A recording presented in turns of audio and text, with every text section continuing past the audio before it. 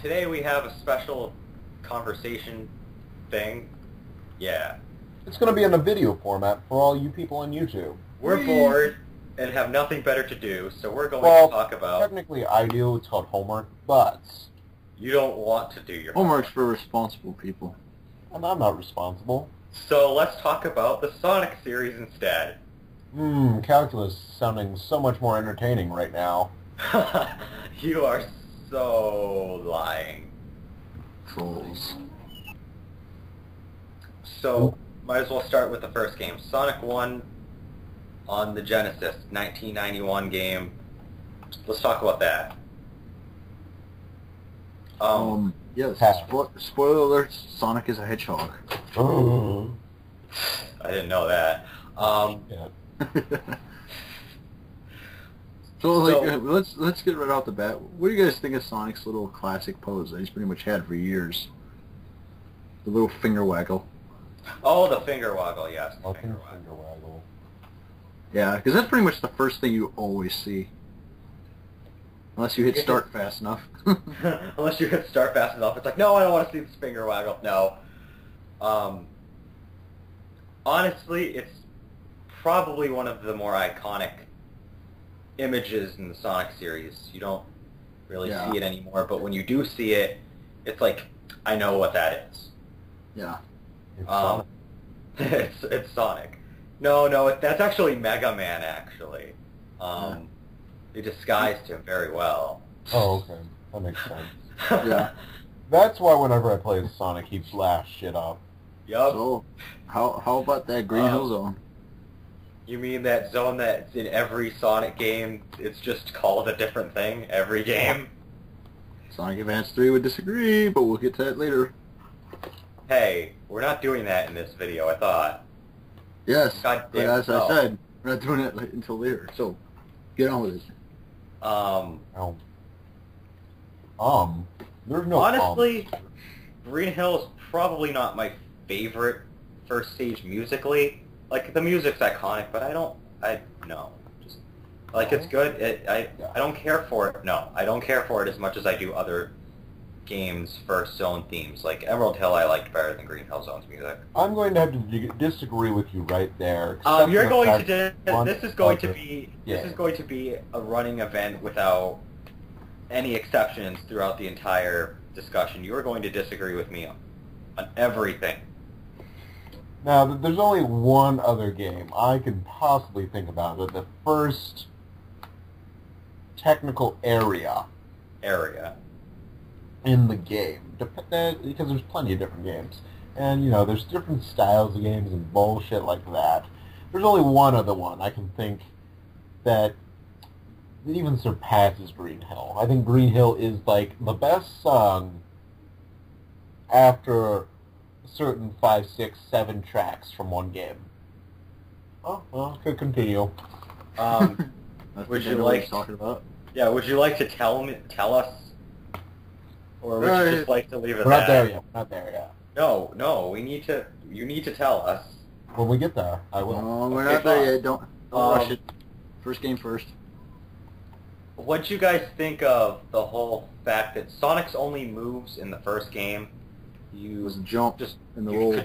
You could just run, jump, and roll into a ball. That was all you could do in the first game. Well, attack? If I was like born in the 80s and played this in 1991, I would think he's a pretty cool character. You know, he's got some interesting moves and stuff like that. But being a person who was born like in around like Sonic 3 era, it was kind of lacking in terms of what you could actually do with Sonic. Yeah. And I think that's why the game we'll talk about next, it surpasses it for me. But moving on with Sonic 1 now, what do you guys think of the Badnik design, the whole aesthetic of the game? Well, I like the message they were getting across, like, because Sonic was kind of like that, kind of 90s message that... He had that attitude. Yeah. Like the Mario games were really, I guess you could call them tamer, and Kirby that was just coming out had a fluffier appeal. Sonic had that attitude. Well, because like the Goombas and stuff, they're just like these goofy-looking potato things and stuff like that. Whereas these things were actually machines bent on killing you. Well, With trapped wooden critters inside. Well, yeah, but that also sent the message that Sonic was actually more of like a woodland environment where it was more about the animals than the people trying to ruin his life. I never really thought of that much. I was just thinking specifically about how, like, not really the message, but I think you know. I think you know what I'm trying to get at. Well, there was like an environmentalist kind of message hidden in there somewhere. But yeah, like it's. Go on. About Sonic's blue color, what do you guys think of that? Since that's obviously different. Well, I could kind of already tell he was supposed to be like the opposite of Mario, considering the fact he was red, so I guess, why not have him blue? But I actually think the blue really stands out for his character. Needs more like something that blends into the crowd, like green or brown. Lol. Or gray. Oh yeah, speaking of like different designs, did you guys know that Sonic was not originally supposed to be a hedgehog? He was supposed to be a rabbit. Yeah, and I know. Then they were like, nah, dog, let's do something else with him. And I think they had a few others, like I think there was an armadillo and like... And that became Mighty. Yeah, and then there was a squirrel, which was Ray, eventually. Which there's only like one game he ever appeared in. It wasn't even on a home console. I'm trying to think what the next topic could be when it comes to Sonic 1. In regards to Sonic 1, bosses. We'll get to special stages in a second. Bosses. What about? Well, first boss. Let's start with the first boss, the infamous chain ball mech thing. You mean the one that Justin's terrible at? Hey, that was Sonic 3 when everything was upgraded, and I still don't know how I failed that. That boss wasn't upgraded at all, and you still lost to it almost. You had access to Hypersonic, I believe, at that point. And you failed. We're jumping ahead here. We are jumping ahead. There is no super anything in this game. There's just normal Sonic. But in terms of bosses, if you don't know what you're doing, you probably might struggle. And even if you don't, there's a chance you may beat him anyway. Simply just for jumping frantically around, hitting him. I like to take the bosses more as a, like, I don't want to talk about them on a difficulty scale. More of a standpoint. I'm trying to think of them from an entertainment standpoint, a creativity standpoint. Yeah. I think the first bosses, like, nowadays they're not all that exciting. They're not all that, they don't really grab you that much. But I mean, back in the day, it's not that it was a brilliant cast, but it certainly wasn't a bad cast of bosses.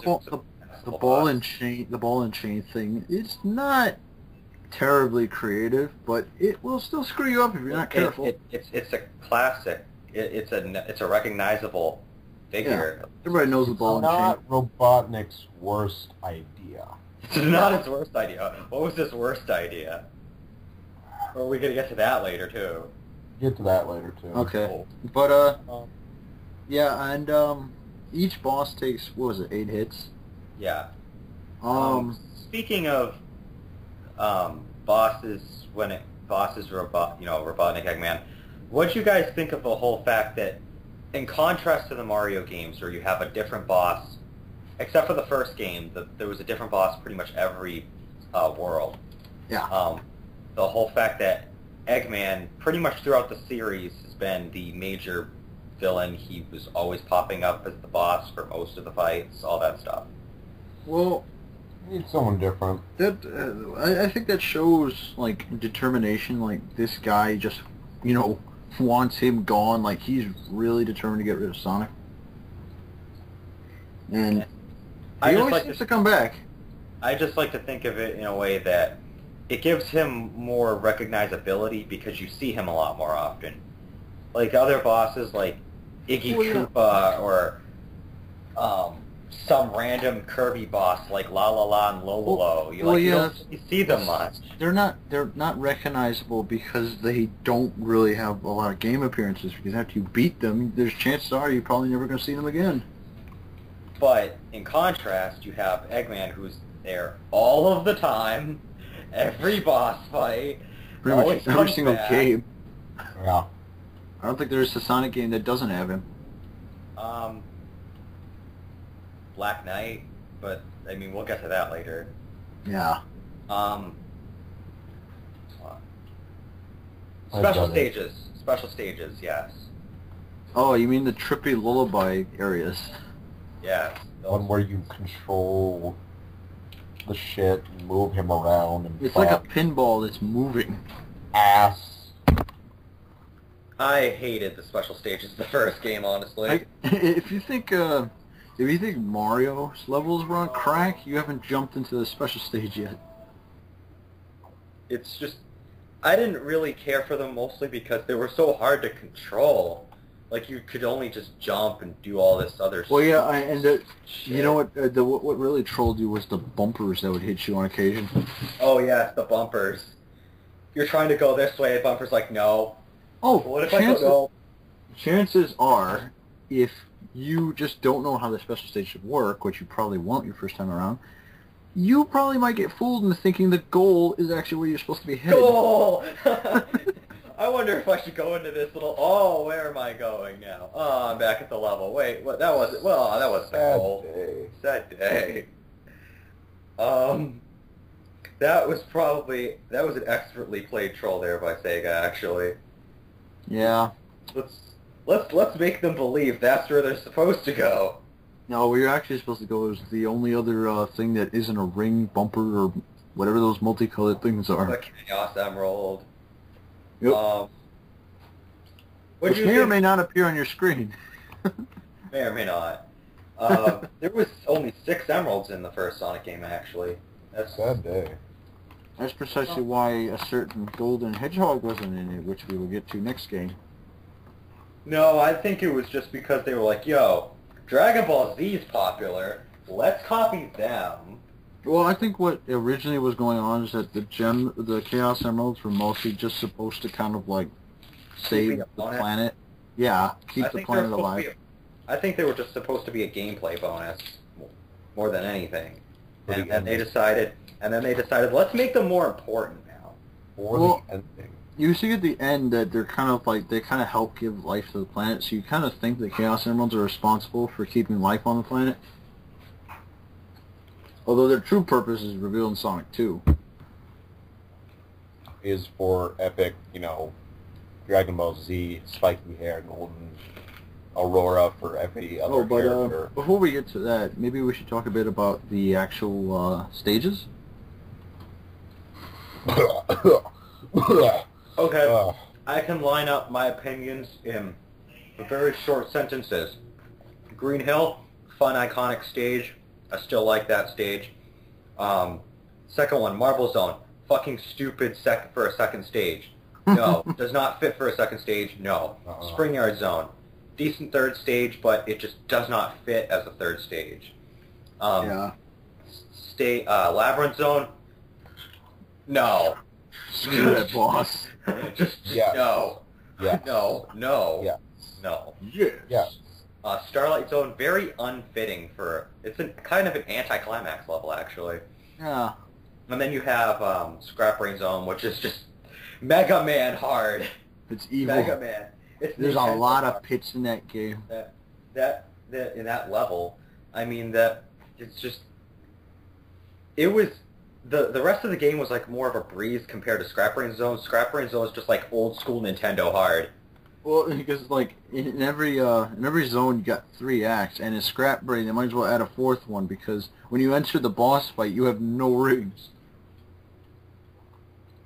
You have to be pro. Yeah, if you screw up you're dead. Although I think you're mostly going like the boss for the last stage is pretty much.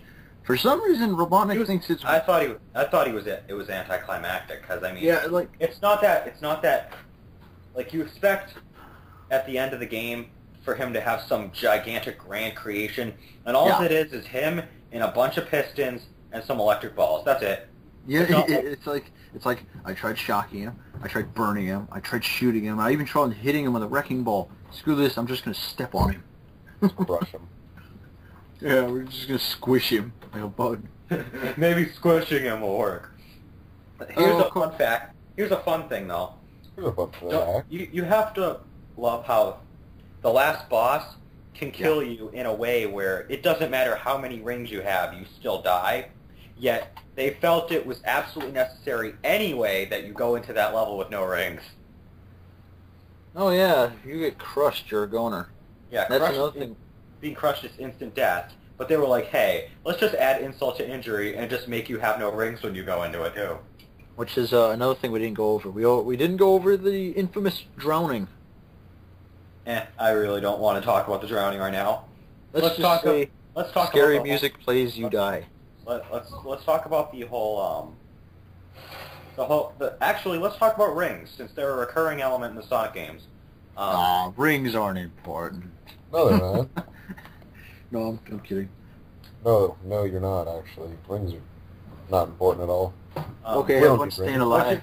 What you guys think of rings in comparison to stuff from other games like bananas in Donkey Kong or Mario's coins? You know how like they're usually just there for collectible purposes, and then if you get 100, you get a bonus life.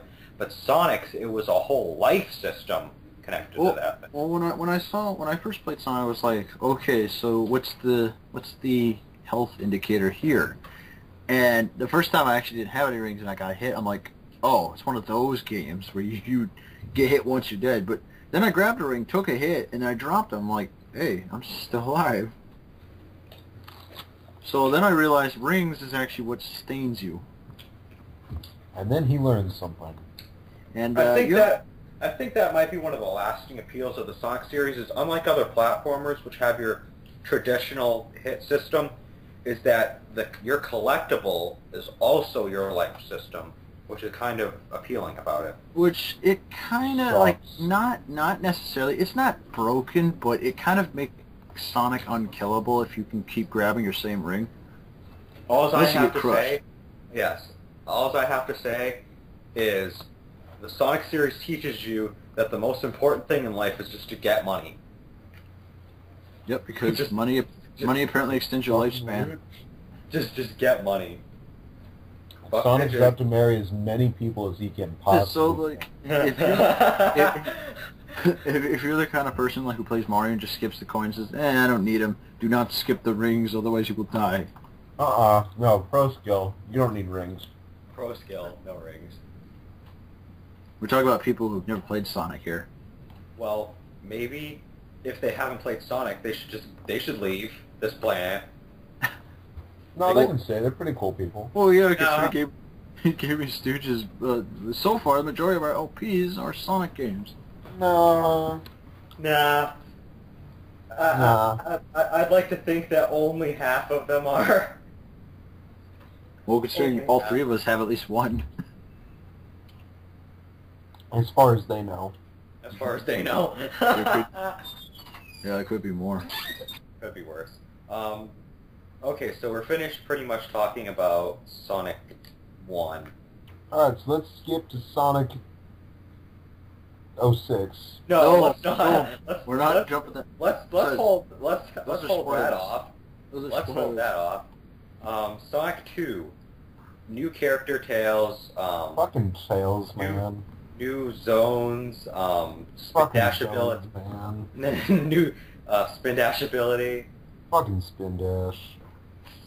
You forgot the man. Dude. First off, what'd you think of...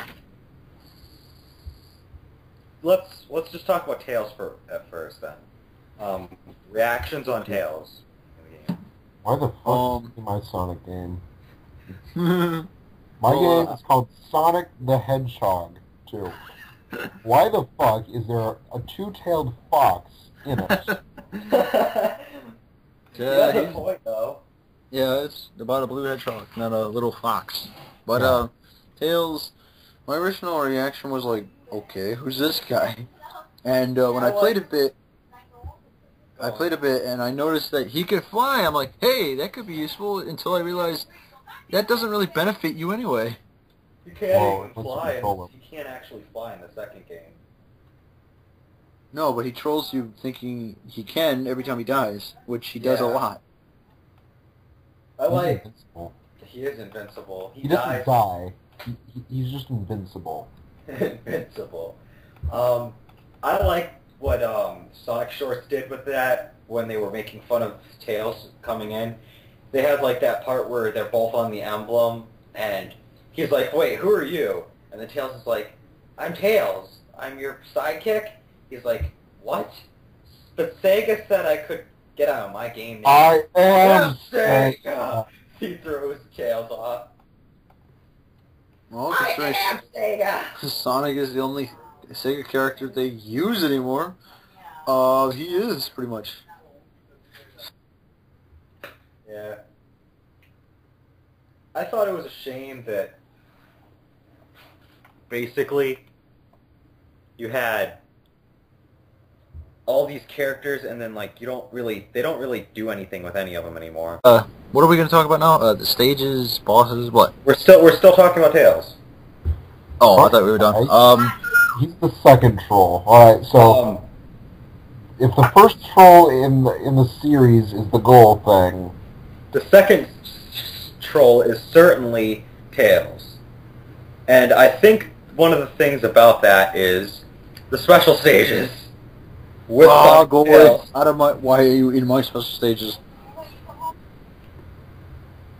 Like some people say, if you're going to play Sonic 2 and you're going to go for the Emeralds, Sonic alone, Tails alone. Don't do Sonic and Tails. Who here actually saw the sound test right away and then went to the options? Not me. That's something like new fans to Sonic will have to get used to, is like after Sonic 1 they do kind of have a little menu thing, but hitting start like you did in the first game you probably won't notice it. So a lot of them didn't notice it. I didn't. That's why the first time I had played Sonic and Tails, because I didn't know that you could switch to Sonic alone or Tails alone. And then you went to the special stage after you realized like you thought he was a cool character, went to the special stage, fuck you, Tails. It's annoying because he does the exact same thing that you do, only a second behind you.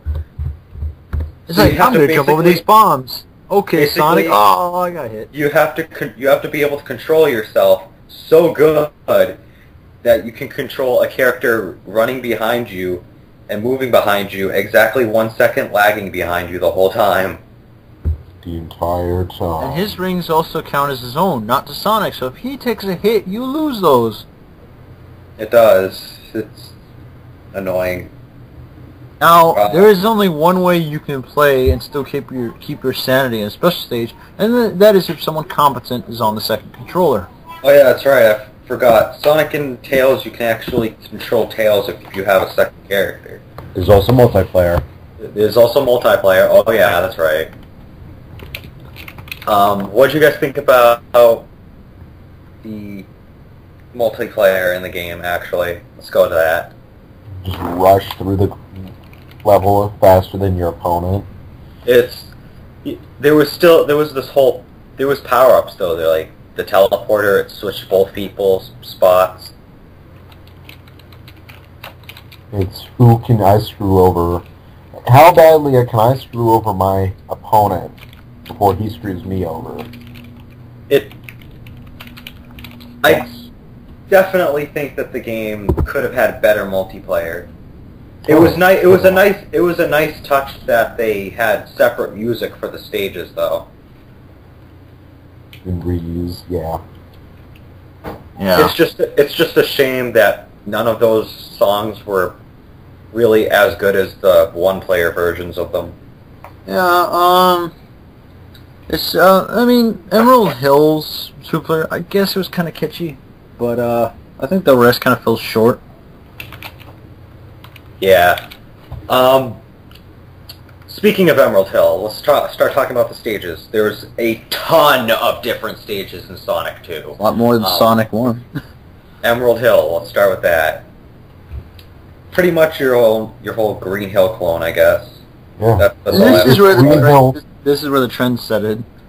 It's Green Hill Zone Part 2.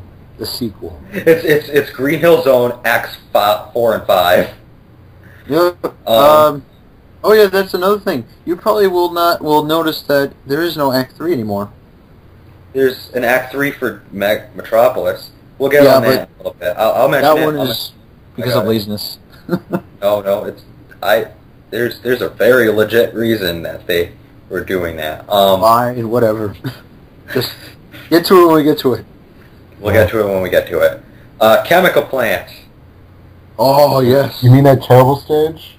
You mean the stage sir. everybody screws up on because they end up sucking and drowning.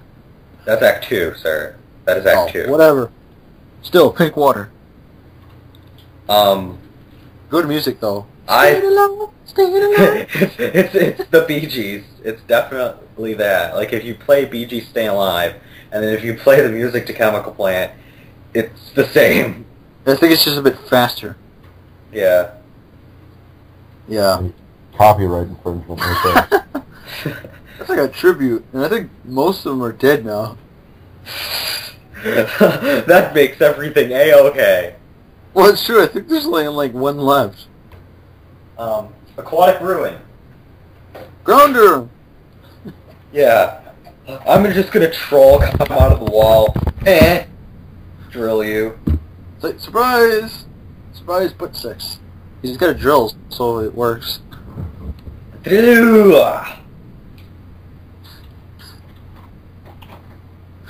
Wait, where did Landon go?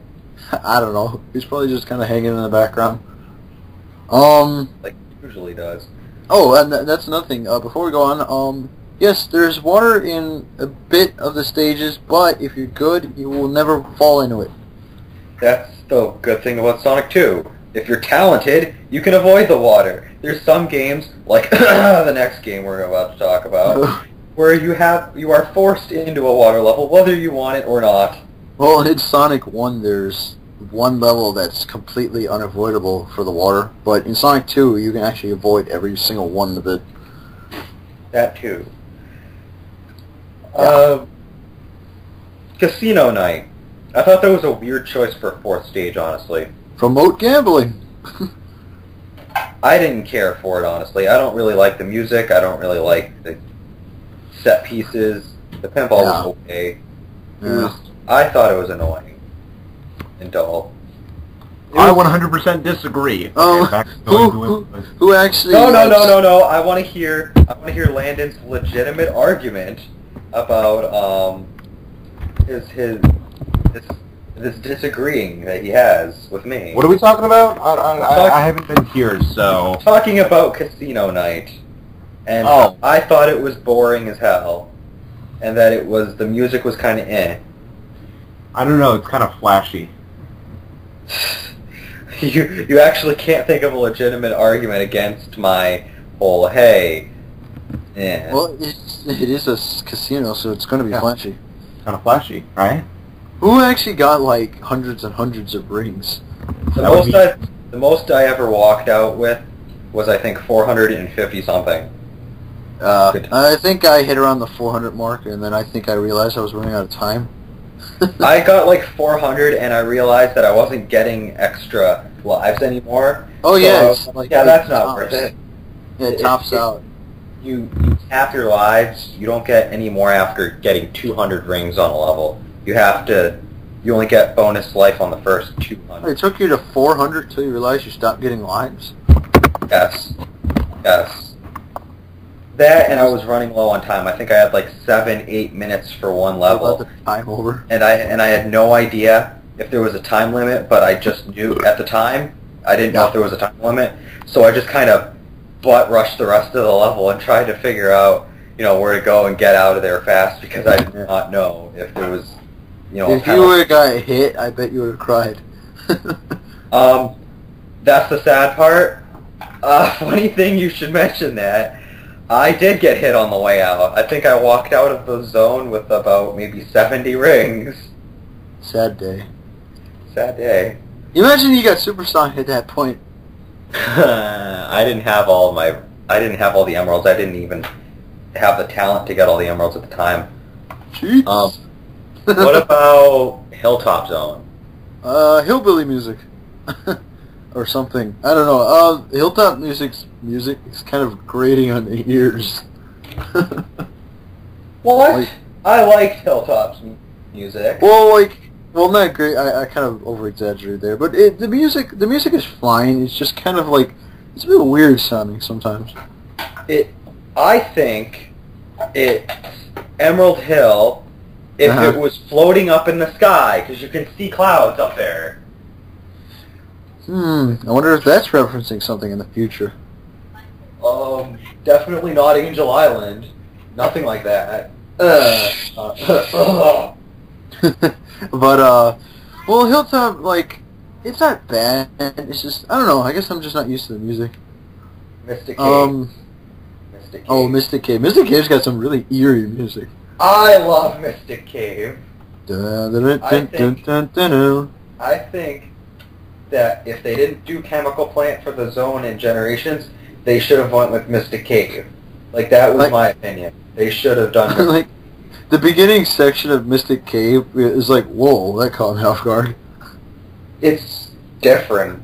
Yeah, it is. And then it gets all eerie after that. Actually, it's a pretty good beat, too.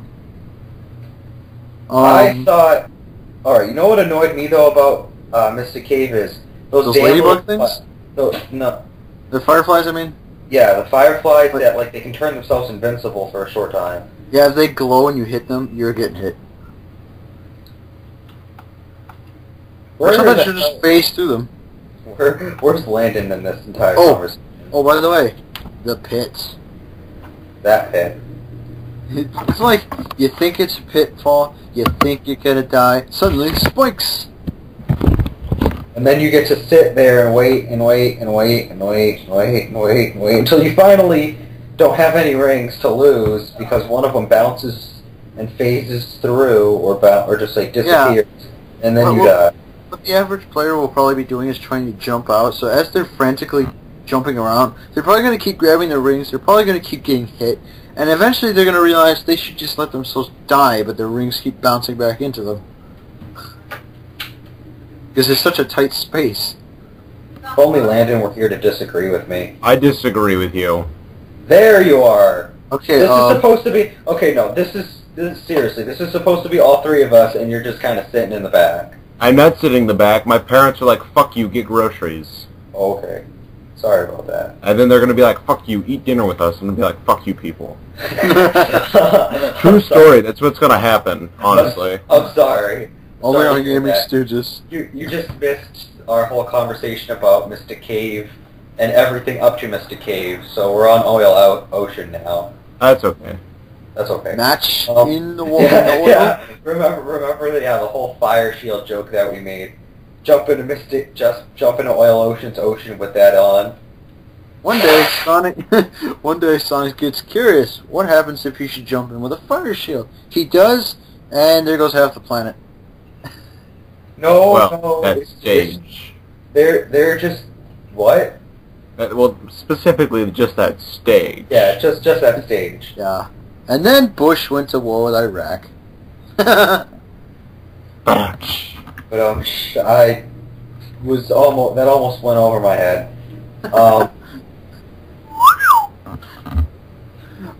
Anyway, Metropolis Zone. Oh, that zone. Okay, so all the other zones up to Metropolis Zone have 2 acts. For a reason that I will explain in a second, Metropolis has 3. How did you feel? They deleted stuff. Shut up. I got to say that. When I got to the second zone, or not second zone, second act, I was like, yes, finally done, and signpost. Wait, where's Robotnik? No. And then it says, and then the startling realization happens when on your screen flashes Metropolis Zone Act 3. Actually, we went over. We missed Wing Fortress. No, Wing Fortress is after Metropolis Zone. Oh yeah, you're right. Oh, never mind. Okay, that's just someone needs to remember their proper level sequencing. Anyway, the reason why Metropolis Zone had 3 acts was because there was meant to be more acts, more stages in the game, but they cut some stages, and one of the stages they cut was going to be called Genocide City or Cyber City, and they Obviously, were the like, less evil-sounding one made it. they apparently, they had the layout for Cyber City. It was going to be 1 act, and unfortunately they didn't have the template for it, like the visuals and stuff. They only have the layout for the level. And so they decided to take that, and they just put the Metropolis Zone layout over it and made it the 3rd act of Metropolis Zone because they didn't want to lose it. But it was supposed to be its own zone, and it was supposed to get its own music and aesthetic and stuff like that. Yeah. We'll cover the extra zones in a minute. No, let's keep talking about those, because I don't want to talk about Sky Chase yet.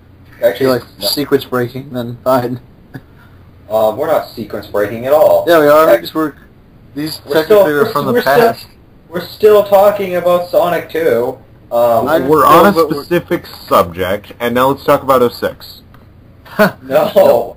Let's talk about Hidden Palace Zone from Sonic 2. Probably the most finished lost level. It was so finished that they almost had all of the first act, and it was still on the cartridge. It's just they covered it up to get it, unable to be used. But there's almost all of Act 1, and there's an Act 2 selectable, but there's nothing there. Oh yeah, if you jump in Act 2, you're dead. And there's a rumor there's this one unused track in the sound test that was supposedly supposed to be Hidden Palace's music. I think it was, because actually that's the only time you hear it ever. Is in that sound test. Yep, because if you go into the sound test and you find Hidden Palace's zone's music, you will realize that no other zones have that music. None. That does not appear in the game at any point. Ever. That was really creepy, Landon. Yeah. Well, it's like you go into sound test, you're like, okay, I'm just going to listen to my favorite tunes, and then, what's this? I don't remember this being in the game. You hear this. In Hidden Palace, interesting thing, there's like these Master Emerald looking things which we see in the next games. But you can break the Master Emerald. Destroy it. With your... what? Why do you keep whispering? Why aren't you whispering? Because I don't feel like being, creepy and awkward. Well, that's your problem. That's my prerogative. Sexy. Anyway... I guess, alright, there was also other extra zones, I'm just going to point them out, like Wood Zone, Dust Zone. Wood Zone is the worst fucking background ever. Yeah. There was also, finished. There's also Winter Zone, and then there was supposed to be a Rock Zone or something. Anyway. It was literally just called Rock Zone. Rock Zone. It's like you walk in and there's like rock music playing and it's just like a bunch of guitars. That'd be funny. And then they're like, hell yeah!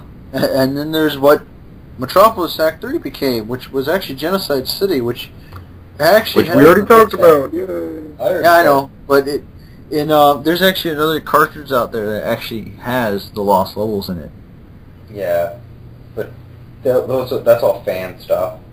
Yeah. Anyway, technically, isn't Hidden Palace Act 1, there's some slopes you actually can't go up because it's not coded right? Yeah, there's a particular slope you can't. And because of that, because of that, while the level itself is finished because of that, it's impossible to beat it normally. But anyway, Sky Chase Zone. Yes. That level's weird. I don't like Sky Chase Zone. I didn't mind it. It's just really slow, which is not good for a Sonic game. I don't like it. It's just no. Also, Tails has the ability to tell wherever you're going to end up because apparently he can spin dash with you. He can. He's like, He's like, okay, I know exactly what you're going to do, how you're going to do it, when you're going to do it, what direction you're going to be facing. I got this. Yep, because when you spin dash, you think, this probably isn't a good idea, I'm going to fly right off. Nope, he goes with you. It's like that. It's creepy. That is one badass plane. No, that's just creepy. Tails he knows his moves that well. He's a stalker. He has, like, he can see into the fucking future, man. He can just see. He's psychic? No, Yeah. I just think he's a stalker. No, I think he's, like, silver before silver was silver. I'm not sure how that makes too much sense. I don't think it was supposed to make much sense. So anyway, Sky Chase Zone, I don't really like it, but I mean, for story purposes, it's important. Yeah, it works. It brings you to Wing Fortress Zone. Yeah, where Tails gets unlucky. He could have just jumped off the plane. I don't understand why he didn't do that. Because he's like, I'll make an appearance in Sonic 3. I'll be back. I'm invincible. I can't die. Are you kidding me? Invincible. Untouchable. Fuck. There's a whole section you can skip if you run into one of the propellers. I did that, and you can also do that if you're supersonic. Cuts off a lot of time. What might be a 5-minute stage becomes like 3.5, or 2 minutes, 2.5 if you're fast enough. Fun time. Yeah. Boss at that stage was funny as hell because everyone's just sitting over there on the right side of the screen, bouncing up and down like, yo, you can't touch me! And he's got like a laser shooting at you and these stupid spiked under bottom platforms flying around at the same time. Crazy shit. Yeah, Crazy that one's a bit annoying to do. Almost. But it doesn't count. Almost doesn't count. And then... and then we have that final stage that everyone knows about. That you probably only hear like 6 or 8 seconds of the music. I wasn't going to talk about the music for the stage. I was just going to get right into the whole boss talking thing. But I mean, I guess there is one thing I wanted to mention. Apparently, there was a rumor that there was a hidden 1-up in that stage, but apparently that's a lie. Like, no, there's no 1-up ever. Like, just before you're supposed to go to fight Robotnik, apparently there was supposed to be a hidden one, but apparently, no. That's a lie. Oh. That's a well-constructed lie by fans. A well-constructed lie by fans. And Sega. The left wing of the American government is out to get us by lying to America's youth about 1-ups in certain games. Okay, that makes perfect sense. So let's talk about the bosses in that stage now instead. Or we could talk about how the media has control, how left-wing government has control over the media and the youth's minds. Over a Sonic game. Yeah. Let's not talk about that. Yeah, beat the level. What are we doing? Oh yeah, that's history of Sonic thing. That's right. And let's instead talk about Silver Sonic and Eggman's giant mech thing there. Yeah, Silver Sonic, he comes down, you spin dash into him. Oh no. No! I didn't know that. Come on, Yes. man. You spin dash into him, you get about like 6 hits off of him. Yeah, and I 2 didn't more know and he's dead. Yeah. I didn't know that you could do that. See, I'd take the long way out, and I would spend my entire fight actually trying to hit him individually. Each hit. It took forever. Oh, sad day. Sorry for you, sir. One time. And then, when you kill Silver Sonic... And then you have this frickin' 12-hit monstrosity of a boss fight. That you take 1 hit, you're dead. But the thing that's hard about it, though, is that he protects himself pretty well while you're trying to hit him. Oh, this must have been when that climactic fight went in Sonic 1. Yeah. Oh, that's where the neat little boss Proper fight. boss Went fight. to the- Yeah. it went to the second game. It's like Pistons. Really, Robotnik? It's like you don't know what I plan next, Sonic. Really. So what do you guys think about No. the fact that you could have Supersonic in this game? Supersonic. No! Supersonic. Well, for a while, you probably don't think like the emeralds do anything this time around, and then you come across another one, and there's like, wait, 7 now? And so you pick up the 7th one, and it goes, you can now become Supersonic, and you're like, what? And then Of course. it pulls a Dragon Ball Z moment. Well, you probably won't get him right away, because after you exit a special stage, you have 0 rings. Yeah. The thing I didn't like about Supersonic, though, in Sonic 2 was if you have 50 rings, you have all 7 Chaos Emeralds, and you jump once, you will become Supersonic. Doesn't matter if you want to or not, you will become Supersonic. Chances are, well, actually, no. I was about to say, chances are you might time over, but he doesn't like to do a 3-episode screen. It's just, I hate how forceful becoming Supersonic is in that game if you decide to get all the Chaos Emeralds. That's why I try to make sure that if I'm going to get the Chaos Emeralds, I'm going to get the last one late in the game so it doesn't ruin my early game experience. Yep. Fuck, go, Mario. Fucking get up there, you ass dick. How does this have anything to do with the history of Sonic? It doesn't. Especially with console games, because this is a fucking Game Boy game. Yeah, so, Supersonic, yeah, he glows like... Dragon Ball Z. Yeah, and he... Fuck yeah. Should we talk about Sonic CD now or Sonic 3? CD, because canonically that was first. Well, technically, we should be talking about, the Sega Master System ones. Unless we want to save that for the Game Gear, because those are also Game Gear games. Yeah, they are. were originally Game Gear games. They were pretty much kind of put on the Master System only to keep it going a little bit longer. Anyway, let's talk about Sonic CD now. So I heard you like time traveling, guys. I think it's okay. I heard you like pirates. I'm not a pirate. I heard you wanted a sequel to Time Travel and came out with a monstrosity. All I do know is that Sonic CD did time traveling and gameplay before Chrono Trigger did it. If that counts for anything. No, it counts doesn't. for anything. Revelation. Chrono Trigger apparently ripped off Sonic. No, I don't think so. I think Chrono Trigger did much better. Fuck! And, what were we talking about? Time travel. That's Yeah, you could stop playing that now. Or I can multitask like a boss. Fuck. Like a boss. Apparently not. You're not doing very bossy with it. That's because Mario sucks ass. So, Amy Rose about introduced it? in this game. What about that bitch? You're snagged right away. She owes me money. I just like how she wails like a bitch when you're gonna save her and start a speedway. If you just stand there, she just like shakes around. She's like crying, like help me, and they're like, nah, Nah, bitch. I don't feel like it. Oh, but What if I don't want to? You have to think about my needs, woman.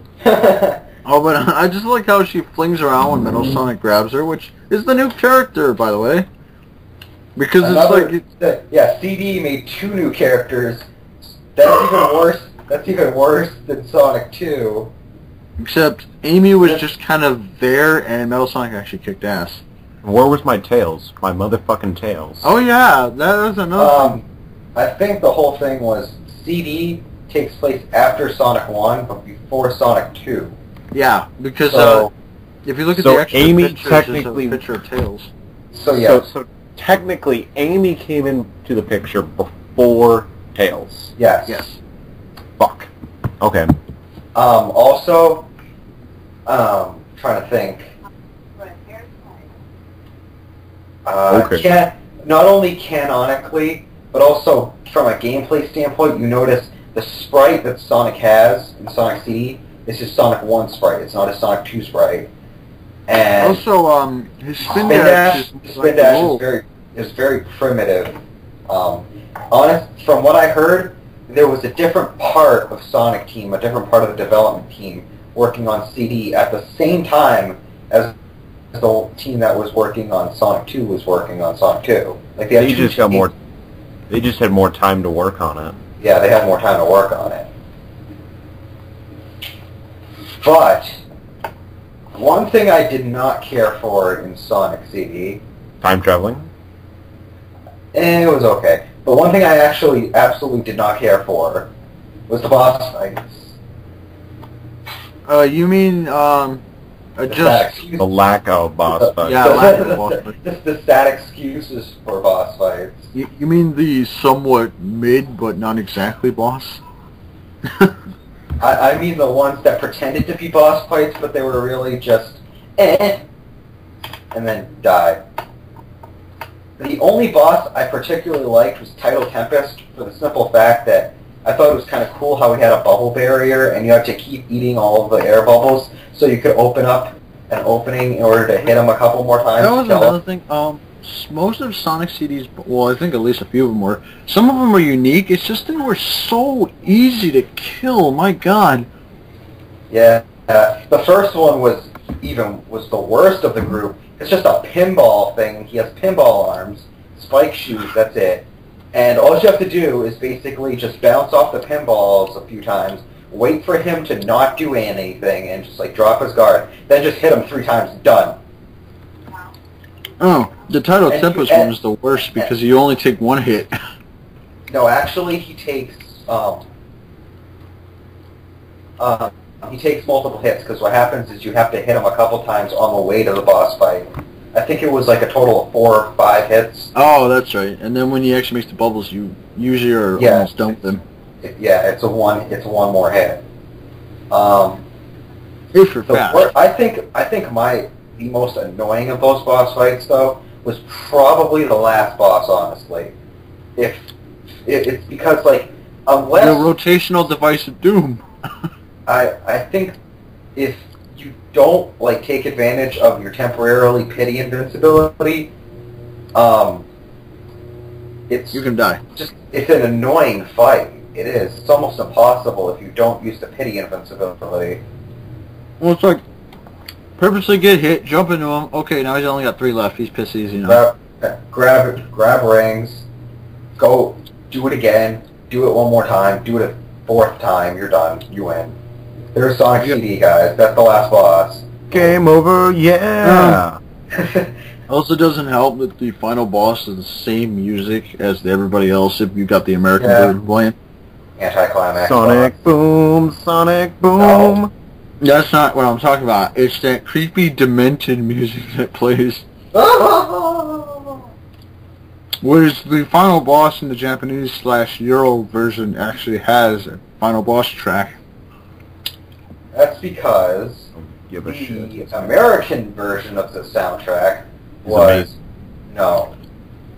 it was hot sex. No, it was merely okay compared to the Japanese European version. But Sonic Boom, Sonic Boom. Sonic Boom cannot make up for the boring, dull, lifeless rest of the soundtrack that was there. Wait a moment. There was more to the soundtrack than just Sonic Boom? Yes! This is news to my fucking ears, man. You know, I couldn't get past, like, the opening bit, actually, in that game. I was just like, oh my god, I feel accomplished. This was worth all my money. I'm done. And I'd set the controller down, I'd turn the game off, and I'd be like, alright, bye. That is just... No, I'm pretty sure you're supposed to actually hit the start button and actually play the game. What? There's gameplay?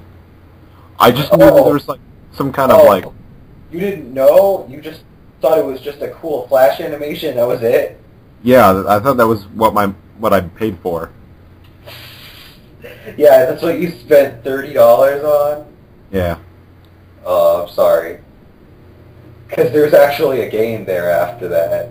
Oh, is it terrible? No, it was okay. I think the problem with Sonic CD is just the lack of a cleaner layout when it comes to like all the object placement and stuff. It's a lot more annoying and it's a lot more messy. What makes me sad face is that, like, if you get the American version, you don't get this cool, like, trollish music you get if you get a Bad Future on the final act. You kind of missed that conversation. That was like 2 minutes ago, 3 minutes ago. Alright, I'm gonna go eat now, so... We'll continue. Sonic 3, Sonic Knuckles, and I'll get back in time for what I actually like. Okay. Sonic R? Sonic 3D Blast, what are you talking about? Okay. So, speaking, yeah, Sonic CD is just, it's a decent game, but it's messy as hell because they're trying to keep management over 4 different copies of one level at once. Also, apparently, Sonic fights aliens in the special stages or something. Yeah, he has to hit UFOs. The special stages in that game were balls hard, though. They controlled like shit. If you stepped off the terrain, your time dropped down drastically. It was just... Also, I think it was the 7th one. The 7th Time Stone had that trippy background. I never got my first Time Stone, honestly. Wait, no, I got my first Time Stone. I think the most Time Stones I've ever gotten was just 2. Just 2. I got all the Time Stones simply because I didn't feel like looking for those capsule machine things, whatever they are.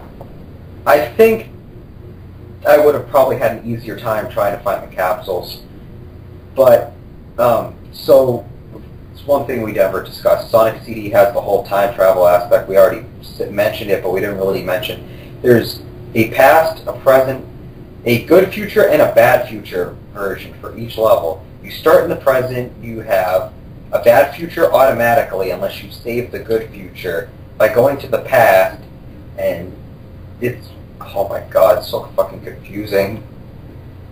Also, there's some really useless thing you can hit that's pretty much a projector of Metal Sonic doing animal abuse. Yeah, he shows up in a few different areas. But that thing is so useless. There's really no point in destroying it. I think, honestly, it's there for the sole purpose of providing a sort of story element to the game without actually forcing you to sit through any cutscenes or stuff like that. Like, you're supposed to pick up on the story through playing the levels. I don't know. I think it was unneeded. I think it was not a nice touch, aesthetically. I think it was kind of weird to have, though. Yeah, well, I already know... Go on. Go on. Oh, I already know Robotnik's abusing animals. I don't need his cronies stepping on them, too, to show to me. Hey, they need to make sure that the point is crystal clear. So moving on to Sonic 3 now. Pretty much the same as Sonic 2, just you have a new character again. Yes, as KJ would call him, Dan Green. Oh, I was gonna call him the Knuckles the Troll Kidnap, but that's cool too. No, that works too, because actually, Dan Green's not with us anymore, at least as Knuckles anyway. I think it's more or less the fact that he wasn't voiced yet, because it was Sonic 3. KJ, when you return. But, Knuckles, he definitely played his role pretty well. I thought he was fucking annoying. That's all I'm gonna say. Fucking annoying. Well, as a kid, I found him annoying too. I'm like, God damn it, Knuckles. Well, I would have said that if I swore and said the word damn when I was a kid, but no. Honestly, Sonic 3, I never got to play it until I played Mega. I had it on Mega Collection. See, I actually played Sonic 3 well, not exactly when it came out, but I think it was a few days when it came out. I mean, not a few days. What's wrong with me? Yeah, because you definitely played it. You played it at the age of 1. Oh, wow. I'm retarded. Yes, we know this. 2 years. Sonic 3's... You noticed Sonic 3, though, they tried to make the levels more meshed together. Like, it wasn't just, okay, you just beat the level. Now, cut to the next level. It was actually, like, the levels were kind of... Yeah. They were the same, they were thrown together, but they were pieced apart by boss fights. Yeah, it's like, Sonic cleared Act 1. All of a sudden, Act 2, go, right now. What? Wait, what happened to the scenery change? The coolest thing is you keep the amount of rings that you had at the end of Act 1 going into Act 2. You didn't notice that. Yeah. I thought that was cool. Like, it's like 147 rings, Angel Island Act 1 beaten, Act 2, Angel Island, 147 rings. Wait, really? Cool. Awesome. You don't get that in the first 2 Sonic games. Yeah.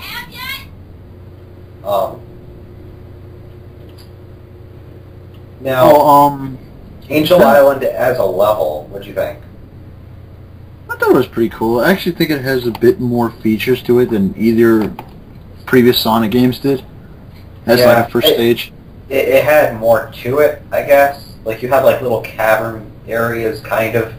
You felt like you were in more of a jungle when you went into it. There were higher platforms, like there were trees everywhere. They were like you said, caverns and stuff, which lead to something we will get to later. Felt more complete. Yeah. Well, because the Sonic 3 levels were huge. Huge. They were enormous. That's actually one of the reasons why they had to cut the game. It was Sonic 3 and Sonic & Knuckles were originally supposed to be one game, but it was too big to fit on one card. So they were like, okay, just cut it into 2 games. Sega tried to work a bit too hard there, and it pretty much ended up like Sonic CD, except without, It's it funny. ended up like 2 different development teams. Usually they have a due date that they want to get the game out by, and they're like, yo, we need to get the game out by this time. It doesn't matter how incomplete it is. Like, they shoveled out Sonic 06. And then Sonic 3 and Knuckles is the exact opposite. They worked too hard that they broke their own system limitations, and they had to break their game into 2. I love how Sonic 3 and Knuckles is pretty much the polar opposite of 06. It is the polar opposite of 06 from a development standpoint. It's like delays. We'll release it now. But when it comes to Sonic 3, it's like, we'll get it. We're going to get this massive game. It's going to take up the entire cartridge. Oh, crap. It's bigger than the cartridge. What did you think of the actual mid-bosses that they threw in? I thought the mid-bosses were decent. Like, I didn't care for them. Like, I thought it was nice to actually have a boss fight at the end of each stage, though, rather than just, okay, Act 2 boss, Act 2 boss, Act 2 boss. You had a little boss at the end of everyone. So lonely without landing here.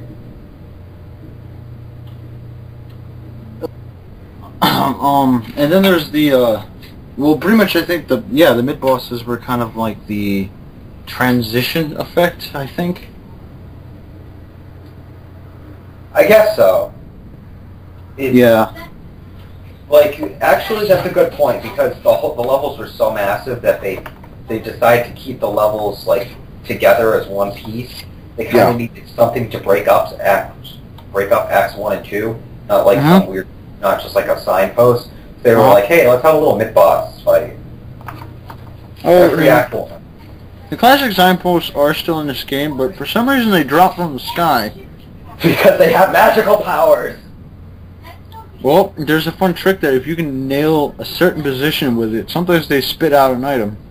They spit out... Yeah, no, actually, they don't spit out the item. If you notice, the item box just jumps up out of the ground. Makes you wonder who put that there. Definitely Tails. Tails is a mastermind. He knows everything. It's like, Hey, Sonic, I kind of like tried to help you out here, so I put little monitors hidden everywhere in an area I've never actually been to. Watch your step.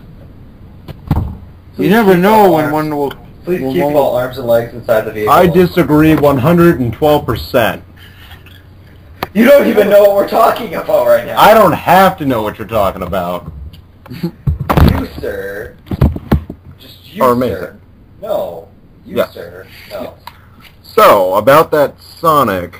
We're talking about Sonic 3 right now. We're just talking about the whole fact that the levels are basically one piece, and it's broken up by a mid-boss fight. Oh, so how there's no flow to it at all. Yeah. Wow. And then... You cannot be serious about anything. I am serious. There's no flow to it. Oh, yeah. Speaking Broken up. Well, we're still on mid-boss because, yes, every boss has different music. What did you think of Michael Jackson actually doing it?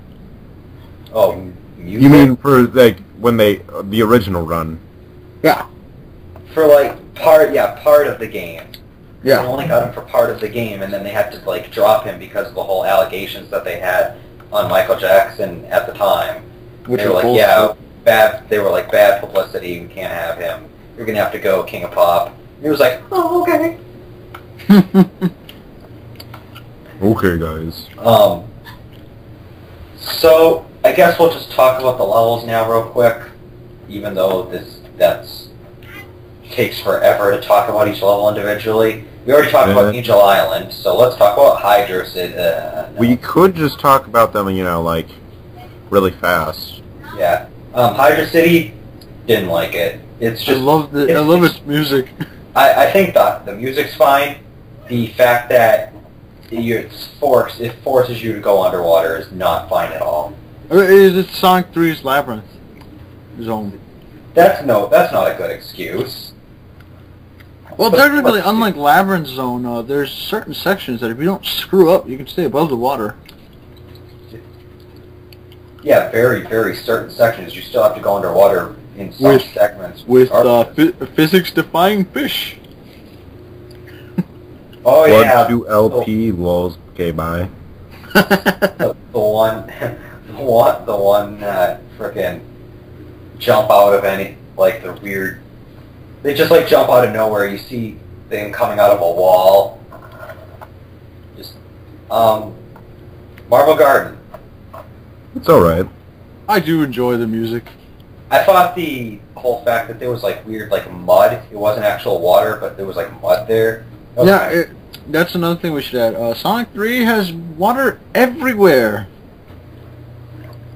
No. Right.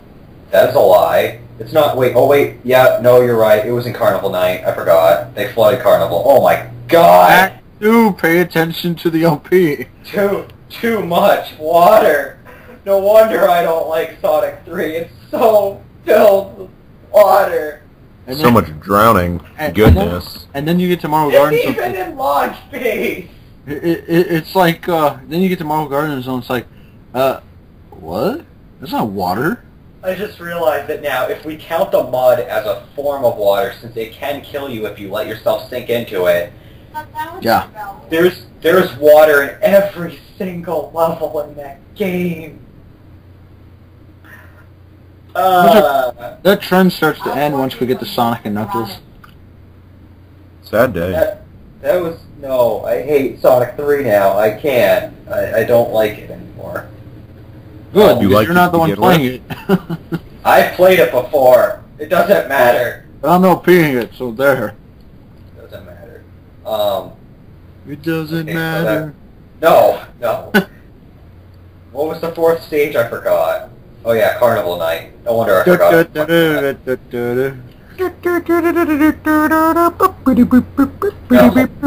No, but that is what it's referencing. You mean the first level in the Sonic series that you can get a time over because it's just so fucking long? Yeah. No, if you suck. No, people are You stupid. can shut up. Like Justin was saying, because people are stupid. Oh, the barrel. It's not even that. It's just that, like, I bounce around sometimes because the bumpers are so fucking annoying. Like, they'll push you back. It's just, the anti-grav, the weird. There's grab, a lot of bumpers and troll springs. annoying set pieces. Annoying set pieces. Oh, So skipping over Carnival Night because I don't feel like talking about it anymore. Ice Cap Zone. do do do do do do. Annie, are you okay? Yes. Are you okay, Annie? Oh, we're doing this again. Yes. Hey, it's that game. It's that level in the game that has Smooth Criminal's, rhythm beat thing behind it. You have to sing the song, or at least pronounce the lyrics like Landon will do. But yeah, that level, it can really screw you up if you don't realize that you actually loop. Hey Justin, What? I didn't care about the looping because it was fucking annoying. But what I do care about is we're not giving people a walkthrough. We're trying to discuss our opinions on the game. Lies. Yes, truths. No, it can't be. That's impossible. It is. I'm Oh, unfortunate. you didn't finish the Star Wars quote. It can't be. It's impossible. Sorry.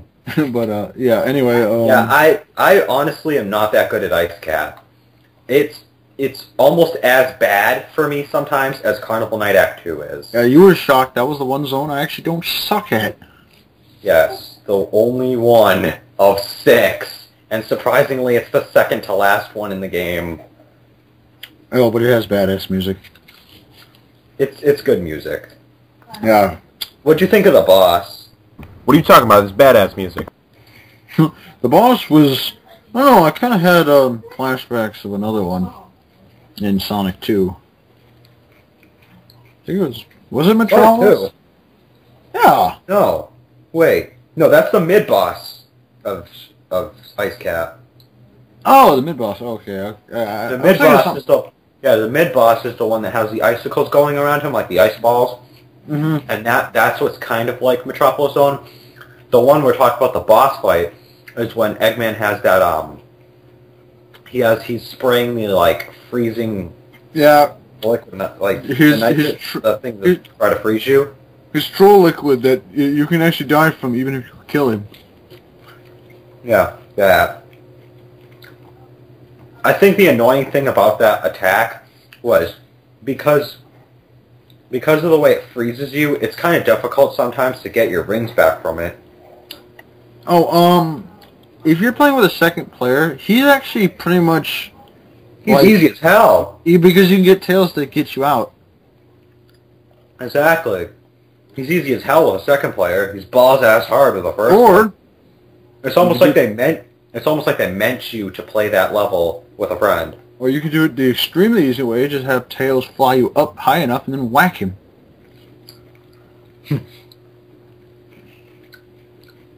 Of course. Finally, launch base. Oh, I love Let's skip that and go to Sonic and Knuckles. No. Oh, not yet. I love Yes. launch base. Why were we going to skip launch base? Why not? Because launch base is actually a decent level. I disagree. With a cool beat. Alright, how do you disagree, sir? How? Tell me how. With Teacups of Doom. Whatever those platforms are. Tell me one reason. Give me one good reason why launch base is not good as a level.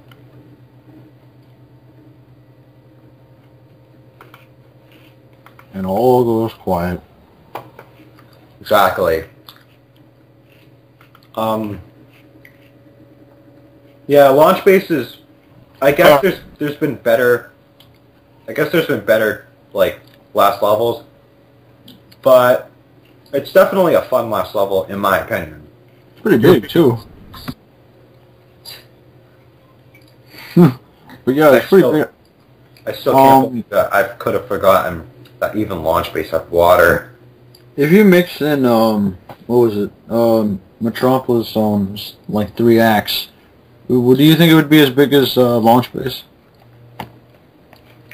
Yes. Because Metropolis, their zone, each act in that zone was fairly decent sized. I think it could have easily equaled the size of Launch Base. My God, if those 3 acts were actually in Sonic 3. Like if it went the other way. Yeah, what if it went outside of the Metropolis? Oh God. Actually, what if it's right next door to it? It's like, hey, I didn't recognize that before. Metropolis Street, Launch Base Street. Okay. Well, technically, the Death Egg didn't go down until Sonic 2, which is probably why Launch Base would be right next door to it.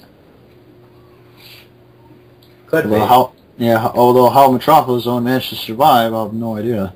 Or how it jumped from West Island to Angel Island. Because it has magical powers. Anything that can't be explained can be explained with magical powers. A wizard did it. Harry Potter.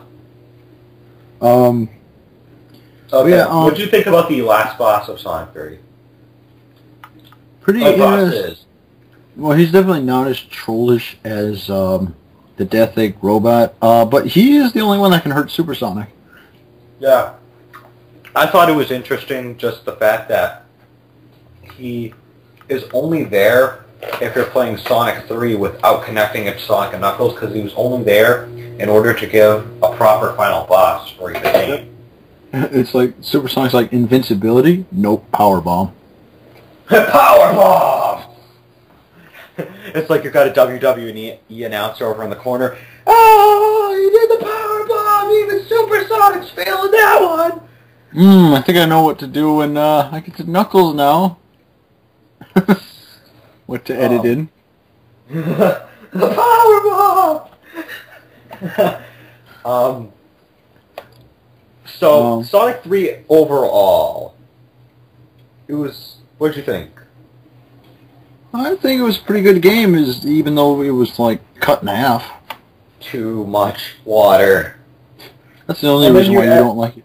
And then you notice Sonic and Knuckles, barely any water. Well, let's see. Did Mushroom Hill have any? No. Yeah, Mushroom Hill didn't have any. Flying Battery was in the air, so obviously not. Are you kidding? There's definitely water surrounding the entire ship. Good luck finding water in Lava Reef. Yeah. Yeah, there's definitely lava all over, water all over Lava Reef. Yeah.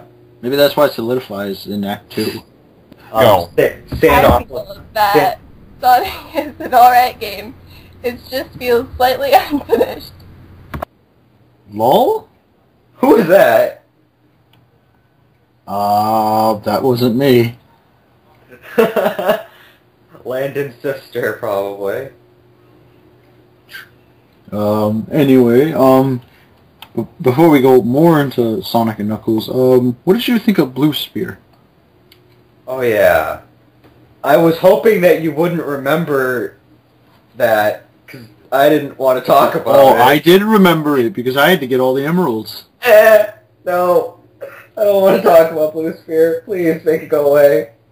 Basically, unlike the half pipe, you are pretty much running on a ball. And you touch a red spear, you lose. You touch a blue spear, it turns red. So if you run into it again, you're an idiot. It's like sex. And if you manage to encircle them, you get rings, which you can collect for a perfect, although whether or not that's actually useful depends on your point of view. It's not. I don't want to talk about Blue Spear. Make it go away. I actually find Blue Spear. I actually find Blue Spear easier than Sonic 2 special stages. I don't care. I don't like Blue Spear. So about that most amazing stage ever, Blue Spear. No. Oh yeah.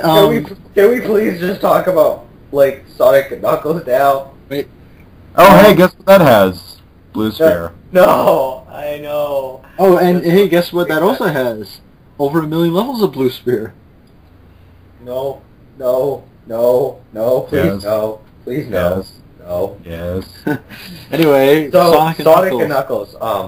That was creepy. The first thing about Sonic and Knuckles is its original cartridge was unique amongst Genesis games and many cartridge games of that era, because if you flip the lid open, there was like a little lid on top. You could fit another Genesis game on top of it. Dun dun dun! And it was meant to do this. It was meant to do this because you're supposed to connect Sonic 3 to it to make like... No, Sonic 2. Just Sonic 2. Oh, I'm sorry, but you're supposed to do it with Sonic 3. Well, it wasn't just lock-on. It was also the fact that thing was oddly shaped. Yes, it was. And it's like, wait a minute, there's not even a real picture beyond Sonic and Knuckles up here. What the hell is this thing? Yeah. And then you put it into like... If you put Sonic 1 or Sonic Classics, you get the full edition of Blue Sphere. If you put on Sonic 2, you get Knuckles playable in Sonic 2. For some reason. for some reason. I don't know why. He was meant to be in. He was meant to be in that game. Wait, are you sure? For real? No, I think what Sega... For real, no. I think what Sega did was, when you put Sonic 2 on Sonic and Knuckles, it kind of does like what those ROM hacks do, where you put in a character that was not actually part of that game. Yeah, they were like, hey, let's troll ROM hacks. Okay. It's like Sega, the original ROM hackers. There was that, and then if you put Sonic 3, you got the full experience. The ultimate collection. Of something or other. 50% water, 50% something else. It goes one step. Caesars! Goes one step beyond. Beyond. Oh no! Oh no! Oh no! Oh no! Which else? Yeah. So before we get to that joke, Oh no! let's talk about. All right, we already talked about Mushroom Hill and a bit about Flying Battery. So let's just skip right to Sandopolis, and how it's probably the biggest level in all the old Sonic games. Act 2 is a lot worse than Act 1 is. Oh, yes. Definitely that. That right there. Act 1 is mostly filled with just sand and stuff and regular enemies. It's not too difficult. Then you go inside the pyramid, and you have a 10-minute level, and it does not work, because you're lost, figuring out where to go. And then you have the boss fight. Yeah, and you get into the... Well, first you fight the stupidest, most retarded mid-boss I've ever seen. Yeah, he just jumps towards you. Just jump towards you again. Just jump towards you again. And then he commits suicide. Yep. It's like, hey boy, come on. You know what? Come here. You know what's kind of funny is the pyramid that it raises up. How in the hell does all of Act 2 take place in that one, what looks like on the outside a tiny ass pyramid? It's like one of those cases of it's like one of those cases of it's bigger on the inside. It has a TARDIS effect. Oh yeah, we also forgot the ghosts. No, let's keep forgetting about the ghosts. So those fun little guys. They like to kill you. And they're unavoidable unless you're in a spin attack, because then I guess you kind of make them go away for a bit. No, they stay. They just what it is they don't hurt. They can't hurt you when they're rolling. When you're rolling around and stuff. They can only hurt you if you're trying to run regularly. They're normal enemies. They're kind of pasted onto the screen. They're kind of pasted onto the screen itself rather than the Yeah, so if you try to outrun them, it ain't happening. Yeah, it's not happening because they're just going to float around with you. It's like, oh, okay. I'll just do that. I'll just let them follow me. That's all. Wait, did we just... Oh, wait, never mind. That's just me being stupid. And so then we have that one out of the way. Lava Reef. That's probably a unique I really like the music. to Sonic game. Which is ironic because... The most different from all the others. It's like, we had Ice Cap, and let's have a fire theme. Well, no. What it is the second act is totally different from the first act. Which it is. Out of the norm for all the other games. Fuck yeah, 712! Oh yeah, when you get to... Of course. The one time you say something serious, you're playing a video game. I'm always playing a video game. When you get to Act 2, it changes from Lava Reef to Crystal Reef or something. It changes to Hidden Palace, but it doesn't want to admit that it's Hidden Palace. It's still in the closet about it. Oh, it omits Hidden Palace by the time you actually reach the hardest stage in the game. Oh God. Fuck you, Donkey No, Kong. it's not. It's just it doesn't make sense why they gave that its own level. Eyeballs. And then Because they wanted to troll you. and then you go into this level and you're expecting some long stage, and all it is a confrontation with Knuckles after some platforming. That's it. Which you can completely own if you got all the emeralds. Yeah. You just turn into Supersonic, go up to him, and then just stand there and let his pity invincibility run off. But Supersonic, please. Yeah, don't even do this. Just you have to go one step beyond. Beyond the threshold. Oh yes. Should we talk about it now, or should we talk about it after we finish the zones? Fuck that. Since we're here, we might as well mention that we just completely ganked that whole joke from Brain Scratch Com's little commentary on... No, I was actually talking about Hypersonic. Oh, Hypersonic, yes. That's what we were about to say. Oh, okay. But You did the same thing. You did the same thing, but we ganked that from Brain Scratch Com's. Yeah. Because we're like gangsters or something like that. We're unoriginal. We're very black, and I am extremely black. as you can tell by the tone of my voice, I am a black male in my late 20s. I fail at being black because I'm pretty white. So... Alright, I have a confession. I'm actually a black female. Oh God, no, God, no. No, Oh, I'm you not wanna leaving. go? Fuck yeah, Iceberg Dawn, bitches! Hey, Then we get thousands of comments about being So- racist. Hidden Palace is out of the way now. Holy motherfucking Yeah. shit on a cock bun. How many levels is that? 1, 2, 3, 4, 5, 6, 7, 8, 9, You're not talking 10, about 11, the same 12, game. 13, 14, 15, 6... Wait, what? Oh my god! No, I don't want to play 16 levels. No. They're only Go Okay. away. They're only Okay, so 14 anyway, zones. after Hidden Palace, no, he's talking about a completely different game, and he's crying over it now. But anyway, we're talking about Donkey Kong. what comes after Hidden Palace. It's Sky Sanctuary. Oh yeah, that level. You mean that level? You dummy. That level. That level. The Bouncy Clouds. You know, the one where he completely fails at. As hype. Yeah, that level. No, that's why I turned to Hypersonic. I'm like, screw this, Double Dash. I don't understand how. I vaguely remember you dying as Hyper Sonic, though. Yes, you fell off like the stage because that's the In only that- way you. Yeah, In that level, too. shit So, happens. Shit happens. alright, let's do this. So, what do you think of the whole nostalgia boss fights in that? I'm like, LOL. I thought Sonic was supposed to be upgraded. Why did I just die? But the nostalgia. Let's go. Oh, but, Yeah, nostalgia.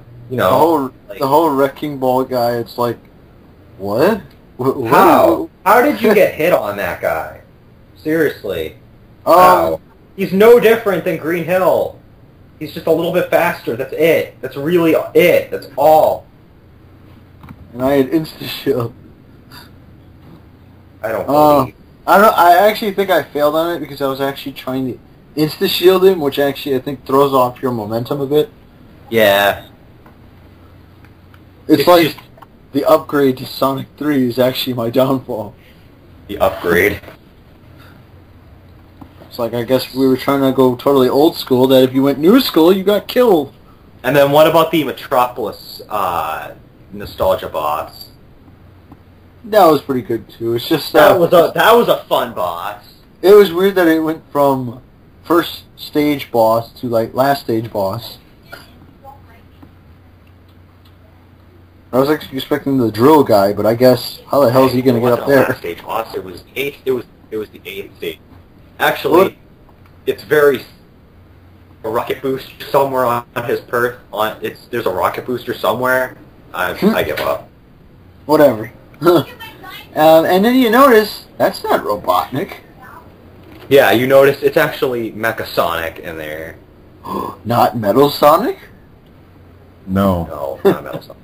They replaced him. Yeah, this is his one game only, and my god, does he actually make it cool, because, well, you don't see it as Sonic, but you will see it later. I just liked the fact that there was a neat boss fight sequence. And then you also had the Silver Sonic Nostalgia boss as Mechasonic.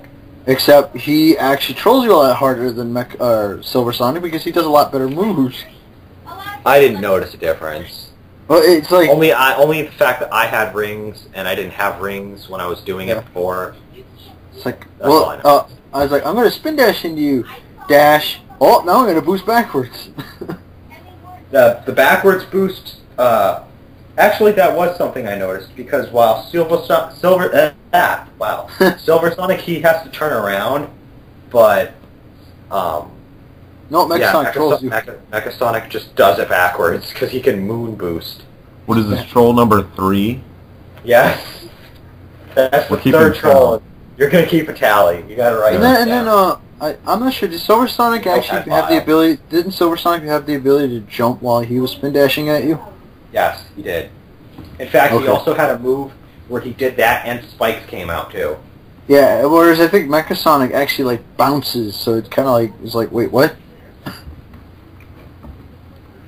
And apparently he can also kind of spin dash in the air. I don't know how that works. Like a boss. Yeah, that was actually also different, because Silver Sonic never did that. He either did a jump spin dash, or he just did a flat spin dash. So Mechasonic was definitely like a Silver Sonic fight, but a lot better. I just thought it was different. I didn't really consider it better. I like the Silver Sonic fight better. And when you beat him down, he doesn't die? No, he just malfunctions. You will figure out why later. Although what I don't get is how he survived when Hidden Palace looked like it clearly collapsed. Not Hidden Palace, Sky Sanctuary. Spoiler alert, when you use Knuckles, you have a completely different ending boss. Yep. And then we go to Death Egg. He's the first weekly god. Correction. Knuckles... Oh yeah, weekly god. The first one's Mechasonic, guys. Yep. Except he did it differently. He actually had a super form. I honestly, just pointing this out, Death Egg, no Knuckles. Now that that's out of the way, let's talk about Death Egg. He get gimped out of stage. Yeah, he doesn't get that stage. He's not special enough. But he's fucking Knuckles. Anyway, Chuckle. He's fucking Dan motherfucking Green. Death Egg, badass music. I guess you're a whore. Welcome to the final stage, the first one in space. Which is actually climactic. It's almost cliche at this point, though, because now you have all these stages that end up in space. Yeah, I think, what was it, Death Egg that started it? Because Sky's, I mean, all right, allow me to name off some stages that take place in space. Allow me to educate you for a moment. Yes. You have Death Egg. You have, honestly, there was nothing like that in Sonic Adventure. Sonic Adventure gets away with that. Sonic Adventure 2 does not. They ended up... Wait. Switching back. Going back a little bit. Arcade game right now. Sonic Fighters. A final stage in that. Space. Going back forward. The Arc in Adventure 2. Yep. Anything that happens on the Arc in Adventure 2, all space. Sonic Heroes, Final Fortress kind of takes place in space. It's kind of high up in the air. Yeah. Close enough. Close enough, JPEG. Shadow also had an Arc level. Shadow the Hedgehog, any Arc level. There was a lot of them. Technically, they can all go die. The final story too, because he's on like their asteroid in space. Oh yeah, that's cool. I think technically that's in space. Devil In Doom, space. yeah. But the final fight I thought was over the city. Yeah. It is. Sonic 06, I haven't played enough of. I just know that I haven't did a space level yet in that one. No, No. there is no space in Sonic 06. Yeah. More like a dimension. There's a dimension. There's no space. Yeah, there's no space. It's another They dimension. didn't have time to program space. You're in another dimension. Another time. No, there is space. The silver fight. Oh. To the moon! To the moon! Sonic Unleashed had nothing. No, it was. You were in the planet, so Yeah, that was that's even right. far from space. Actually, that's anti-space. You go, instead of going up into the sky, you go down into the depths of the world. Sonic Colors was completely space. Sonic Colors was completely space. In the worst case scenario, you had Asteroid Coaster and Terminal Velocity. And then Which technically were like, oh no, Starlight Carnival. and Starlight Carnival 2. Wow. No wonder I like Sonic Colors so much, because most of it is space. and then there's Generations, which use space levels.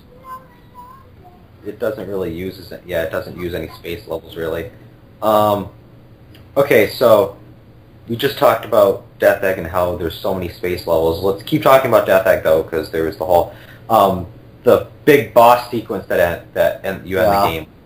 You There's have treadmills of doom. Death Egg. You have the actual Death Egg Act 2. Then you have the Mech Robo. Then you have the Mech Robo's hands. Then you have the Death Egg robot. You have to hit his nose, and then you have to hit the emerald being encapsulated. Yeah. The Master Emerald. And then Then you you have to chase the bastard. And then you have to chase the bastard too and kill him that way. Fucking persistent fight that was. That's the technical term for this fight. People chase the bastard. And then, if you got all the emeralds, you chase him even further. Into space. Some more. Except now there's no ground beneath you. Yeah. Doomsday Zone. If you have all seven emeralds, that's a fun level. Not really. It depends on how good you do. But it's very shmup-ish. As in, you have to dodge a lot of rocks that are coming at you. Then you have to dodge rockets. But in order And you have to dodge rocks and rockets. When you destroy Robotnik's ship, he runs again. And then you have to fight him again. It's like, this is like the most original like boss rush ever because they're actually different robots. No, actually, the robot that's in the last part of Doomsday Zone, When he's running with it. yeah, it's the same boss fight as The Death Egg. Death Egg Act 2. Oh, well, still, it's original. It's not like he does the same things. You mean he's not running away each time? No, he's actually doing different attacks. Like, he's not They just kinda- standing around.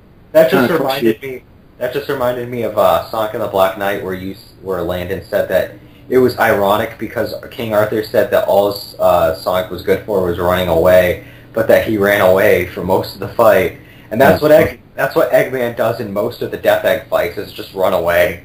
After you beat him with the This whole long-winded Master battle. Emerald, after you beat him with the Master Emerald portion, the rest of the entire game is just him running away. He's like, okay, this isn't working, I gotta go now. And then Sonic's like, no, get back here. Sonic's like, no, get back here. And then he's like, no, please leave me alone. And then Sonic's like, Super Sonic is like, nah, I'm coming after you, dog.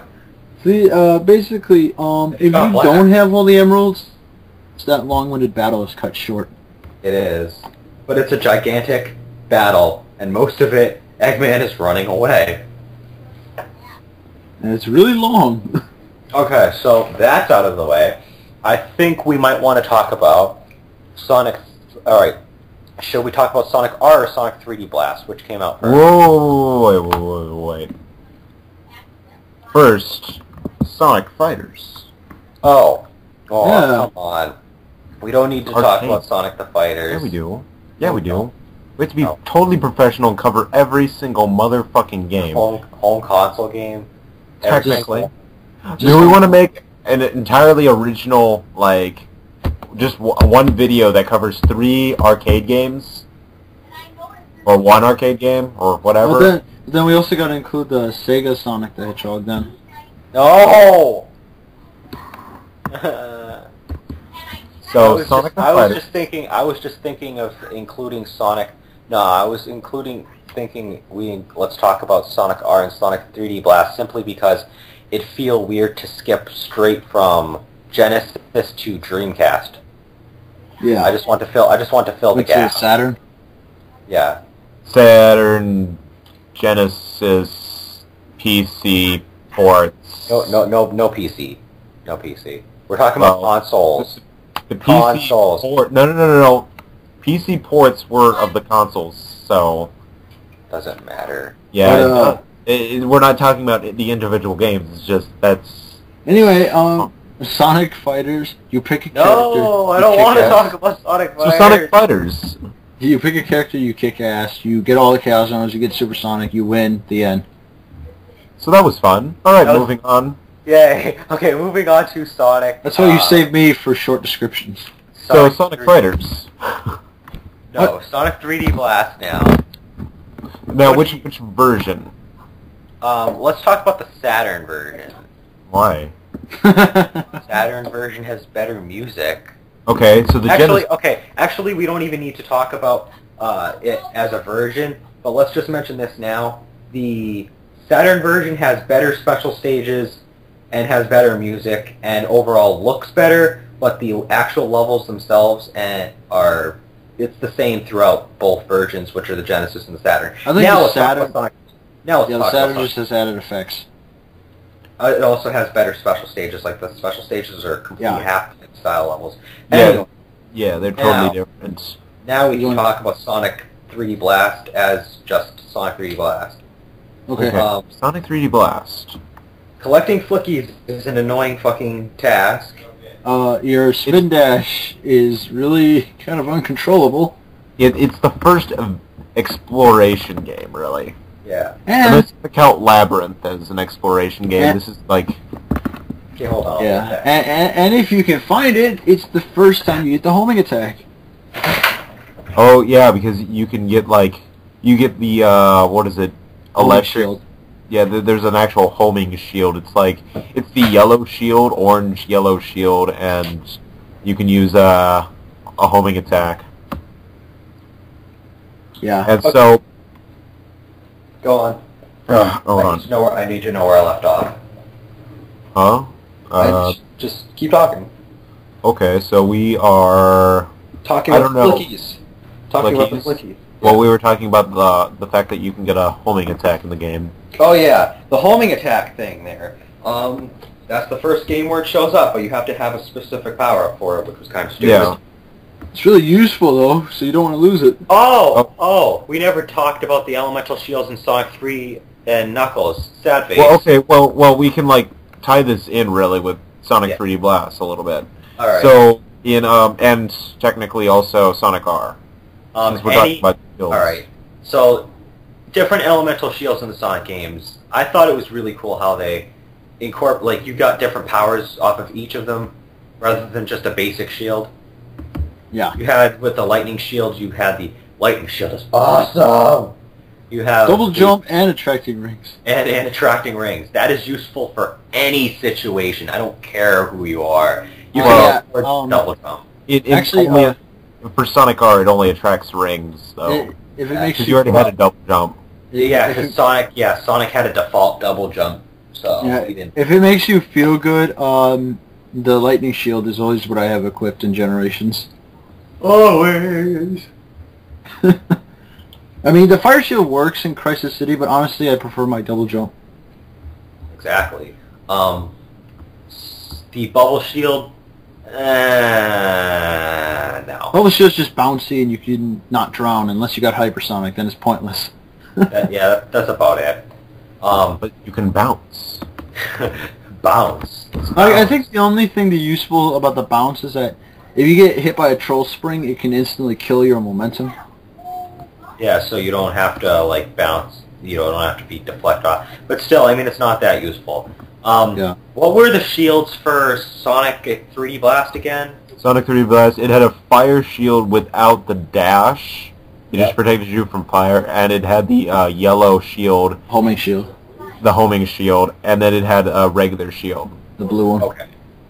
So And then Sonic R, it had like that regular blue shield, and the yellow shield, the electric shield, which just attracted rings. It didn't do anything do else? anything else. No.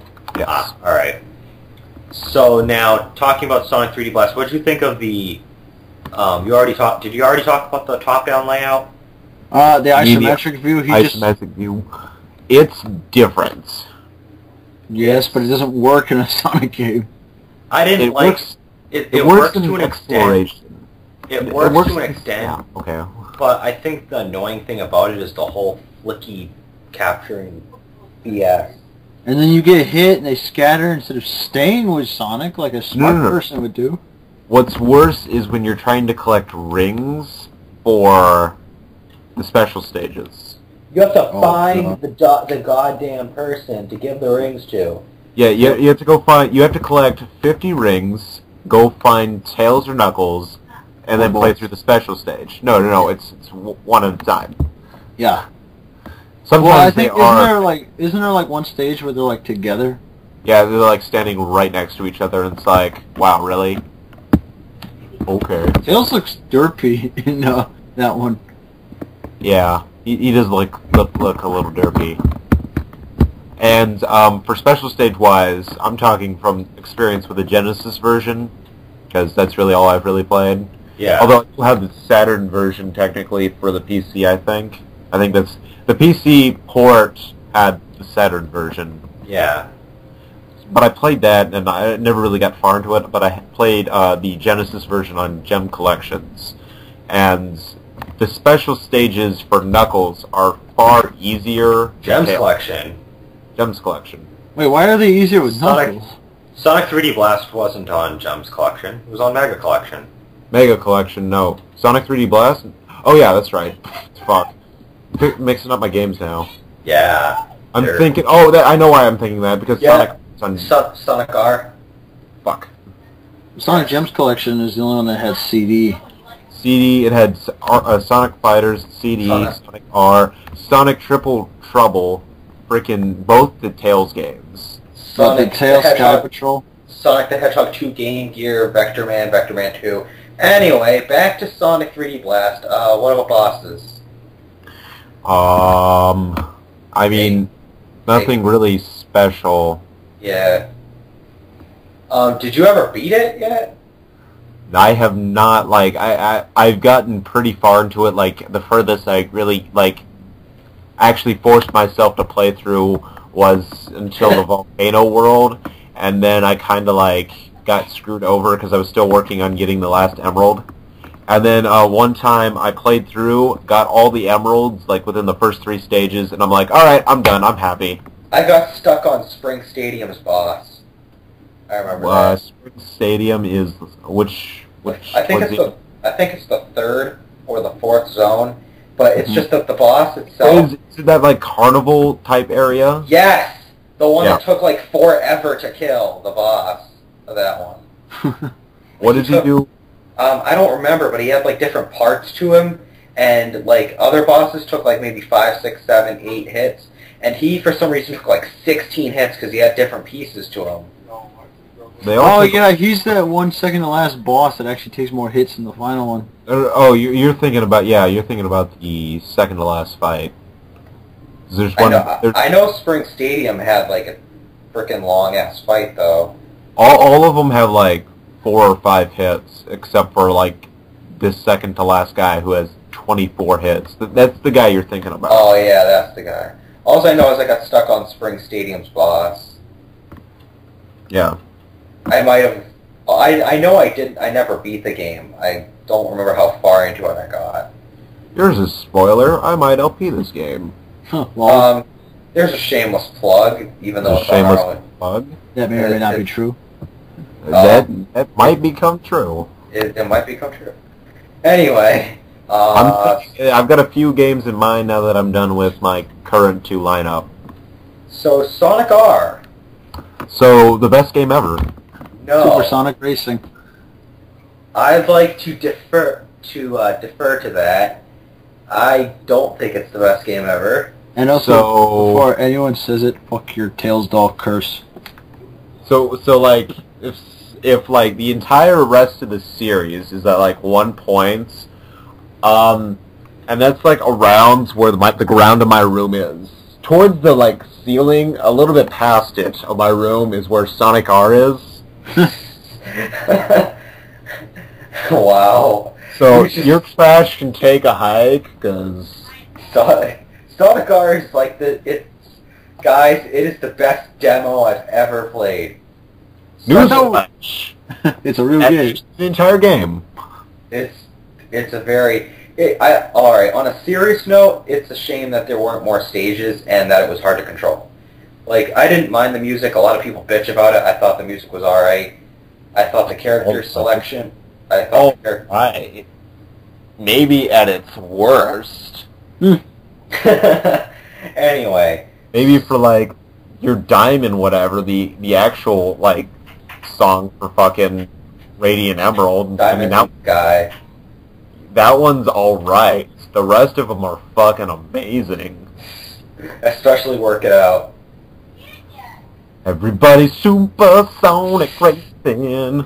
Anyway, I think on the ground. It would have been nicer to see more levels. Like, yes. At least like maybe 5 more levels. Like a good 10 tracks total would have been nice. It would have been good. Yeah. But the levels they had were the levels they had were a lot of fun. They were varied. It was kind of neat, the whole weather factor that you could add in if you wanted it. Day, night, change like a lot of things about it. It didn't have enough tracks to the game. That's the Which problem.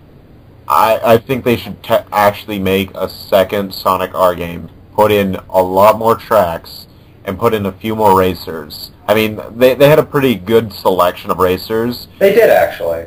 You know, you got... Especially based on the the low amount of characters you had at first. At that time, they had a low amount of characters. I mean, now you can just pull people from wherever. Oh, we can put in Bark the Polar Bear, and... Let's put Shadow the Hedgehog in this one. Let's put Metal Overlord in here. Let's put Piehead the Porcupine. Let's put, let's see... Let's put Princess Elise in here. Let's put Charmy in here. But, I mean, for right then, they had, a good, what, 5... They had 10 characters total, because you had Sonic, Tails, Knuckles, Amy, Dr. Eggman, Metal Sonic, Metal Knuckles, Tails Doll, Egg Robo, and then you had Supersonic. Yeah. Okay, that's cool, bro. Alright, but, I mean, for that time, it was like all the characters in the entire series ever. Yeah, plus more that they made up just for the game. They made up two characters just for that game. We haven't seen Tails Doll or Metal Knuckles. It's kind of funny that they made up 2 characters just for that one game when they could have used that same data and just made another couple of tracks with it. Yeah. Well, they should have just made more tracks, period. And anyway. Yeah. Okay. At least the soundtrack was good, despite it only being 7 vocal tracks. Good. Maybe at its worst. God. I can't feel the sunshine today. I'm sorry. Because you're not living in the city. I know, I have to survive. Because we gotta work it out. Talk about it. Because we're living in the past. Or however that one goes. Yeah, however that middle one goes, we don't really remember the middle one. However the ruined one goes, fuck. Alright, so that's Sonic R. Sonic Adventure! No, wait, before that. Oh. There was this one game on the Sega, what was it, 32X? Oh yeah. Oh, that game. Oh. Hey, But we don't know anything about that though. Yeah, we don't know anything about that. So this is our time to Wait, are yell you at... talking about Knuckles Chaotix? Exactly. So this is our time to yell at Sega and say, can you please release that on something? That isn't, like, ancient anymore and something you don't want to buy because that's really the only game worthwhile. Yeah, because, like, I'd have to go spend, like, trillions and millions of the U.S.'s dollars to go buy one of those. And I don't have millions and trillions of dollars. I only have a couple hundred to my name. Actually, I have one. But, anyways, seriously, though. Yeah, Knuckles you're Chaotix. not- It's a you're not shame really- that it's a shame they haven't added Knuckles Chaotix to more. Well, you know. I have experienced Knuckles Chaotix before, Okay. and you're really not missing much. It's pretty much on tag team, like, think of the Sonic and Tails effect, but your partner's kind of forced into the screen. And you're both holding a ring for some reason, which is like bonding you two together. And the levels are, for some reason, randomized. I don't know why. Yeah. Wait, they're randomized? Yeah, they pick a level for you at random, and you never know what you're going to get. Okay. I don't get it. And it's so fucking repetitive. Why is it repetitive? What makes it repetitive? There are 4 acts in every level. Oh wow. And it's like, oh my god, and it's not like Sonic 3 where the music or something changes. It's the exact same thing over and over again, maybe with a slight palette swap or some other change. But it looked like such a fun game. Until you play Don't ruin my childhood memories of a And game then I've your never played. partner is also useless. All I right. still think it would Well, be interesting for I think- Sega to I release it. think we should add PHC Oh. to talk to us just for this one, because... Oh, Okay. also, Okay. I forgot to mention, Metal Sonic becomes a giant robotic monster thing before Yeah, Sonic Heroes. I heard about that. Oh, Metal Sonic Kai or something? Yeah, Metal Sonic Kai or something like that. He turns red for some reason. Yeah, Lol calls. yes. Let's bring him in. Bring him in. So, we're talking about Knuckles Chaotix right now. Is that coming out of the TV or my headphones? I can't tell. My headphones are just really loud. Wow, my headphones are loud. Jeez. Welcome to our discussion about the Sonic series home console games. KJ decided it was a good idea to talk about Knuckles Chaotix, so we decided to bring you in for this one. Oh, I'm so honored. Yeah. Yes. So, the only thing we've basically covered so far is apparently, according to S-Zero, the levels are randomized. According to what? According to Justin, the levels are randomized. No. You know Sonic Zero. The selection is randomized. The selection. Yes. The levels themselves are not procedurally generated. Yeah, that's what he meant. Oh, yeah, the selection is... You don't really have a say in the matter. Well, you kind of do. It depends on if you play one of the bonus stages, right? But, yeah, you actually just walk up and run into a giant ball and it picks your level for you. That's the weirdest thing. And how many different levels are there in total? Like, I heard there was like 4 acts to each level, but how many are there, like, total? There's 20, if you don't count the tutorial intro level thingy, and you don't count the final boss, there's 25. And how did the, Am I being recorded? No, not at all. You're so formal about this. We're so formal about this. It's weird. So what We could about be the whole... unformal. We could be informal. What about the enemies? The rest of Not this the video. enemies, like the whole,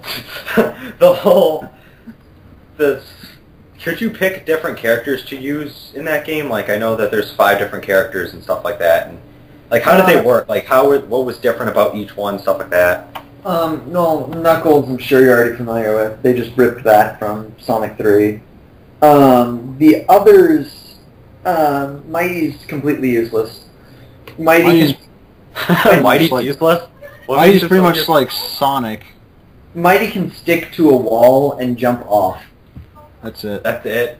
Everybody Yeah. can climb walls though. What makes it... What use is that?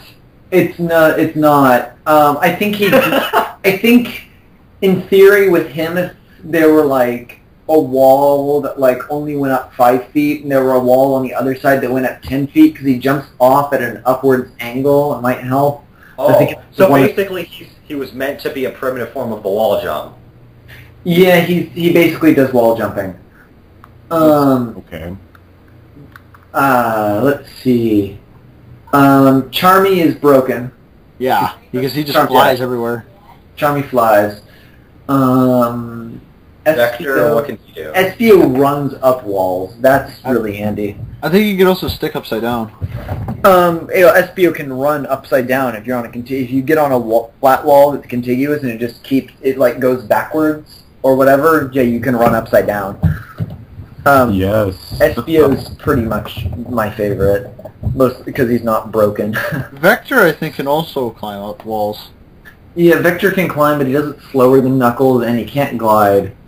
So What is with the Team Chaotix and liking to go up walls? they can. Most of the levels are vertical in design. What? That's what A makes good it number important. are vertical in design. What is it? God help me. Or at least definitely Techno Tower is. That one's yeah. basically straight up. But a lot of them have a lot more exploration. It's just not go. Except I think Botanical Gardens is go right. The rest of them are all crazy. Is it like even more? Would you say it's even more vertical than something like Sky Sanctuary? Depends. Techno Tower is Sky Sanctuary are going back and forth and back. You're kind of zigzagging up. You don't really. All the levels are so thoroughly different. It's why I love the game so much. It's just 'cause it's so unique all over the place. What's my password? Sorry, I'm working on a school project while doing this. So apparently, according to the Sonic Retro page, there was a supposed lost character called Weknia or something like that. Oh, it's some weird glitched-looking echidna guy. I know nothing about that. I do. Basically, it's like the name is completely. I think it's in either all asterisks or it's all question marks. And if you select him either as your partner or your team or yourself, he appears as a white echidna with red gloves. But the second he touches the stage, the game freezes. That's weird. That's really buggy. That sounds like an he's just extra called overflow. he's just called 10 asterisks on the page. Oh, I'm sure I know exactly. Or I have a pretty good idea. Obviously, I can't know exactly. I don't see the code. That's a bug. You know what? I'm actually going to see if I can find a picture of him. Yeah. I should be able to. I'm certain what happened there is you're selecting, like there's a list of the characters and selecting past the end and grabbing memory that doesn't exist, and so you're getting random data. So basically what it is this is like the equivalent to Missing No in the Pokemon games. It's trying to grab data that isn't there, so it's creating data from what's not supposed to be grabbed. Well, it's not creating data, it's using, like when you start up a program on your computer, the program tells the computer what memory it needs, and the computer, typically in newer programming languages, it's all cleared out nice and automatically for you. But if you run past the end of that memory that the computer's given to you, there's just random bits lying there from whatever program last used that memory. So who knows what's there? Okay, on yeah, the I was Pokemon right. games, it's going to be consistent, but I was Okay. right. because it's a He's, printed cartridge. He's completely asterisks, and basically this would be... Hang on. I'm going How do we open the text log on this thing? I see that there's... Oh, I double-clicked there. Found it. Oh, look, links. Yep, that's the link to that. Right, I don't need so to middle click those to open them in a new tab. So question, would you like Answer. to join us? Would you like to join us for Sonic Adventure, or are you all set with us now? Oh no, I can do that. Sure, why not? Okay. So them big stages. No, let's skip those for now because I don't feel like talking about that. But yeah, no, I like just on Knuckles Chaotix. One of the reasons I love it so much is one, it's so unique, and two, playing it co-op is really fun. Well, it's kind of like a better version of how Yeah, your Sonic yeah. Oh plays. yeah, Knuckles Chaotix. Oh yeah, back to Knuckles Chaotix. Yeah. Yeah. No, Knuckles Chaotix. The co-op's really fun if you can find a second person. That's sometimes difficult. Or knows what a 32X is. Well, emulators, come on. Yeah. I mean, I have a 32X. I have a copy of the cartridge. It just, it doesn't work anymore because there's my probably working the only- Genesis doesn't support the 32X plugin. Knuckles Chaotix is probably the only game I haven't really been able to own because it was for the 32X. All right. So back to Adventure, and we Why? were gonna. We were talking about big stages. No, we weren't. We were going to just no. Pretty sure we were. The All special right. stages in Knuckles Chaotix is pretty much kind of like the Saturn ones. So we in, go back to Knuckles Chaotix. It's kind of like the Saturn ones in, what was it, Sonic 3D Blast? Somewhat. Except it's got more of a Sonic 2 feel now. Is it half-pipe doing crazy stunts? No, it's more. It's closer to Sonic CD, really. Okay. Yeah, that's what I meant. Not Sonic 2. I don't know what I was thinking. Anyway, And they're rings for some reason. All right. How to start talking about Sonic Adventure? Where to start? It has more of a story. It's 3D. 3D! Yeah. What did you guys think of the character models in that game?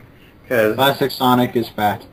let's be honest, the character models could have been better. Well, the world's largest installer. Oh my god. Sorry. Keep talking. What DX kind of did, DX kind of modeled them like how I guess Sega was trying to get them as, but they pretty much put in classic Sonic in 3D because he's a lot chubbier in the Dreamcast version. He is. Like, I noticed they tried to, like, slim him out when they did the remake. Because I Yeah. have both versions now, thanks to the fact that I own a Dreamcast. Yeah. And he looks so much more true to the original games than he does in the DX version. And I played both versions, and honestly, Sonic Adventure on the Dreamcast doesn't control half bad compared to the DX version. Does he have fangs in the original Yeah, he game? does. Is that what Yeah. you're trying to imply? No, I mean like fangs in the Genesis games, because he has fangs in the Dreamcast. I don't know. That was a joke. That was not fun of Cloud. I'm sorry. Over my head. Maybe I need to make my mocking less dry. But yeah, that's the Adventure is like the only one that Sonic's ever been Yes, shown that has fangs. I prefer my humor wet. The fangs are a graphical glitch. That's supposed to be his molars. If you look, the way his whole mouth is shaped, that's a U shape. Yeah. It's just Yeah. they're coming out of the character model. I'm pretty sure it's supposed to be the molars in the back of his teeth, and it's just Yeah, it's just bugging out.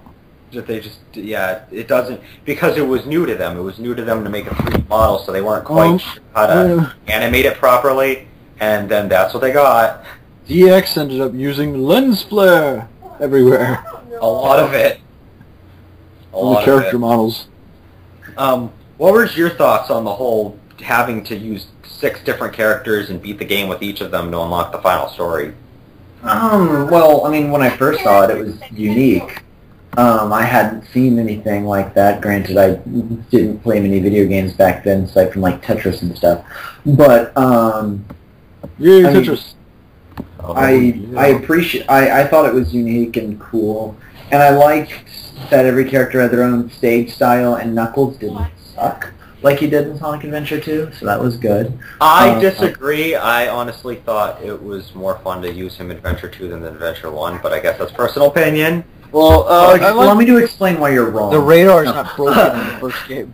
You have an opinion, and opinions can't be wrong, but yours is, Cloud. There's no such thing. There's no such You thing. can't leave it, KJ. It's like there's no such thing as a stupid question. They're just a hell of a lot of inquisitive idiots. stolen from despair.com. Shameless plugs. Anyway, well, I'm not gonna, claim that as my own joke. That would just be, uncouth. Anyway, right now. it was nice that there was speed to it. There was, like, in Sonic Adventure 2, just spending forever trying to read those stupid hints, and just the radar sucked. Not helpful.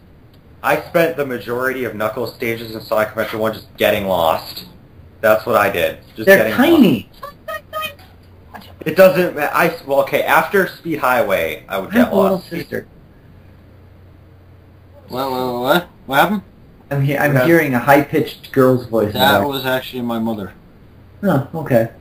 Not my sister. She already made a guest appearance. She made a guest appearance and said one line, and I didn't even hear half of it. And then she just said peace out and left. Yeah, she told me, tell me something to say. So I was like, all right, say Sonic 3 was an okay game, but it was kind of half finished. And then she just said it and then walked away. Yeah. She couldn't stop laughing while she was saying it, so. So those big stages. No. I'm going to put those off as long as I can. Well, honestly, I think Gamma stages. I think Knuckles' radar was definitely better in Adventure 1. Because on that. You can detect 2 emeralds at once, unlike the fucking Adventure 2 one where it was locked onto 1. Okay, Unless you were a ninja. Well, and also, it gave you a gradient, right? Green, yellow, and red. Yeah, I don't know why they downgraded that. Instead of red, the last one was actually pink for some reason. One thing I noticed, actually, the only thing that's really different between the radar when it comes to colors is they had a blue color added in for Sonic Adventure 1. It was blue, green, yellow, red, and then red. Pink. No, pink. Oh, yeah. It got red if you stood right next to it. But yeah, there's the precision. It's just it was more like playing a game of hot cold in Sonic Adventure and running around as quickly as possible. The level 3 challenges usually required you to find them all in under a minute and a half. Yeah. All right, so moving on from Knuckles' stages to not big. So big stages. Gamma. Let's please talk about Gamma stages. Gamma, Mr. Bang Bang, everything, and he apparently shoots Tails doll. So that ends that conversation I've ever had. So yeah, basically Gamma shoots Tails doll. No more fucking curse. Wait, hey, you want to rewind? What did you just say? Who? The most what conversation you've ever had? Random. No, I said strange, informal conversation. All right, well, I guess we are officially done talking about this topic. Let's move on to the next one, and then There's strange. There's no flow to it. We don't have a flow. Stop. All right, go stop, and then we're trying to move to something else, like big stages. How about that? Except you're having a conversation about games in a sequential order. It's weird. It is. Right. It is weird. It's weird. Weird. That's really all I have to say on the matter. Yeah. How do I make this a circle?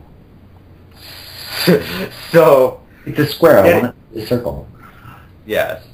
Getting back to the topic that we were on. That requires about Gamma stages. How did you guys compare them to Eggman Tails stages in Sonic Adventure 2?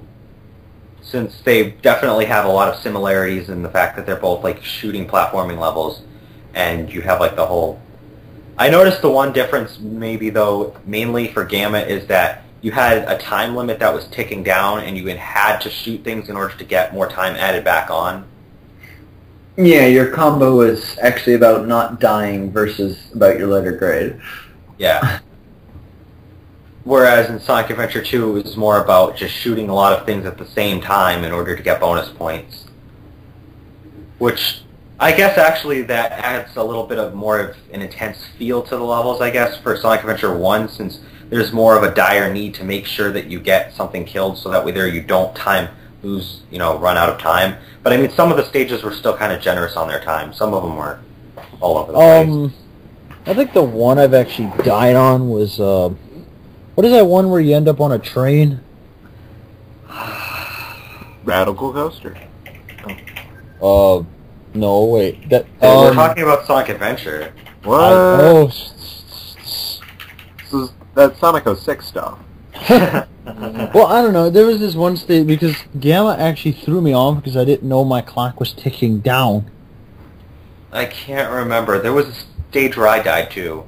Might have been Hot Shelter, actually. No, wait. Hot Shelter, I think, was one of my first. No.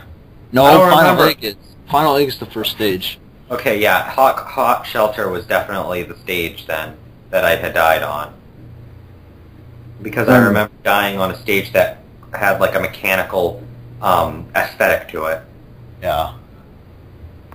Oh, yeah, that's the last one. Yeah, Hot Shelter. Gamma's one of the I ran. fastest shooters I've ever played. Yes. Now, his stages, though, I noticed, like, personally, I thought they played a little bit better than Eggman Tales' because because of the design of the stages for Sonic Adventure 1, they weren't as... Sonic Adventure 2 was basically straight line levels.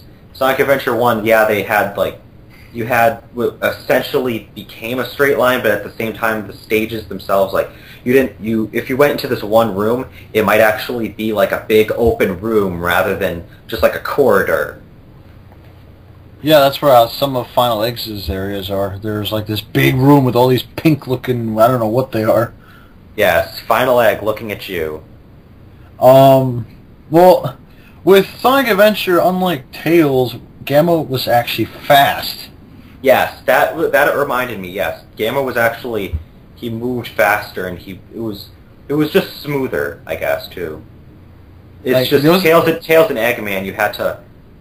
They just kind of felt slow. The and mechs were actually clunky, which is funny because Gamma's the giant robot here. Well, actually, if you look, Gamma had like those petite, like the petite body basically. Oh yeah. So it does make sense when you. And actually, I think his booster's even faster than those. I think so. Yeah. Yeah, I do remember his booster is faster because Tails and Eggman, their booster kind of like, it kind of chugs for a second before it actually starts carrying you where you want to go. Yeah, whereas Gamma's... Even then it kind of descends, it kind of sinks you. It doesn't really actually hover you, it kind of just sinks you down after. Yeah. Yeah. It actually feels more like hovering when you're using Gamma. Like when you fall like down a pit and then you hover aimlessly even though you know you're going to die. I actually liked... That's always awesome. I actually preferred Gamma's hovering to Knuckles' gliding. I don't know what it is, but I just grow tired of the way that Knuckles flies. Then again, he flies completely different in Black Knight according to Landon. Yeah, he skips everything. Glides forever, and then he flies at one altitude. He flies at the same altitude. It's just a limited amount of time that he can stay gliding for. He drops. And then he jumps again. He does it again. It just goes on. And on. And then, well, is that it for Gamma then?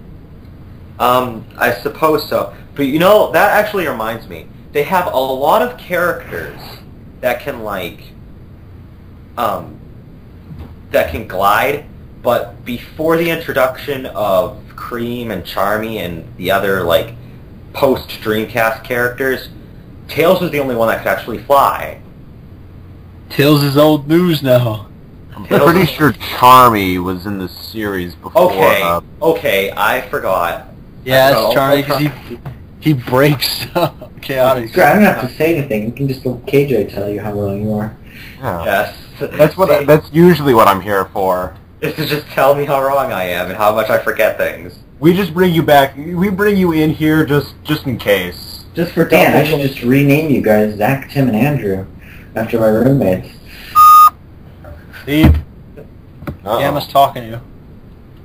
There it is. Why is there beeping? Don't worry about it. Don't worry about it.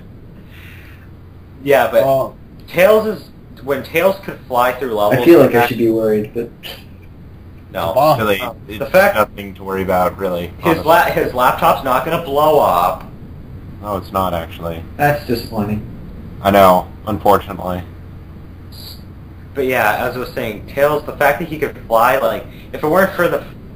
Well, then again, there's the power that he can get. But anyway, the fact that he can fly kind of breaks a lot of the levels that he has to travel through in Adventure. Are you kidding me? They're all designed for him to fly through.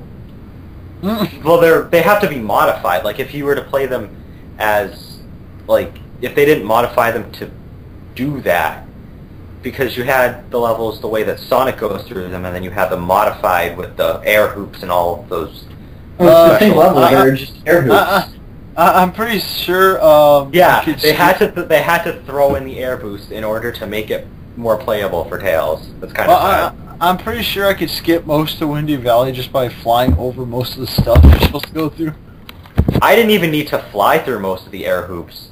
Well, then again, my first time in Windy Valley I did, but then any subsequent run after you get the extra power up there where you can fly longer, you can just bullshit fly past most of No, them. I don't think it's not fly longer. You just go really goddamn fast. Which helps. It essentially carries you farther. Like, you can't...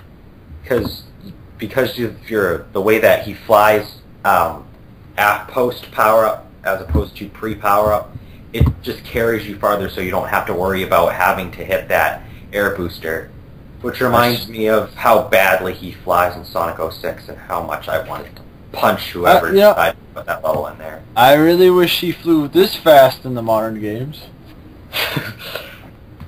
Oh, that reminds me of Sonic Heroes when you use Thunder Shoot and get rid of both of your allies, and then you're just left with Tails for like a few split seconds. That's always fun. Oh, it's a godsend when you're Cream because she kills everything. Yeah, it's a godsend when you're Cream. It sucks when you're Rouge or Tails. It's like, hey boss, I'm just gonna sit here Rouge, and Tails, let Charmy. Cheese do all the damage. Actually, yeah, out of all the flying characters, Cream is the most broken. Yeah, Out of most of the characters. yeah. It's like Dummy Ring Bomb, Sting, and then what does Rouge do? Something with her boobs. She throws fake item ring things, basically That just like makes no Tails. sense. She And does then- the same thing as Tails. And then Cheese, go murder.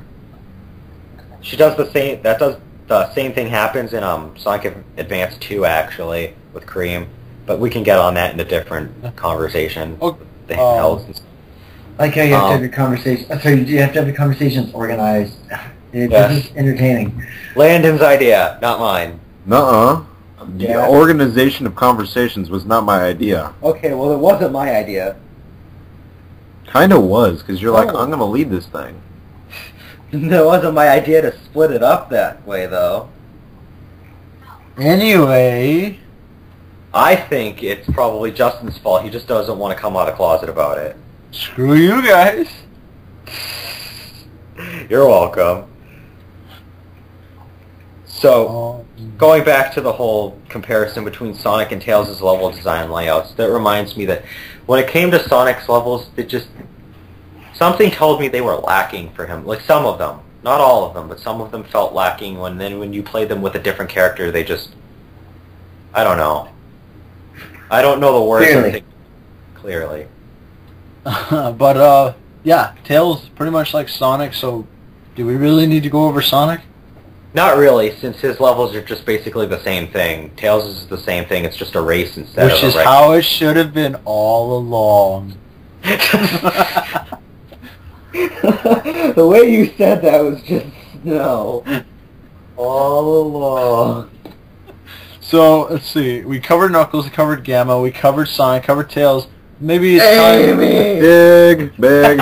Amy, no, let's go with Amy first. Amy, honestly, despite the hissing and wheezing and everything else that comes in between, Amy is honestly not too bad to me. I didn't like Amy, it's just she was too slow. And she was too... Her like she had to play through the same levels as Sonic and Tails did. Only her hammer was the only way that she could attack stuff. It wasn't very reliable, and She had a super jump. She ran like shit. That was all she. Okay, the super jump was all she had for her. I don't understand why they needed to make Amy so special, though. Because they needed something other than Sonic CD to put her in? They could have easily did Sonic Adventure without putting Amy as a playable character. I actually like her redesigning because now she doesn't look like a Sonic clone, but female form.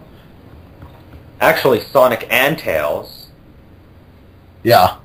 Tails. So yeah, Amy, run from Zero.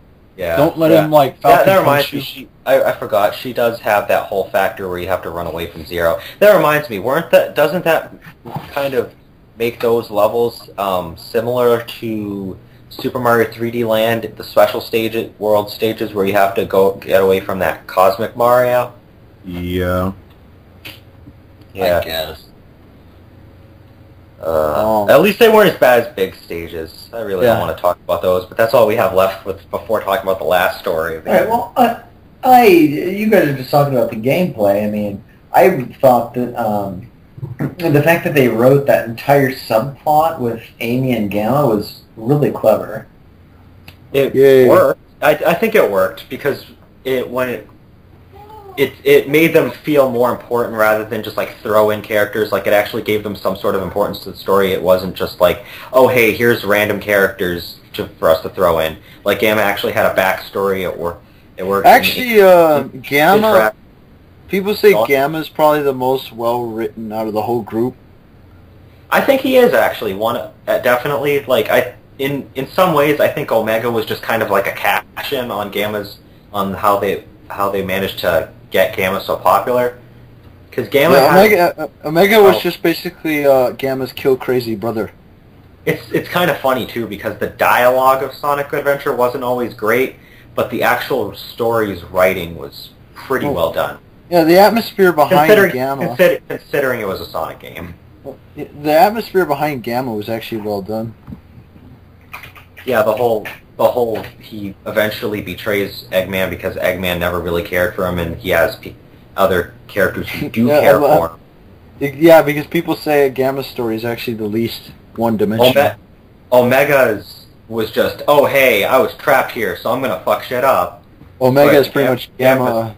Gamma made sense. Yeah, Gamma's character was forever ruined by Omega. It's just that it's not officially canon because it's Omega. I guess if Omega and Gamma were the same character, you could consider them having. But then again, didn't Gamma die? He did. Well, not die because he's a robot, but his little flicky thing came out. Yeah. No, he kills himself to release the animal inside him. I thought it was because Beta shot him. That actually was really touching, though. Yeah, he was the only one that actually didn't survive. It was He makes a cameo. Oh yeah, that's right. His whole story was actually pretty well written because his idea was he wanted to save his brethren by basically destroying them and releasing the animals that were inside of them. And then his last task was basically just to do that to himself. So actually, I think Gamma was more noble. Looking back, that was actually a really well-written story. Gamma is actually more noble than Sonic in this case. In this case, he wins one round. Yeah, it's just that. Well, maybe it's better they killed him because after Adventure 2, some of the writing got a bit weird.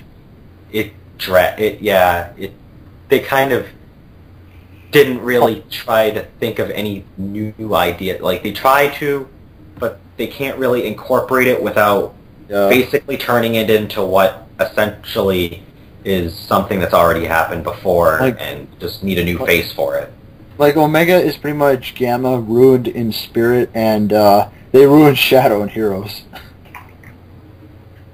Anything to not talk about big stages. The big stages. Yeah, well, let's just get it over with. Basically, fishing, it's kind of like that Bass game on the Dreamcast that was released that I've actually played. Except with Hey, Sonic. Sega Bass Fishing was awesome. Don't diss it. I didn't diss it. I just said I played it. No, I'm talking to the others. I don't I didn't say nothing. I don't understand though why they decided it was a good idea to just say, hey, let's make Big fish for a few levels, and then the boss fight he fishes out of a boss.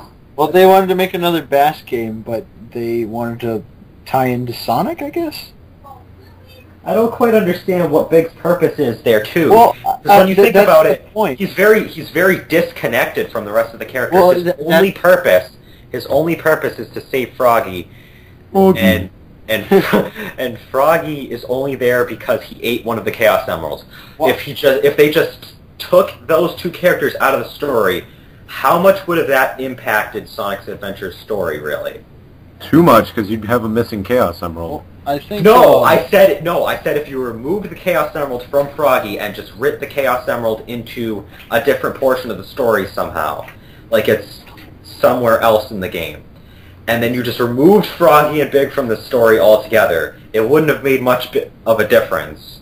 Well, I think the point of Big was to try and give you that, that kind of story where it's like you have one character that's completely oblivious to everything. Like, he's not a hero, he's not tied into the main story, he's just kind of there.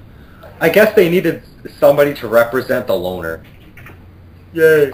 Big, yeah, it's Duke Nukem. But I think I got it. The only reason that Big was written into the story is because they needed an extra character for the final cutscene when every character finds the Chaos Emerald to give to Sonic so he turns into Super Sonic. Done. Cut, print, send it.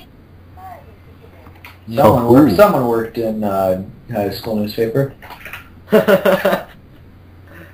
No, but I do really think that they could have just taken out Froggy and Big and there wouldn't have been any problem. It's time to fish frogs and chew bubble gum, and I'm all out of gum. Wow. Okay. Okay. But then, anyway, so back to the whole fact that how everybody comes together for that last story. It kind of irritated me how the last story starts off as just one gigantic cutscene, and there's very little gameplay, and most of the gameplay before that last boss fight is just you walking to a location. That's it. You really. The thing with the last story, this is partially why the hub world was kind of bad, because it's like cutscene. Okay, Sonic, you're in the Mystic Ruins. You need to go over there. Cutscene. Okay, now you need to go like somewhere to Big's hut to get the other Chaos Emerald. Okay, cutscene. Now the actual gameplay begins. What I'm impressed by every time I go back and play it is the fact that I used to get lost and confused in the actual Mystic Forest part of the Mystic Road. The jungle. Yes, the jungle. Oh, you mean the maze, which DX actually has adds a map now? DX adds a map. There is no map in the Dreamcast version, so have fun trying to find it after God knows how long you'll be spending trying to find it. It's not that big. It's not that big. I remember thinking it was this huge gargantuan thing of doom, and it's really not. Well, the easiest thing to do is it's not that it's big. It's not that it's big. It's very poorly designed. Like if you try to move around in it, you can feel it's very poorly programmed the way that the collision detection is with the walls and everything. Like you try to go this way and then you're hitting an invisible wall. You try to go that way, you're hitting an invisible wall. Well, it's very poorly designed, and it doesn't help that the whole layout of the level, the whole layout of the area, it's very bland and it doesn't really change except for if you manage to find Big's hut area or if you manage to find the mystic, like the temple in the center. The easiest way to do that is simply just kind of like run on the top of the trees and just kind of like direct yourself that way. I remember just doing that. That is probably the only way that I could figure out how to go where I needed to go easily. Just go along the treetops. Yeah. All day long. I'm not sure that one made sense. Rockin' Robin. Don't worry about it. So that's pretty much everything except for last story. Well, this is part of the last story. That was. Oh yeah, that's right. The last we talked about that. I think I can't remember. What was the last cutscene before The you... last cutscene was pretty much everybody gathering around and watching Chaos get all gargantuan. Wait. Back up. Let me finish my sentence. What was the last cutscene before that cutscene where, like, what was the last cutscene before the boss fight happens? The last cutscene, like, if you're talking about... Was it the one where Knuckles and Eggman getting attacked? That happened early, right? Yeah, that was pretty much the first cutscene. The second cutscene is Tails running up to Sonic saying, "Hey guys," or Sonic, shit's going down. And this third cutscene is basically seeing Knuckles and Robotnik all pummeled to death or whatever. And then the last cutscene before you go to the city is when it's like, I'm a supersonic hedgehog. I can get this in no time. Oh, Chaos beat me to the Emerald. And then it cuts to Station Square. Now, whose idea was... I honestly wonder whose idea it was to incorporate the idea of negative and positive energies in the Chaos Emeralds, because that was first explored, and pretty much for the most part, except for one little throwback in Unleashed, only explored in Adventure. Because the only other time where the Chaos Emeralds I've seen lose their color in the games, at least, without just fully being absorbed, was Sonic Unleashed, where he uses the whole ray there that changes to a werewolf. It absorbed all of the negative energy of the Chaos Emeralds when it did that. That was actually... I'm not sure whose idea was it, whether or not it was actually a good one, but it does kind of elaborate more on, like, the Chaos Emeralds are more than just, you know, gems. I guess it helps write the story how you can actually beat Chaos, since Chaos has to use the Chaos Emeralds too. But then again, they could have.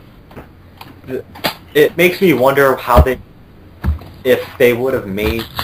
Then again, before Generations came out, it made me wonder how they would have made the perfect Chaos boss fight without having Super Sonic in it. But then they had Generations. They did it. And then they did Generations. There, your wish was fulfilled. He still pwns him, and I think he does it even worse. Then again, the bosses were easy in Generations. Yeah, as for the boss fight itself, I think it was pretty cool because it's the first time you see Supersonic in 3D. First time. Doesn't mean it's the best time. Well, honestly, I think he controls better than he did in Adventure 2. God, we've been talking about this one game for I think it's been a half hour now. Well, because we finally went to 3D, there's more substance. Are you kidding? Now. My roommates and I will talk about games for hours. We're good, because we're all nerds. 2 hours and 38 minutes so far. It's going to take longer the more you dawdle. I know. So, in the end, it turned out that Chaos... I've only been here for 40 minutes. The Chaos Emeralds were just, not Chaos Emeralds. Chaos himself was basically just an ascended child that wanted to protect his kin or something like that. Yeah. So, it almost made me wonder, why did they, like, how did they think of this story in the first place if that's, like, the character was basically just the first god of the week? What you call it? I think Sega was having this moment after they made, like, Super Mecha Sonics. It's like, you know what? We need something more than just robots now.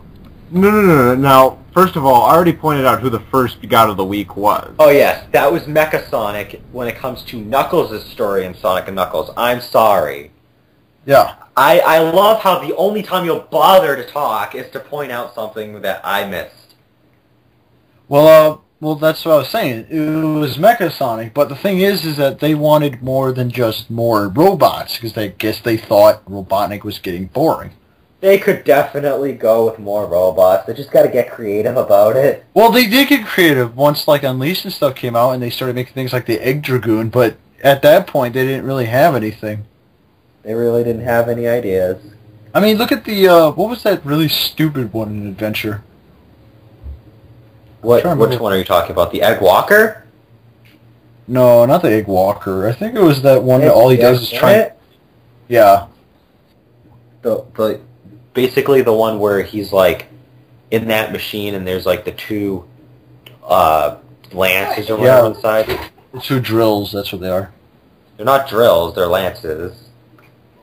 They're pokey sticks. Yes. All I know is that they make pokey.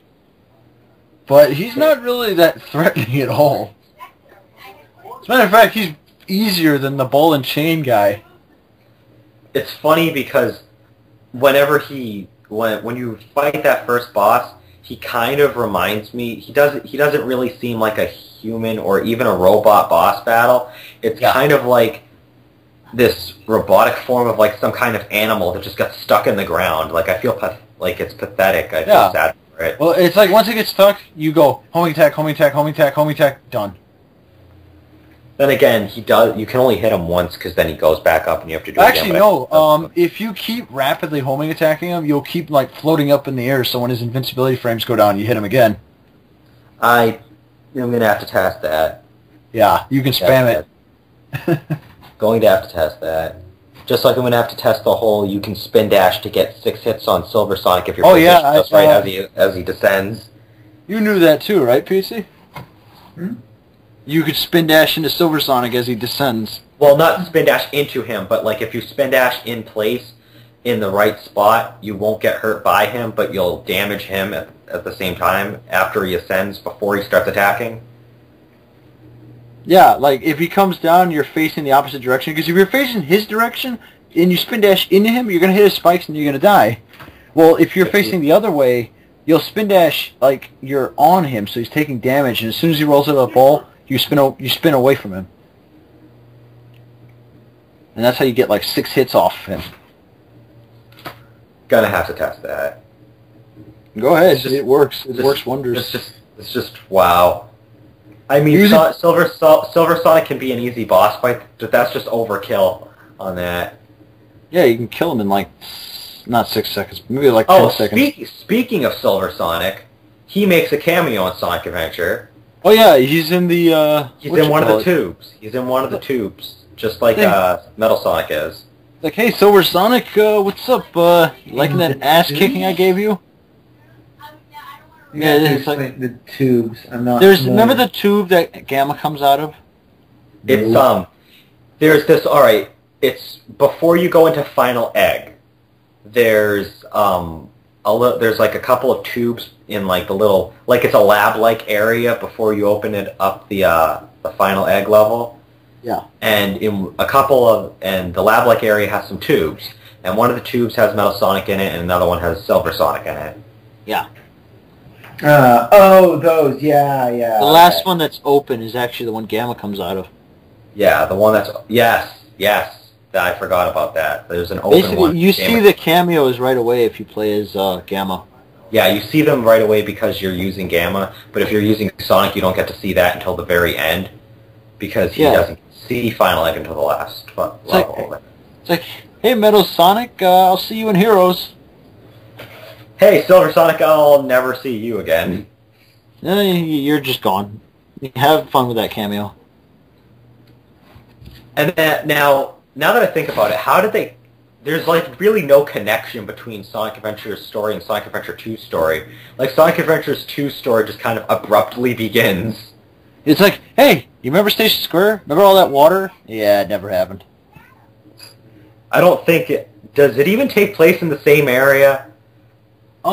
Yes, because Station Square still exists up to that point until Heroes comes out. But it could be a different urban area. It could be a completely different. It could still be Station Square, but it could be like a different section of it. That's what I'm getting. Like it might not even be Station Square. Like it could be a different.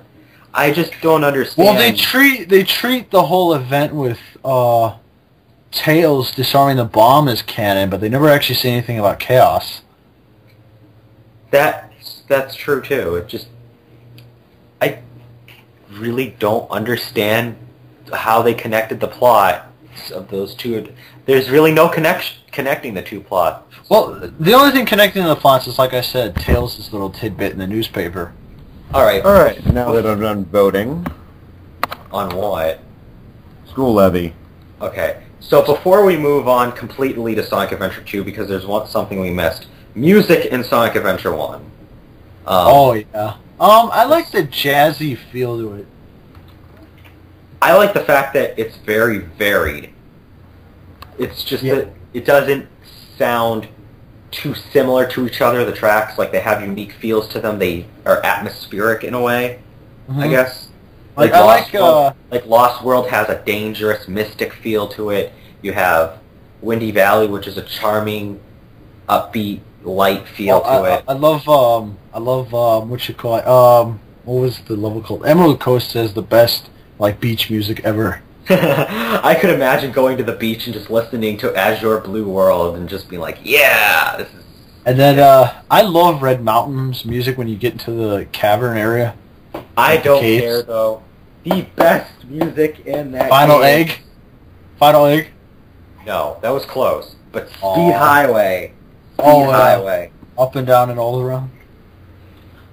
I also really, really liked the At Dawn segment of Speed Highway. I was really sad, honestly, when they did not include that in Generations. It was just more Speed Highway. They include the going down bit.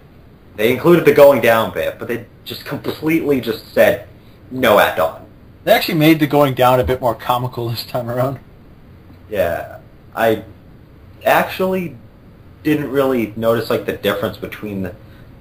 Well, I noticed, obviously, there's differences between the two, but I didn't really see how it was more comical in Generations. Well, it was comical because all the speed cops, the cop guys... Oh, yeah, that's right. They were crashing into the pillars on their way down. And then Sonic's like, haha, I've got feet. The remaining ones crash at the end. Yeah, it's like, hey guys, I've got feet, so I'm just gonna land now. That reminds me of in the Sonic Adventure 1, they didn't even really follow. They don't follow you after. Wait, are those same cops the ones that act on, or are they just a different set of cops? Yeah, same ones. It's like, because they just kind of pursue you the entire level. Yeah, they do. It's like, okay, he's up here. Okay, now he's over here. That's why they're there, because there's no Aunt Dawn. The entire level. Oh god, Speed Highway reminds me of Need for Speed Hot Pursuit now. Because the entire level you're running from the cops. Well, until you find a platform that they can't get up to. Oh, cute! It's 11:11. Make a wish. Okay. Or you could just... I wish everyone would fucking die. That's a brilliantly cute wish. Anyway, so guess now... what? My wish is gonna come true. Oh, okay. So, now that we've pretty much covered all of Sonic Adventure 1, so Sonic Adventure 2's plot, as I was saying, the two plots really don't... It's kind of hard to connect the two, but Sonic Adventure 2's plot started with the whole Sonic was being mistaken for a different hedgehog and he got captured. Colorblind. Everybody's fucking colorblind. Oh hey, it's Sonic. Oh hey, it's Sonic, except he looks angry and part of his hair is spiked upwards instead. And for some reason he has a deeper, more melancholy voice. No. See, I like to think, because, no dogs, ever show up in the games. I like to think that they're all descended from canines and therefore colorblind.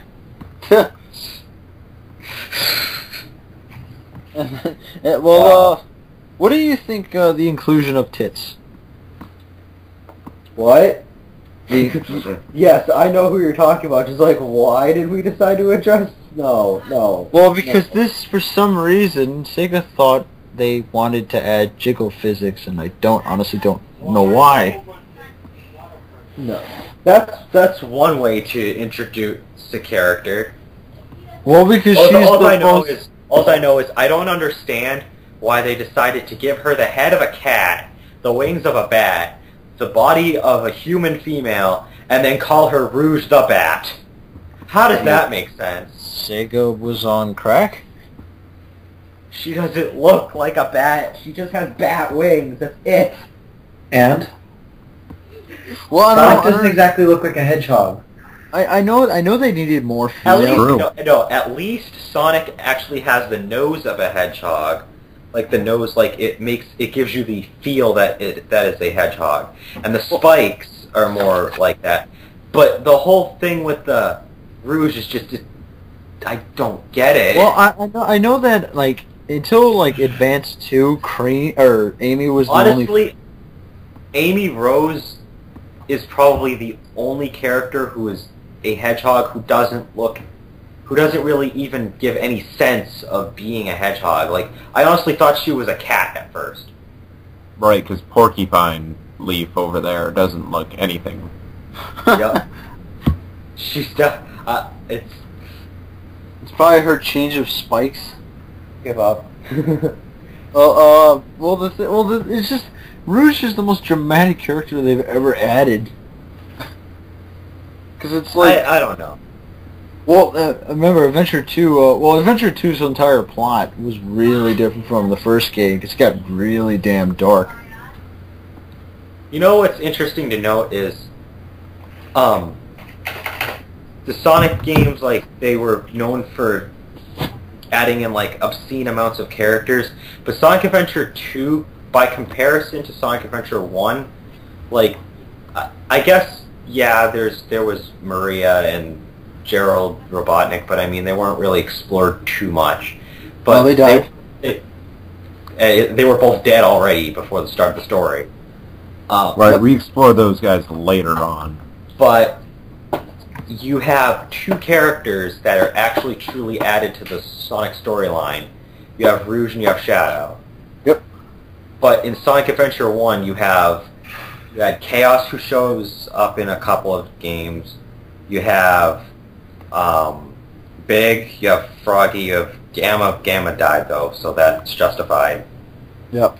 You had Zero, who showed up for a little while, and he was done by the end. It's just, I think they went really crazy on adding characters in Adventure 1, but then they kind of cut it back a little bit when Adventure 2 came out.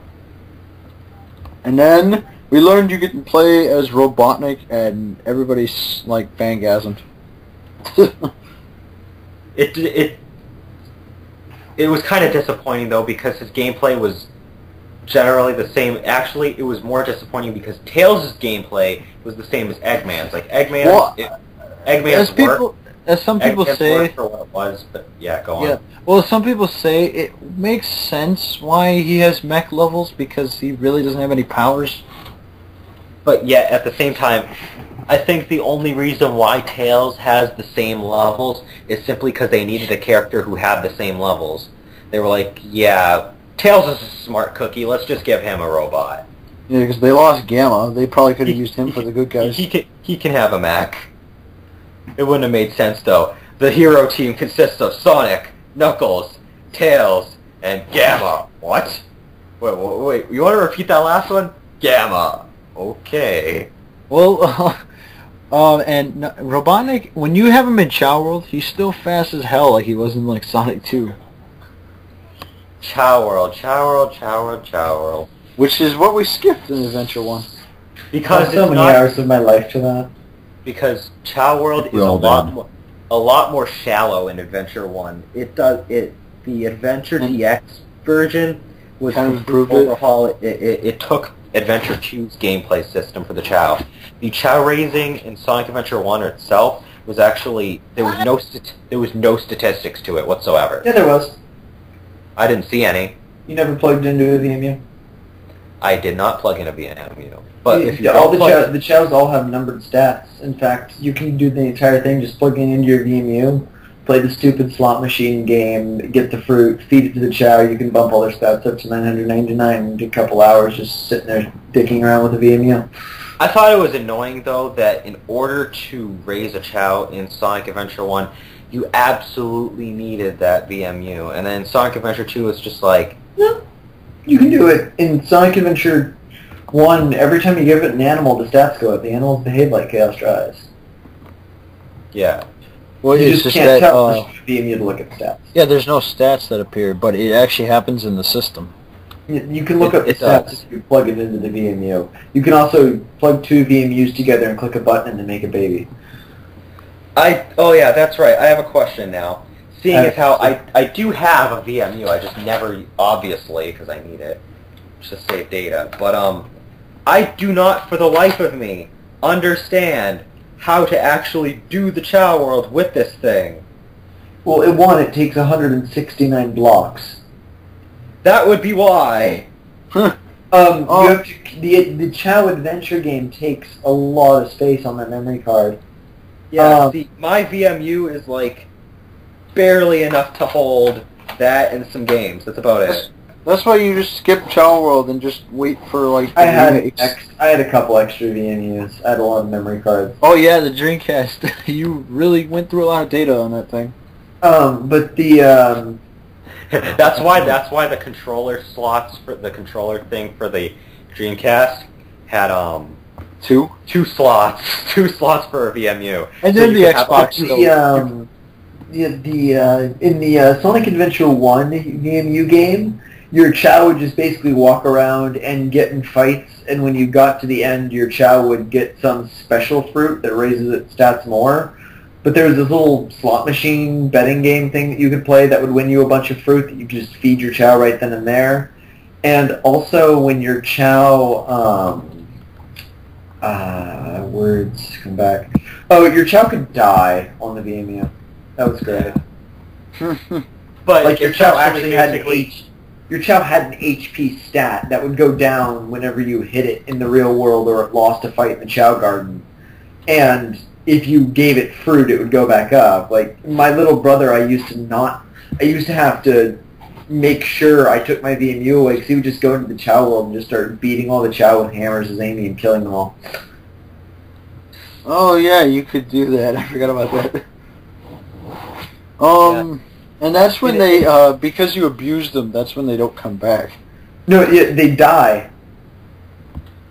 Like, die, like corpse die? Yes. Well, yeah. They close their eyes and go into an egg and go away, but it only takes like 6 hits because they only have 12 HP when they're born. Wait, they have... Wait, this is news to me. I didn't realize Sonic Adventure, they have an HP stat. I didn't know they had... Wait, is this like hidden? It's on the VMU. It's only on the VMU. That's why. They lose it anytime you punch them. They gain it anytime they eat. But you don't see this. But you don't see this if you're not using the VMU, or if you're in Sonic Adventure. In Sonic Adventure 2, I honestly stat in Sonic Adventure 2. They completely just gutted that out. And by the time in Sonic Adventure 2, all the stats were there too, but you had to have the VMU. But the HP, like, if you hit them too many times, they pretty much just die. Yes. Yeah. Now, question, seeing as how we're talking about Chow World and Sonic Adventure 2 now, Chow Karate, was that on the VMU, or was that just not at all there on the Dreamcast version? That was not No, that's Battle exclusive. Battle exclusive. Because I honestly Dreamcast did have a couple of things, like a web service where you could upload your Chow and people could download them and stuff. Did that have, did the Dreamcast version have Hero and Dark World? Oh, yeah. Oh, yeah, it did. The light and dark. In fact, honestly, while there was obviously the lack of Chow Karate in the Dreamcast version, the Hero and Dark Chow worlds were actually larger. They had extra area to it. Like they had a river. They had a river going through the Hero Garden, and they had like a little back area that was like a little cave or something. They took that out of the GameCube version? They just completely removed it from the GameCube version. It's not there at all. It's in the Dreamcast version. Like I haven't. Wait, what back area? There's like a tiny little cave area in the Dark Chow Garden, and there's a little river comes from in the Hero one. There's a river. Oh, I've never seen those before. Yeah, they're only in the Dreamcast version. That's it's because I have the Dreamcast version. Yeah, no, basically the whole point of Chow Karate was to make the power stat useful. It was, because there was no really use for the power stat outside of... Oh, sure there was. Outside of the climbing, there wasn't. Did anyone question why in Dark World there's a river of blood? No. You can drown. Actually, in Sonic Adventure 1, you know how normally if you go in the water, like, you die, basically? Yeah, you drown. You can actually... No, like, you drown right away. You can actually drown the character... I'm sorry, in Sonic Adventure 2 and 1, you can actually drown the character with the countdown timer and everything. In Sonic Adventure 2, you can only do it, like, as Tails in the Chow Garden because he's short enough. Oh, yeah. But if you stand in the Hero Garden, the water is deep enough that Tails just stands there, you'll get the air countdown timer thing going. Because his head is under. I actually speaking of that little funny thing, I did that with Sonic in the pool in the area just outside of Emerald Coast entrance in Sonic Adventure 1. Like I just had him sit there for a little bit, and the music actually started playing. I was like, wow. Wait, I thought the only ones who could really drown was Knuckles and Rouge. No, I'm talking about Adventure 1 right now. In Adventure 1, you can drown any of the characters. No, I mean, because Rouge and Knuckles are the ones that got swimming levels. Not in any game you can drown any character. It's just a lot more difficult to do it with Sonic or most of the characters in Adventure 2. Well, because I've never really seen... It's because the levels aren't built for them to be going through water. Well, I've never really seen the drowning animation for anyone other than Knuckles and Rouge. Because they have to go in the water, so they have to have that there as a mandatory. But it's there for the other characters because the characters, it's possible for them to drown, but it's not probably because the levels that they go through are not built like that. Oh, something we haven't covered since this is the first game to do it. What do you think of the voice acting?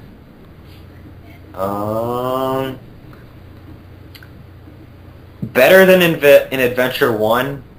Probably my favorite voice acting in the series outside of Colors, because Colors was just, I liked it better.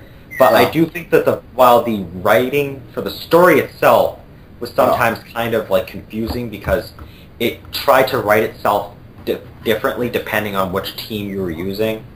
As if both of them were doing it. Was just very complicated. Yeah. Well, I know there's a lot of the dialogue. The dialogue itself, the writing was good. I know there's a lot of Ryan Drummond biased, like everybody prefers him over pretty much any new actor Sonic gets, but in terms of like any other character, I honestly like Shadow's older voice better than any new ones he gets. Yes. That right there. Statement approved.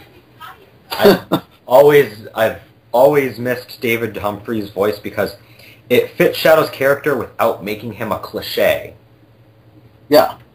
Basically, when Jason Griffith took over, he just made him sound like that cliche type of melancholy, depressed character. He wasn't a cliche character at first, and then they made him into one. The way that they had him voiced. Oh, that's what I said. Once Heroes came out, they ruined his character. Yeah, because the whole, hey, I have no memory. Okay. But doesn't Shadow canonically prove that he is the real Shadow? Yeah. At the end of, actually, we'll get to that when we talk about Shadow's game. Why would you do that to yourself? Because we like torturing ourselves. Clearly. Where were we? You do. Yes. We were talking about Chao, and then we started talking about drowning characters, and then we started talking about Shadow all of a sudden. And then we were talking about voice acting, and then we started talking about Shadow. I do think, honestly, though, that Dean Bristow, while his voice was decent, his voice didn't really capture Eggman as well as Mike Pollock does now. In my opinion. Well, I guess, yeah. Well, it's just Dean Bristow kind of made it sound a bit threatening. Yeah, but at the same time, as Sonic started off as, I guess the two sides to it is there was the more serious toned Sonic cartoon where Dean Bristow kind of captured the way he voiced Eggman in the games kind of fit towards that angle of Eggman. Like Jim Cummings, yeah. And then there was the other cartoon that was had the more comical approach, which Mike Pollock captured the comical side, yeah. Although he does kind of sound like good for him because that's kind of like you kind of look at Robotnik like with his smile and everything. You think of him as a bit of a goofball. And the pink nose. Yeah, and the pink nose, which 06 ruined. God damn it. That ass. No.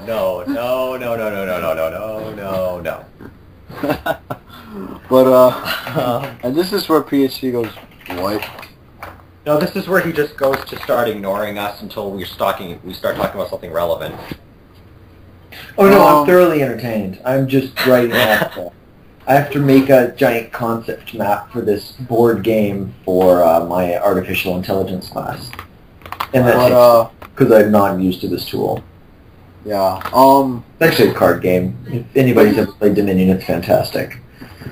Well, the thing. So the wasn't that the one where Time Eater looked like he was one of the cards? No, that's Cosmic Encounter. That's also a fantastic game. In fact, it's probably my favorite right now. I like how college-age kids need to find something to do with their time when they're bored, and if they're nerdy, they take up card games. Are you kidding me? We need to find something to do with my time when I'm bored. I have to find time to play those. I don't have a lot of it. When I'm bored, I do homework, so... Alright, so this has nothing to do with Sonic, so... I don't see the problem here. Well, Why? Anyway, the voice acting, it's better than Adventure 2, although I think some of the characters screw up their lines a bit, slightly. I don't think it's really a problem of the characters screwing up their lines. It's that the background music drowns out their voices sometimes, so you can't really make out what they're saying sometimes. And there is sometimes they kind of rushed the balance of the audio. Like they'll have two characters trying to talk at the same time, but it's not supposed to happen that way. The problem is that the voice actors were recording their lines individually in different rooms, and you can tell because sometimes the inflections won't match. Well, like when Sonic and Shadow fight, there's a point where he's like, "Hey, it's not his speed. He must be using the Chaos Emerald to warp." And right after he says it, and he goes, he's like, "My name is Shadow," like really quickly. It's because they're using the same triggers as the Japanese version for when to start the voices. So it immediately... And so each line was recorded individually, and then the Japanese, and then the trigger says, play this clip now, and so it plays. And because if you switch the voices to Japanese, they don't run into each other at all. Well, because the Japanese ones, their words are a bit longer, whereas the American ones take a bit longer to actually say each individual sentence. Yeah, and the Japanese words are normally, sentences in Japanese are usually spoken very swiftly, so it didn't really affect them when they were doing it. Also, fun fact, if you change the voices to Japanese, the lip syncing is pitch perfect in Adventure 2. Pitch perfect in almost every instance. Because lip syncing has pitch. Sonic's Japanese. because they had the time to animate that perfectly. But then they didn't actually reanimate the mouths when they did it in English. They started, what was the game that they started actually animating the mouths to the American voices? That way, bro. Damn. Well, it's kind of hard to say, since when you think about it, like they started with, I guess it might have started when the CGI cutscenes started, basically. Yeah. When they started getting really heavy on them. So I guess Sonic Heroes maybe. Yeah, because it does actually. But then again, I'm guessing the in-game models in Heroes, it didn't really it probably didn't really sync. In fact, for all I know, I haven't really paid attention to the characters. I'm pretty the characters' voice, like their mouths. I don't think their mouths even really move much when they're doing it when they're doing it in game. It's all they do the CGI for that. Well, all I know is that when the Unleashed trilogy came out, which is the 3 Unleashed style games, that's when they actually started modeling the voices to go with the lips started moving with the American voices. I thought it was awkward in Unleashed when they decided to make Sonic's mouth specifically on one side of his face. I got used to it at this point, but it still felt really awkward at first. Yeah, I think it's because Sonic X started doing that thing where his mouth was on the side of his face. Yeah, so they were like, hey, we should fit that. Yeah, in all the adventure games, his mouth was always in the middle. I lost my place. We were talking about the lip syncing. Yeah. It was the Japanese version. It was pitch perfect. Well, I think we covered voice acting. We haven't even talked about the game yet, really, that much. We talked about the Knuckles and Rouge's stages. We just talked about we didn't really talk about the Shadow Sonic stages, but then again, why do we really need... Like, it's the same as... It's basically, if you played Sonic stages in Sonic Adventure, you know what to expect. It's fun, but it's just expectable. I still think... Predictable would be more proper term. Expectable, I don't even know if that's a real word. I don't think it is. It's not. It's not. But that's okay. That's okay. We just make up shit now. Is there not an inverse tangent button on this calculator? Inverse tangent? No. You're gonna have to like, Tangent? you're gonna have to carry this conversation on without me for a few seconds. But I'll be right back. What kind of calculator are you busting out right now? Windows calculator. Oh. My fancy HP 49G Plus is in the other room, and that requires getting up. So... Inverse tangent of negative No. 1.9 or No. We were 666, like something like that? We were talking about something like that. I think it came out to like negative 34 degrees or something. I don't think that's what we meant. I think what we meant was we left off on Sonic Adventure 2. But what specifically about it? So go back and play the last bits of it. No, I remember we were talking about the different gameplay, like Sonic Shadow, Tails Eggman, Knuckles Rouge. We already talked about the dialogue, the voice acting. The things that we really haven't covered are basically just the final story, the whole different angle to the game, like depending, like you can save the world or conquer it, that stupid shit that was advertised on the box. And we also haven't mentioned the music or stuff like that. But we covered the major stuff. Okay. So, as we all enter an awkward silence, Because The best kind of silence. The only kind of song. Is anybody recording, or are we like stopped? I've been recording. I just stopped. I just restarted recording right now. Going to be Okay. a huge. Which Yeah, part? We talked about, like, we stopped on the voice acting. We stopped while we were talking about Sonic and Shadow's gameplay. Oh, okay. Well, Sonic and Shadow. What do you guys like? Do you think it's any different from Adventure or what? I already mentioned that. I think Sonic. If you played the first adventure, then you know what to expect. From second adventure, just the levels are a lot more straight line than they are in the other ones. There's not like turning to a different angle. It's pretty much just a straight line. Did anybody else think the somersault was like fucking useless? I didn't mind it. I thought it was something to add. Oh, to the game. apparently, I did. I do prefer the slide function that's put in Unleashed, and it was in Sonic 06, but it didn't really. I don't really give a shit. Actually, the slide, you're not gonna believe this, but the slide was actually part of Adventure 2.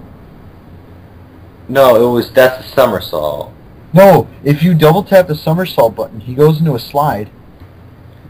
No, there wasn't really it wasn't really a slide though, because he just kind of like it was. Basically, it gave you a bit more. It gave you a bit more length for your somersault. It was more of like a roll. Yeah. I still don't consider it a slide though.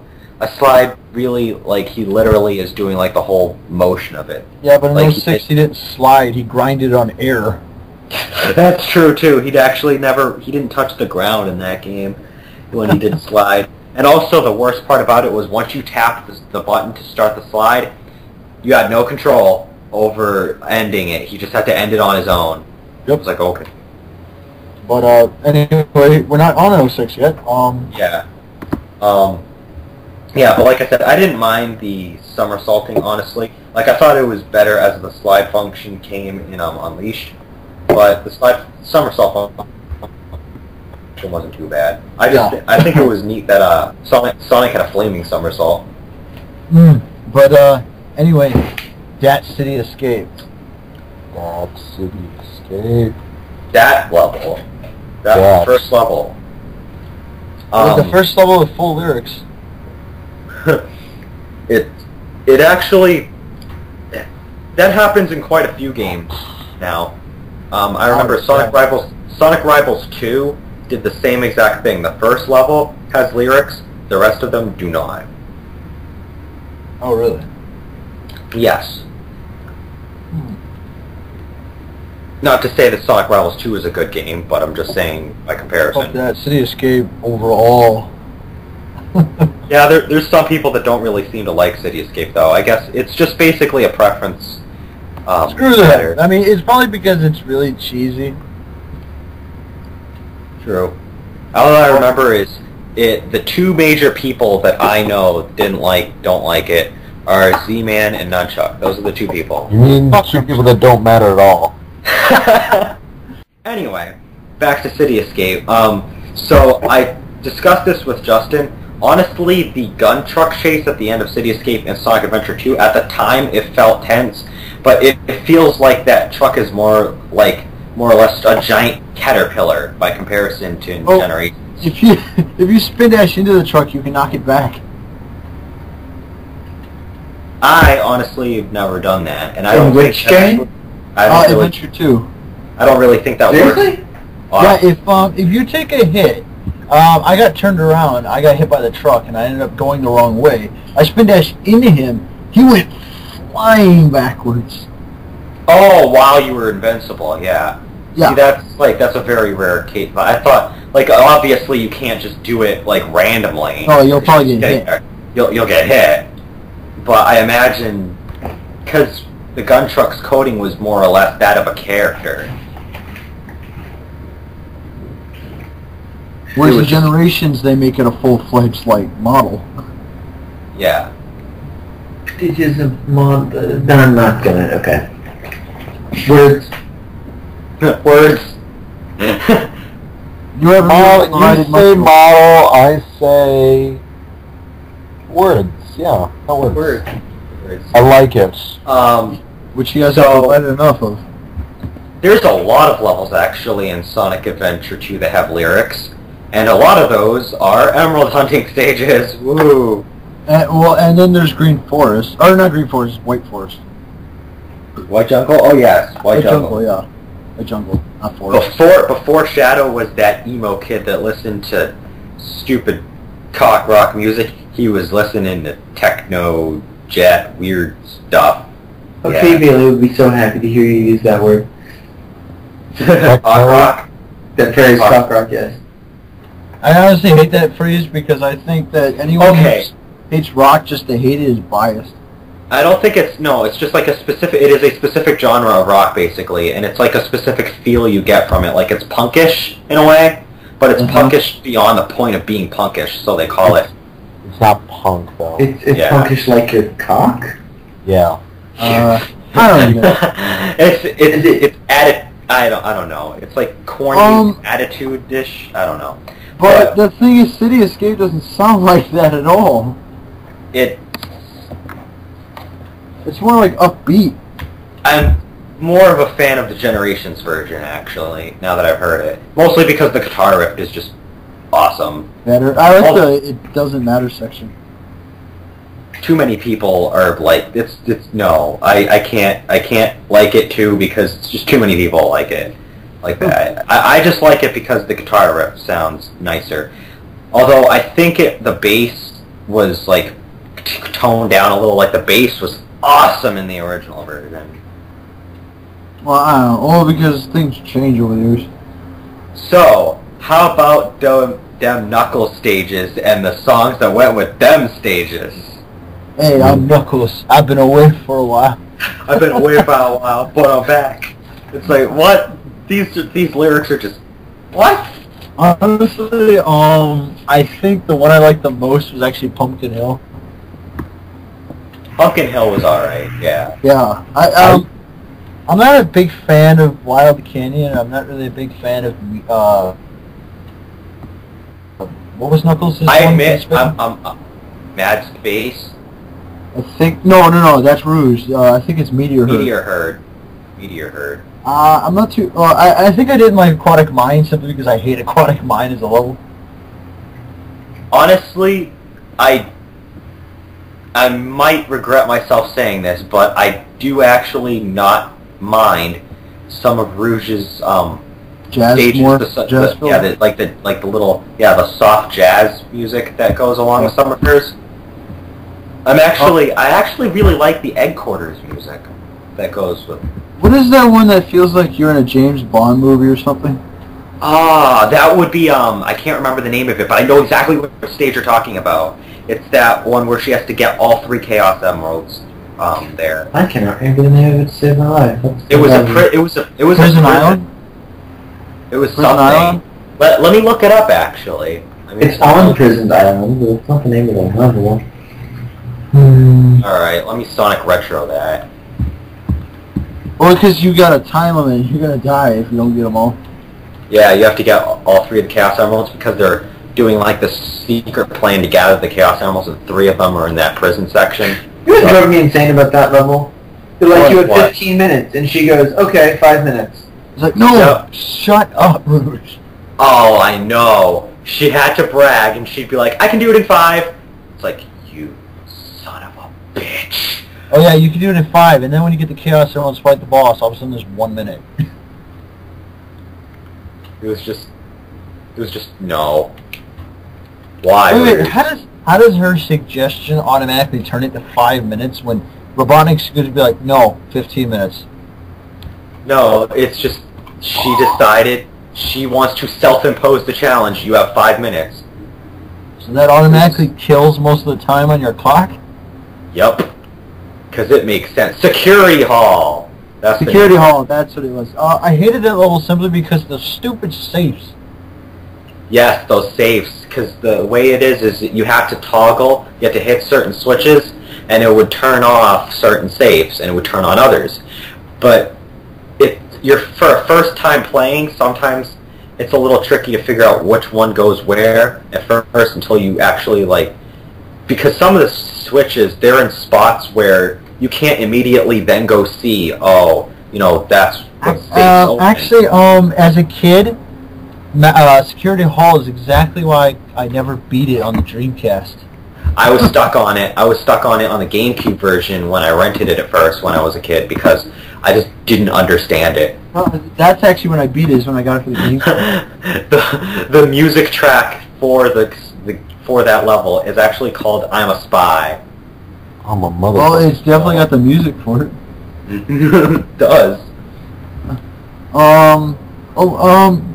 Were you guys happy that, like, you know, they didn't decide, like how 06 does it, where it's like, for some reason, Knuckles and Rouge are now slow as snails? Yeah. Like, I'm happy they're still fast. I actually think they sped Knuckles up. I don't really... I think the Knuckles stages felt kind of slow. But for some reason, I think it's just the design of Knuckles' stages, which is just... It wasn't really... like, I preferred Rouge's stages just simply for the fact that I think her stages were a little bit more cleverly designed. Just a little bit. And the design space was Sonic Galaxy. The design for Knuckles' stages was pretty much just, here's a bunch of wide open space, go nuts. Yeah, that was the problem with Mad Space, because not only that, you also had anti-gravity as well as running around on tiny little rock things, which screamed Sonic Galaxy. I hated that. That was the only Rouge level that I really hated, was Mad Space, because it was so annoying how the gravity worked in that level. Like, if I flew this way, I then had to move my control stick the right way, or I was then going the wrong way. I would just go right back up, and there would be some times where I'd just be flying back and forth over the line where the controls invert themselves, and I just would not understand how to get around. It was just I hated those stupid areas. Well, I think Knuckles Meteor Herd was a bit more bearable because it didn't have anti-gravity. Yeah. That's true. But Meteor Herd is fucking huge besides Pumpkin Hill. It is. Like, Meteor Herd is probably the biggest level in that game. Pumpkin Hill...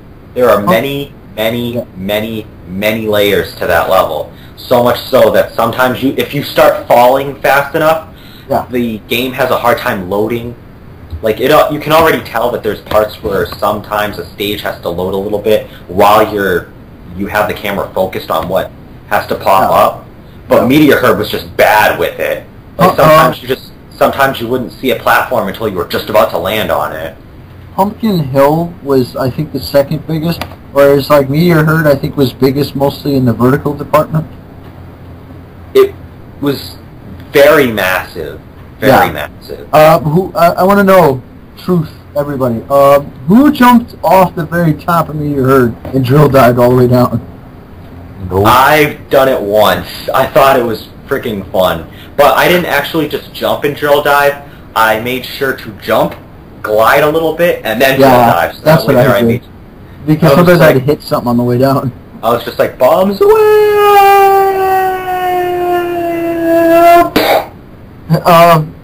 Speaking of which, that reminds me of that funny cutscene of Sonic and Knuckles kind of fighting on the jet because the hatch opened up.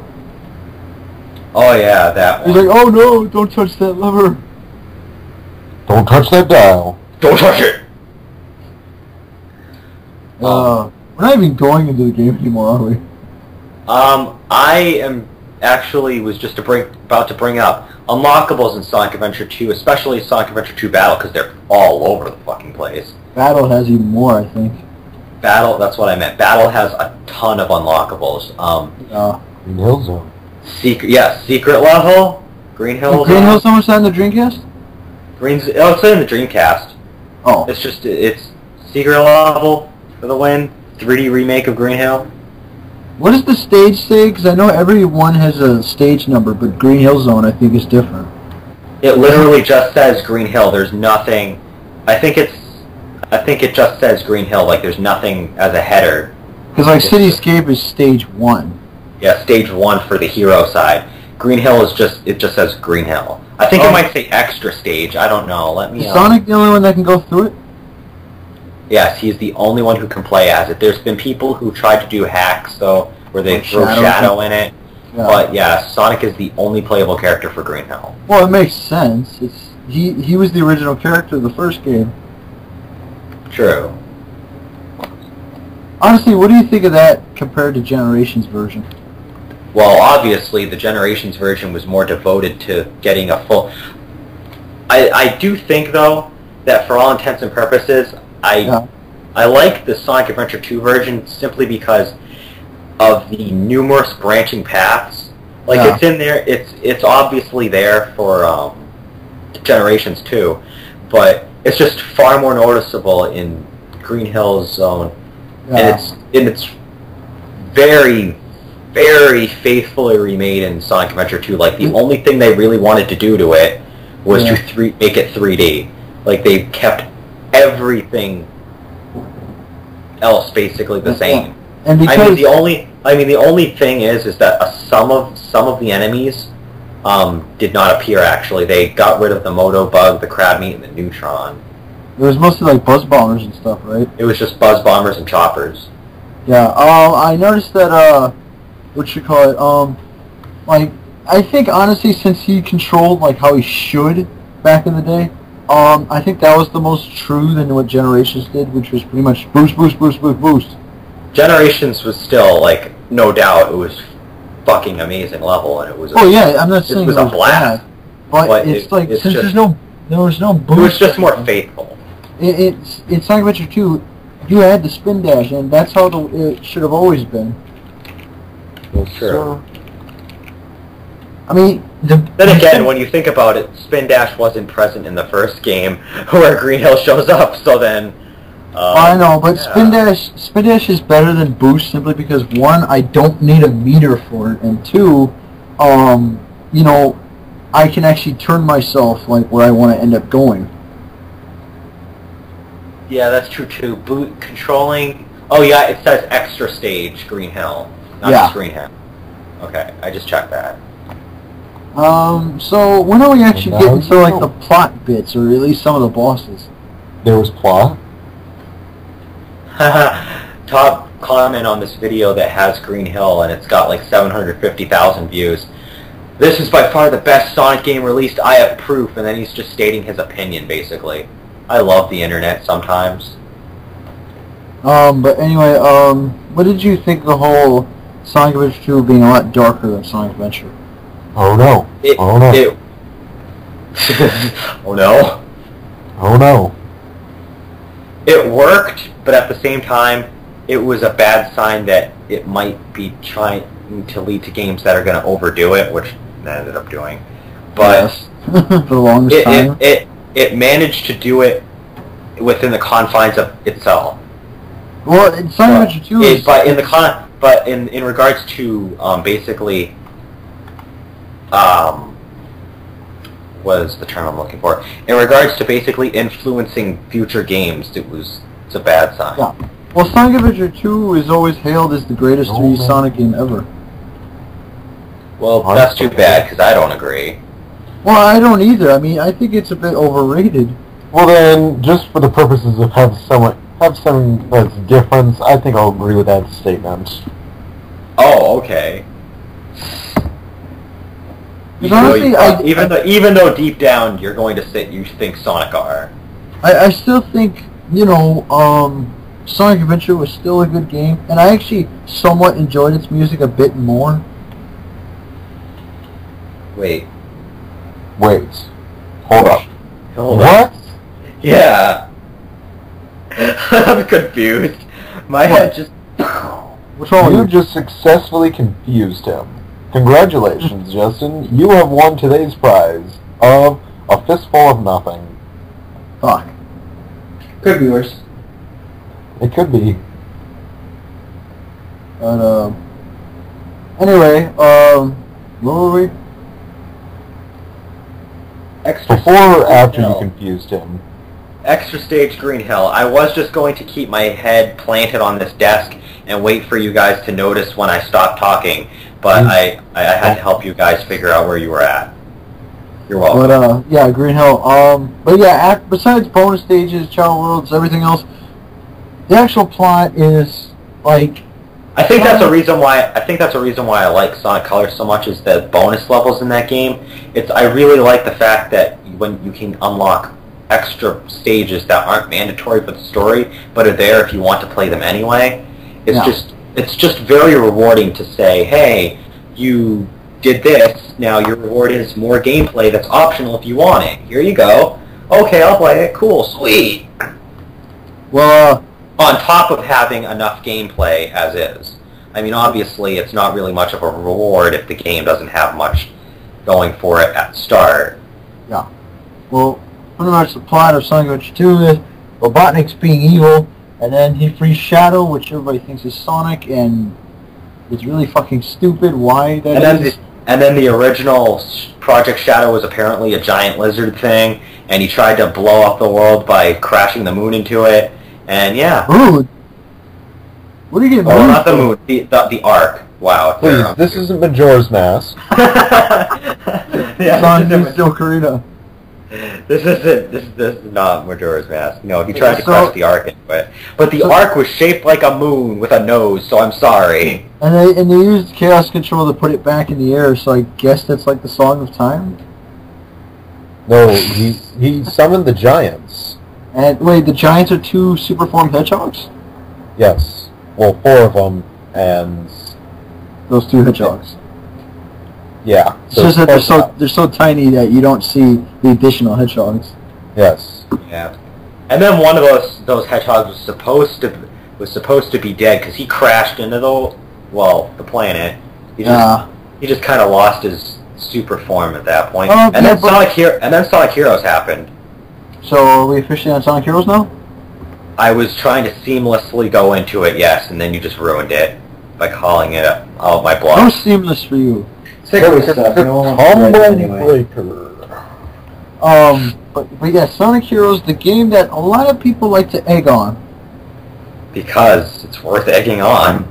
No, In my I opinion. I only think it's worth egging on if you got the PS2 version. I Which had the one's it? GameCube. I had the GameCube version, and I still like to egg it on. Well, you Because- suck. Okay, I'm going to say this now. Getting Chaos Emeralds, frustrating as hell. Stages, completely linear. Like, there was no alternate branching paths. Except in maybe Seaside Hill, there was, like, slight variation. Like, the first couple of zones had some very slight variation, but you pretty much had the same exact static path. Team Chaotix was annoying. The gameplay just did not support, the level design did not support their gameplay. Their gameplay did not support the level design. He wants to get Rose's 50 voice. crabs. 50 crabs. 50 times. I'm just gonna tell you now. I will agree that Chaotix missions were fucking ridiculous sometimes. Depending on which ones. Team Rose, the voice acting and just Yeah, rolling I will say, before I even finished Team Sonic, well, like, as soon as I got ready to finish Team Sonic and fight the final boss, I had already gotten all 7 emeralds. well, I didn't. But anyway, Team Sonic was decent, Team Dark was decent. Final Story was okay, except controlling the final boss fight was actually a pain in some circumstances. Like if you didn't just spam a button, your movement was drastically dwindled. Isn't there a special, you know that thing that says, like, in Sonic Adventure 2, it's like, complete, like, Team Dark if you already did Team Hero? Yeah. Was there a message that said something like getting all the Chaos Emeralds? Yes, actually, if you beat all of if you beat all the team stories, at the end, if you do not have the Chaos Emeralds, it says get all Chaos Emeralds or something like that, and it shows all the characters. Yeah. And that's the only way that you can unlock the last story is if you have all. See, I've never gotten that because I always had all the emeralds. Yeah, it happened to me. I had like 4 emeralds when I beat all 4 of the people's stories because I got like 2 as Team I got like 2 or 3 as Team Rose, and then I got like at least 1 as Team Sonic or Team Dark, and that was about it. I had all 7 by the time I got to the end, so I got the one with something about last story and it shows Metal Sonic on it. Yeah, I didn't get that. I had the Chaos Emerald. So I'm assuming you never fought Metal Overlord. I did. I Oh, beat you him. I've already gotten. I've already fully completed that game. The only thing I haven't done. The only thing I haven't done is A rank at all, and I'm not going to bother with that shit. But That's the only other thing I have to do. I'm not doing that. No, Not that bad. no, Worth it. no. Well, no. you get a lot less missions than you did in Adventure and Adventure 2. Yeah, but the thing is the A ranking. At least it felt manageable to me in Sonic Adventure 2 and Sonic Heroes. Like, I have some levels that are flat out E ranks, and I have no idea how I'm ever going to get them up to an A rank and score. You gotta, I think you need just utter perfection. The thing is for me, I actually prefer Sonic levels relatively short, and Sonic Heroes was actually the opposite of that. The levels for Sonic Heroes were not that short. Final Fortress is a 10-minute level. Actually, it was like a 7-minute level. The mansion levels were like 10-minute levels. They were huge levels. I actually enjoyed Egg Fleet because, I don't know, it just really I didn't say that I didn't like Egg Fleet. I love Egg Fleet. It's probably one of my favorite stages of the game.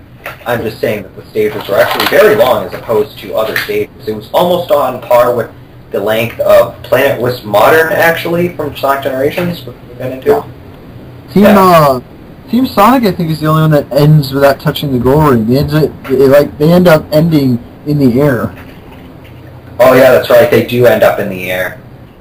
Team Dark, actually, I think they land on a platform. I don't think they hit a goal ring though. Well, pretty much Maybe. all of them, I think, end in a goal ring. But Team Sonic ends up just flying through the air, which I thought was pretty badass.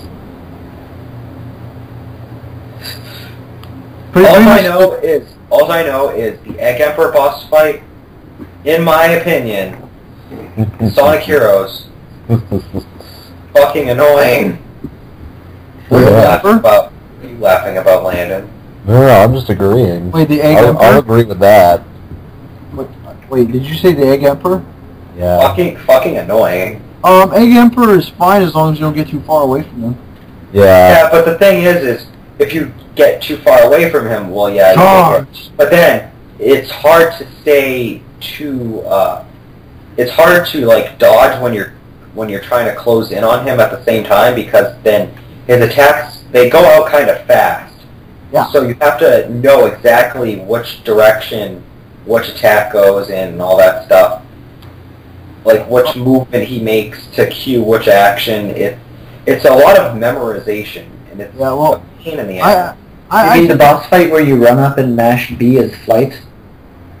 Well, what I ended up doing, no, I thunder shoot his shield, and then I spam him with knuckles. That's when you finally get on the platforms. I'm saying the pursuit sections were fucking annoying for me. You had to do more than one? Well, because he kept running. What I always did was build the team meter up, the team blast, and then and then own him. You spam, the flight character at him for a bit, and then you use that. Well, what I do is, as soon as the battle started, you had to chase him. I chase him for a bit, wait for him to do his 2/ homing attack him at least like twice, and then back off a bit. And then when he got to the platform, wait until you get some distance, because if you try and jump at him right away, you're going to hit him and you're going to fall. I took the long path. I would actually not even bother trying to hit him in the pursuit sections. I'd then go to the actual like platform sections, and I would destroy all the cannons first of all, and then I would just go ape shit in power mode, break all of his allies, and then go ape shit on him for a while. The thing is it's kind of a poorly made boss fight when you know that the only way to beat him is to spam a specific character formation. Yeah. Well, I always end up owning him as Sonic because he's level 3 by then. Yeah. But I mean, it just shows that they kind of rushed that final boss. Like, it works, but at the same time, it doesn't really work that well. It's just kind of there. I didn't really care. I didn't honestly really care for the bosses all that much in Heroes in general. The only two I liked were Egg Albatross and Egg Hawk. Egg Albatross, he basically just goes all nuts on you. Yes. Egg Albatross is a fucking pain in the ass, I'll admit, but he was fun when I wasn't sucking like shit. How do you suck at him? I don't get it. Because I would constantly, like, lose all my rings at a point where, like, it's hard to explain, because I know that it took me a lot of tries to beat him as a specific team. I can't remember. I think it was Team Dark that I had trouble with, but the other teams I didn't have too much trouble with. But it was... I don't really remember. It was just I know that I had trouble with him as one of the teams. Not too certain about that. I don't know, because all you really have to do is spam Sonic on him. Like, try and get all 3 characters to constantly homing attack him, and homing attack his health away.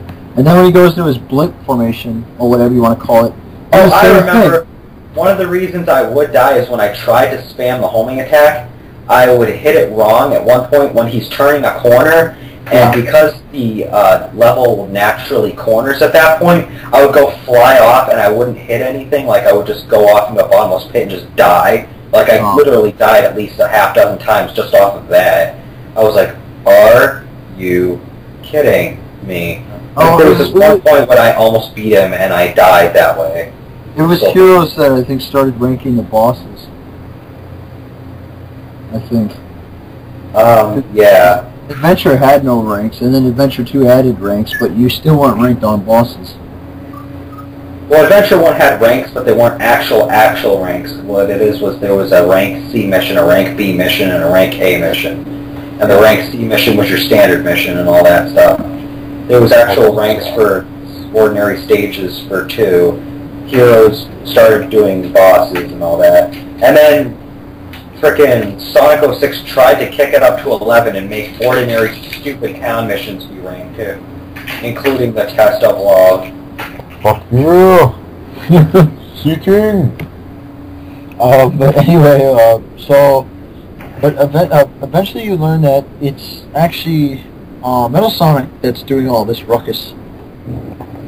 That was actually kind of cool. The fact that they decided to keep the plot more focused on already existing characters, and well, with the exception of Omega, and they managed to basically have the main villains be already existing and established. It's like, drum roll, the god of the week for today is... He already exists. It's like, He already Metal exists. Sonic? What is this shit?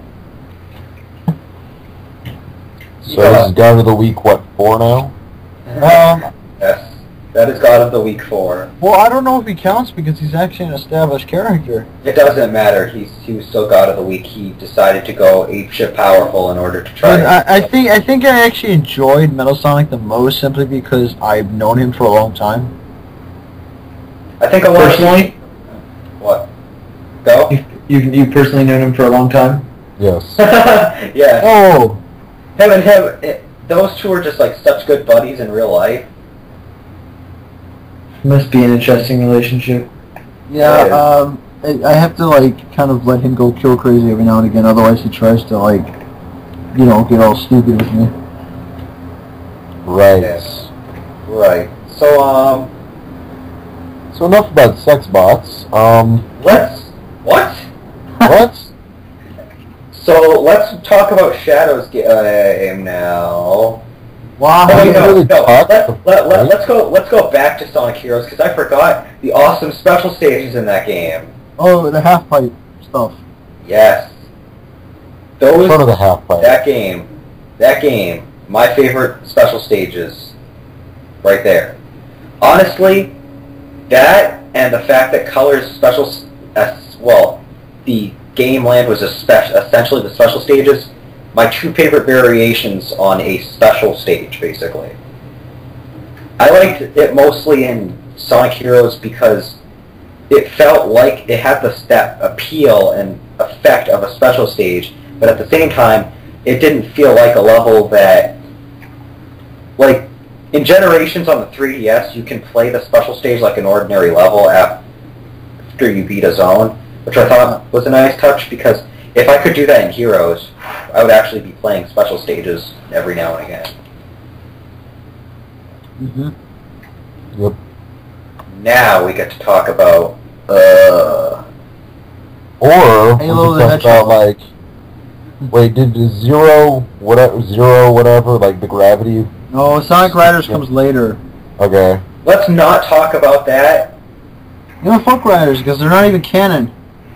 Or we Only- can talk about them. The only reason I decided to add 3D Blast in R were because we were going to have to like skip an entire 5 years of Sonic history, and I felt like just plugging them in order to fill in a gap.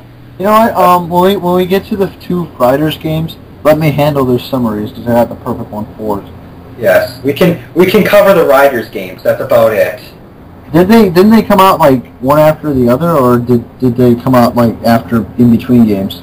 They came out in between games. Sonic Riders 1 came out during After Shadow. It came out after Shadow, before Sonic 06. Yeah. Sonic Riders Zero Gravity came out, I think, shortly after Secret Rings. Yeah. And then Sonic 3 Riders obviously just came out before Sonic Colors did. Yeah. Yeah. All right. So better- Anyway. Yes. Yeah, Shadow. Halo Shadow. the Hedgehog. So I really, honestly, am very annoyed with the fact that he gets a game more than any other character. Like he That already it's gets canon. that it's canon. That's my problem. Knuckles had a game. Tails had a game. Okay. Tails had 2. Tails had And a music maker. But they're Yeah. not canon. No, Tails had Yeah. 3. He had Tails Tails, Sky Patrol, Tails- and Tails Adventure. Yeah. Yeah, and then I said he had the music maker. Oh, okay. Like I said, well, my point is that yeah, they got their own games. That's fine and dandy. That's cool. You know, Yeah. give them their own spotlight. But they weren't actual, like, they didn't add to the plot of the main series. They were meant to just be separate. And then Shadow comes in. He's only been around for, alright, Sonic Adventure 2 came out in 2001 originally. So he was only around for 4 years at the time. And they decide, hey, let's make Shadow his own game, but here's the twist, let's make it important to the plot line of the series. It's like, So- no. Yeah, because, wait, Shadow came out in 05, right? 05, yes. Yeah. Hey, how else would he have the answer to his dark and mysterious past? Well, he wouldn't need the answer to his dark and mysterious past if he stayed dead. He also wouldn't need it if they decided to just clear that up with heroes. They could have easily cleared that up with heroes. Actually, I think the Archie comics actually have a bit with him falling into the earth, just smashing right into it. Yeah, and then he wakes up. Yeah, and it's like... And then he wakes up. There you go. What annoyed me the most, though, is that in Sonic... In Shadow the Hedgehog, the way that... Because you can go along different paths, the game leads you to believe that there's different pieces of the story that you're putting together with these different endings, but many of them just contradict each other completely. And the only true story happens at the last story, and you have to last long enough in the fight without beating the boss to get the full version of the true past behind Shadow. Basically, I've actually done all the stories. Basically, one he's a good guy, one he's neutral, one he's evil, one he's apparently an android, and it's like, what? Yeah. The one with an android is with Omega. That was just mad stupid the way they did that. I was like, wow. Also, honestly, I remember playing this one time, and I was like 14, and my mom... You were 14? I was 14, because it was 2006 when I got the game. Yeah. And I was playing it, and I felt slightly embarrassed when I went through multiple different endings, and they all kind of contradict each other, and they all sounded so stupid the way that Shadow was like, I'm Shadow the Hedgehog, and blah, blah, blah, blah, blah. I was like, oh my god. I was embarrassed to own the game. I'm kind of just, disgusted with myself because I still own the game. I own it still. I don't. I got rid of it. I have to have it just for the sake of having it. I might try to be a masochist and get it, but I don't want to. I really don't. I actually plan on LPing that game. Hey now. Hey now. Okay, I'll let you do it. I guess. I'm already torturing myself enough as is with Sonic. You get to do the few other games that you feel like doing. I deserve a bad game. Exactly. I thought that's why you played Sonic 3 Knuckles. Oh wait, you're just bad at it. There's a difference. Yeah, my there's bad. a difference. There's a difference at bad games and being bad at a good game. But Who said it was good? I do. Oh well, I'm sorry. well, anyway, the thing with Shadow, I don't understand. Also, I don't know why Omega has the same voice actor still.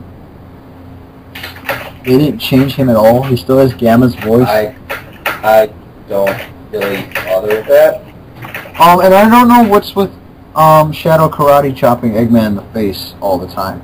I know. Like every time at the end, the ending is the same. He raises his hand up, and then he just kind of puts it down, and then it cuts out. It's like, what? Is his hand supposed to have turned into some sort of energy sword? He slices his head off or something? Why is that? No, you clearly hear like a sound. Judo chop. They have to cut that out. Yes. Why? They got fucking guns. You want to know why? Because they were embarrassed. After all of the violence with guns and energy swords, they felt that the ending being a judo chop would be embarrassing and too funny and not serious enough, so they were like, let's make a dramatic cut out of that. Then it'll be serious. Also, this is the only game you'll ever hear Sonic swear, which kind of pissed me off. Yeah, swears? Yeah, if you KJ also knows this. If you miss the gun or the black arm ship that you're trying to shoot down, he's like, damn it, they got away. Yeah. Yeah, he says that. I actually did that too because that gunship was fucking hard for me to get, so I heard Sonic say that a lot. He'd be like, damn, they got away! And I'd be like, Sonic, shut up, you shouldn't be swearing. KJ says the trick to that is just kill yourself if they get away and the shield strength will be back. No, the shield strength is where you left it. Yeah. It's just you're earlier in the stage, so you have more time. That is hilarious. I should try that. Well, actually, yeah, because if you die in Shadow the Hedgehog, you notice that the music and everything is still going when you respawn. It is. So technically, it's like Halo. You come back the second you die. You respawn. Well, I guess they added the whole gun mechanic. Why not make it like Halo? Because they already got vehicles, which are useless because I can outrun them. Don't disgrace Halo. You can disgrace Call of Duty. You can't disgrace Halo. Well, Call of Duty doesn't use vehicles. True. So, the motorcycle controls like ass. The only I'm sure you know what ass controls like. Yeah, of course he does. He controls it all night long. This conversation just went M-rated. Anyway, The yeah, stages, pretty much. the stages in Shadow's game, which you had to travel along for that whole thing there. Yeah. Thoughts on those? I think the most interesting, honestly, is Westopolis because it's the first one. It's under siege. Yeah, Like I thought that. the more into the city you go, like you got all these airstrikes coming down. Boom, bombs blowing up, bitches. So I thought that was pretty cool. My favorite stage was, I think, I'm trying to think. It was probably the second one on the normal path, that ruined area. Well, that was fun. Yeah. That was a decent one. Well, the one with the before Crisis City with the tornado. Crisis City? Crisis City is Sonic 06, sir. Well, I'm saying there's a sand tornado. It's just not a fire tornado. Oh yeah, that one. Yeah, and you got Knuckles, Knuckles is the one who points out there's a tornado instead of Sonic. The whole city's on fire! That tornado's carrying a car! Shut up, Sonic. That tornado's made of sand. Find the computer room. Like, that meme hasn't been established yet, you knucklehead. Where's that damn fourth Chaos Emerald? Oh yeah, that's where most of the Sonic memes came from. Yeah, Shadow the Hedgehog's game was where the memes came from. Yeah, and it only went on from there. Got worse. It didn't get better. This is where Jason was at his worst. Yes. It's because it was they were just starting to do voice acting for the game, so... Like, I honestly can understand. When Ryan first started, he wasn't nearly as bad. That's because 4Kids has bad voice actors. And freaking Roger's first time out was actually pretty good. Like I said, first time being voice actors. That's all I can tell you. It's 4Kids voice actors. Oh, goddamn! I'm glad that's over. I mean, and then it was all just a dream. I know it got better by the time Unleashed came out, but by then the damage was done. The damage wasn't done enough. They could have gone worse. Oh no, not after 06. That was it. Honestly, I do not mind Sonic's voice in 06. It's everyone around him. Yeah. And Green, please. Especially since Dan Green was also Mephiles, so that made it even cooler. Yeah. He decided, hey, I don't have enough voice... I'm not voicing enough characters in this game, so I'm going to voice more than one. I really don't think he decided that. I mean, no, they typically hire like joking. 8 voice actors for... I'm joking. There's a reason why Knuckles... Your joke was hilarious, indisputably so. There's a reason why Knuckles comes in only after Mephiles disappears, or, any other reason, is because you cannot have 2 Dan Greens in the same room. It's just too awesome. It's like dividing by 0. What? It's Something true. like that. Oh, it's true fact? It's like dividing by 0 while 2 Falcon punches collide. Now, seeing as how we don't really care about Shadow's game, and What are you talking we're talking about Sonic 06 already, Elise and how annoying she is. How can we go into this without spoiling it for you? You mean the most amazing character ever made for a Final Fantasy game? I like how you build it up and then mention Final Fantasy game. Bravo, but this is a Sonic game. Oh, wrong video. Sorry, let me leave for a moment. Oh, this mic got loud. Oh, this is probably because I moved closer to the computer. Since we're on this topic, I know that Paul has a little law, basically, for characters that are not important to the story in any way, shape, or form. This? No. The Staplehammer Universal Law of Video Entertainment states that there will be at least one character in any video game who could be replaced with boobs at no detriment to the plot. Yes. And this game's boobs is Elise. Which would be okay since it's finally not an animal, but she's fucking useless. I just find her fucking annoying, is what. I mean, But I don't think she's getting any action at all. I hope not, because I don't fucking want it to be in that game. The thing I find funny is she basically breaks the entire... Awesome. She breaks the entire game plot-wise in more ways than one. And like, I just did this video with 3 tests, and The instant transmission. Alright, she's supposed to be with Eggman on his egg ship there. That one's an illusion, I keep telling you guys. And then she's magically in front of the portal Which you missed. when you're doing the test of love. It's like, how is You that? didn't see. You went straight for Amy. It's like, how does that work? You I said honestly- you didn't know she was there? I honestly believe they wrote the story right, and then but they didn't write it all in one go. Like, they wrote parts of it, and then when they threw it together, they forgot that there was some loopholes. There was some plot holes. They didn't The really. structure got confused. Yeah. There was structure?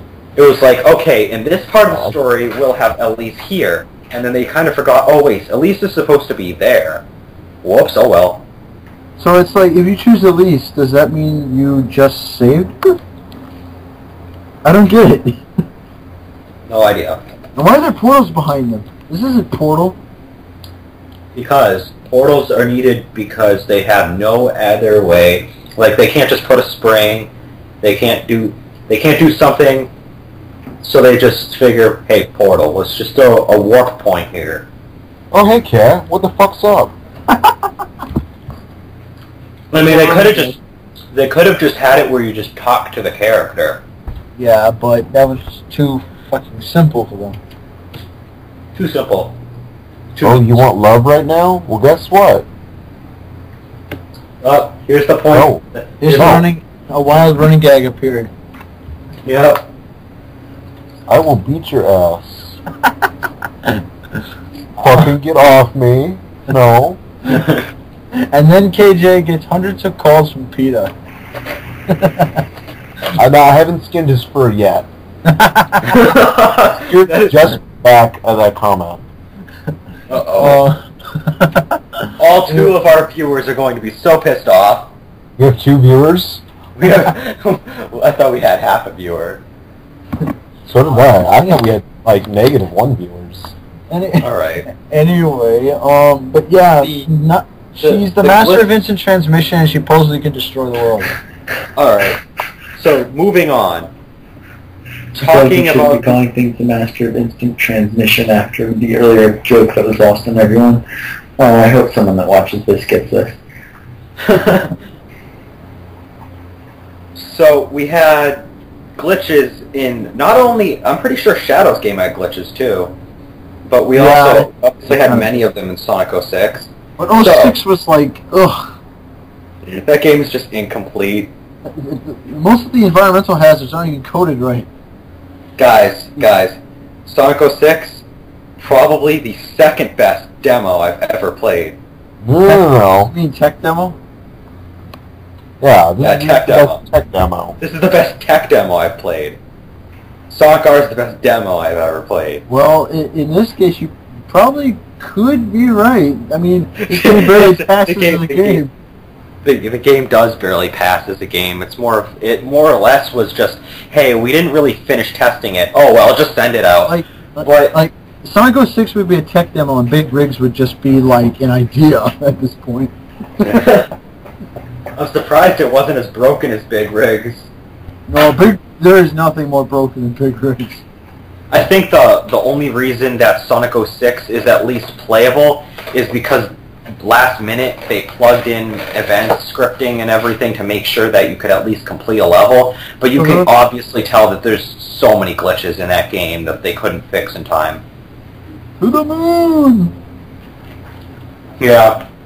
Being able to break through the boss fight invisible wall with Silver was just funny as hell. Sir, I believe you mean to the Ark. Yeah, why not? Yeah. See if you can reenact Adventure 2 while you're going up there. Oh, and try Sonic Adventure 2 didn't go right. I want you to do it again. To the Ark. Except with Jason Grist's voice, which actually is a nightmare now that I think about it. And Sonic would be the only character on the Ark, so it would be even worse. Actually, that's only if he doesn't get impaled by the nose as he goes up. I could just see it. Oh, my spleen. Oh yeah, we forgot about that pointed bit. Oh well. You'll shake it off. It's like, hey, at least you can breathe in space. Because apparently that's possible. Yay. Yeah. So how can we talk about... What the hell was that? Do we want to talk about Sonic and Secret Rings? Yes. No. Please no. Yes. No. Yes. No. Well, I'm the only one who can talk about it, because I'm the only one who beat it in 2 days. I'm pretty sure KJ can talk about it. I can talk about a little bit about it. I'm not going to want to. Well, pretty much, Sonic and Secret Rings, trapped in a storybook, no idea why. Sonic shot with an arrow, and apparently, instead of just killing him, Razor Jin, which is the main villain, decided it'd be better to just watch him burn out. I don't know why. And he gets shitty control, and that's pretty much it. Well, yeah, it I didn't want that out. Most of the game is just trying to collect, it's like plot, some boss fights, and then discovering you need all the world rings to even beat the game, and then you fight a Razor, you get a fake ending, fake credits scene thing, whatever you want to call it, and then you got to get all the 7 world rings. It took me a day to beat a Razor Jin, to get all the way up to him, and then I went to bed. And then the next day I got all the world rings, fought a Razor Jin for the final time, became Dark Spite Sonic, kicked his ass, and that was it. That was the end of the story. Good Pretty story. much. There's not really a whole lot in there. Yeah, it wasn't. It's a short game. It seems it's just I have no desire to finish it. I actually But 100%. one game that I did manage to finish, and for some reason I own both different versions, because there's multiple different versions of it, was Sonic Unleashed. Yeah. Sonic Unleashed was so weird though, because when you first play it, it controls so different than any Sonic game before it. Yeah, because it's like, oh, those adventure moves? Yeah, they're not here anymore. Not here anymore. There's things that you gotta learn how to drift, you gotta learn how to boost. Sonic is now a car, have fun with it. And he's also got a stomp now, and a wall jump. Sonic Drift. He got his wall jump back from Heroes, except now it's more vertical than horizontal. Yeah, it's vertical based. He's got a stomp. He has a stomp. I love the stomp. My friend Julian loves the stomp so much so that he spammed stomp with Sonic Colors when he was playing it. He was in Aquarium Park and he just spent a whole minute stomping on one area. I'm like, dude, you're not getting anywhere. Just stop. He's like, I get it. Well, stomping is actually handy because it can kill your momentum in a hurry in case you overshot your jump. And actually, I noticed Planet Wisp Modern in Generations, someone has a speed run 2 minutes and 20 seconds. Oh, I just did that too. and they have to stomp and do really, like, they have to utilize the stomp in order to get that time, because if they just did the jump, their landing would be slower. Yeah. Well, what you call it? I actually just did that speed run. I just wanted to see if I could mimic everything he did. I screwed up the first time because I hit that stupid ramp you're supposed to jump over, but I managed to get it the second time around. It's just so hard to play it when most of the level is invisible. It is. So back to Sonic and Secret Rings. Yes, we're not there. We're almost at Generations. Don't worry, guys. Don't worry, I wasn't worried. I don't want to talk about Sonic and Secret Rings. Can we not? That sucks to be you, then.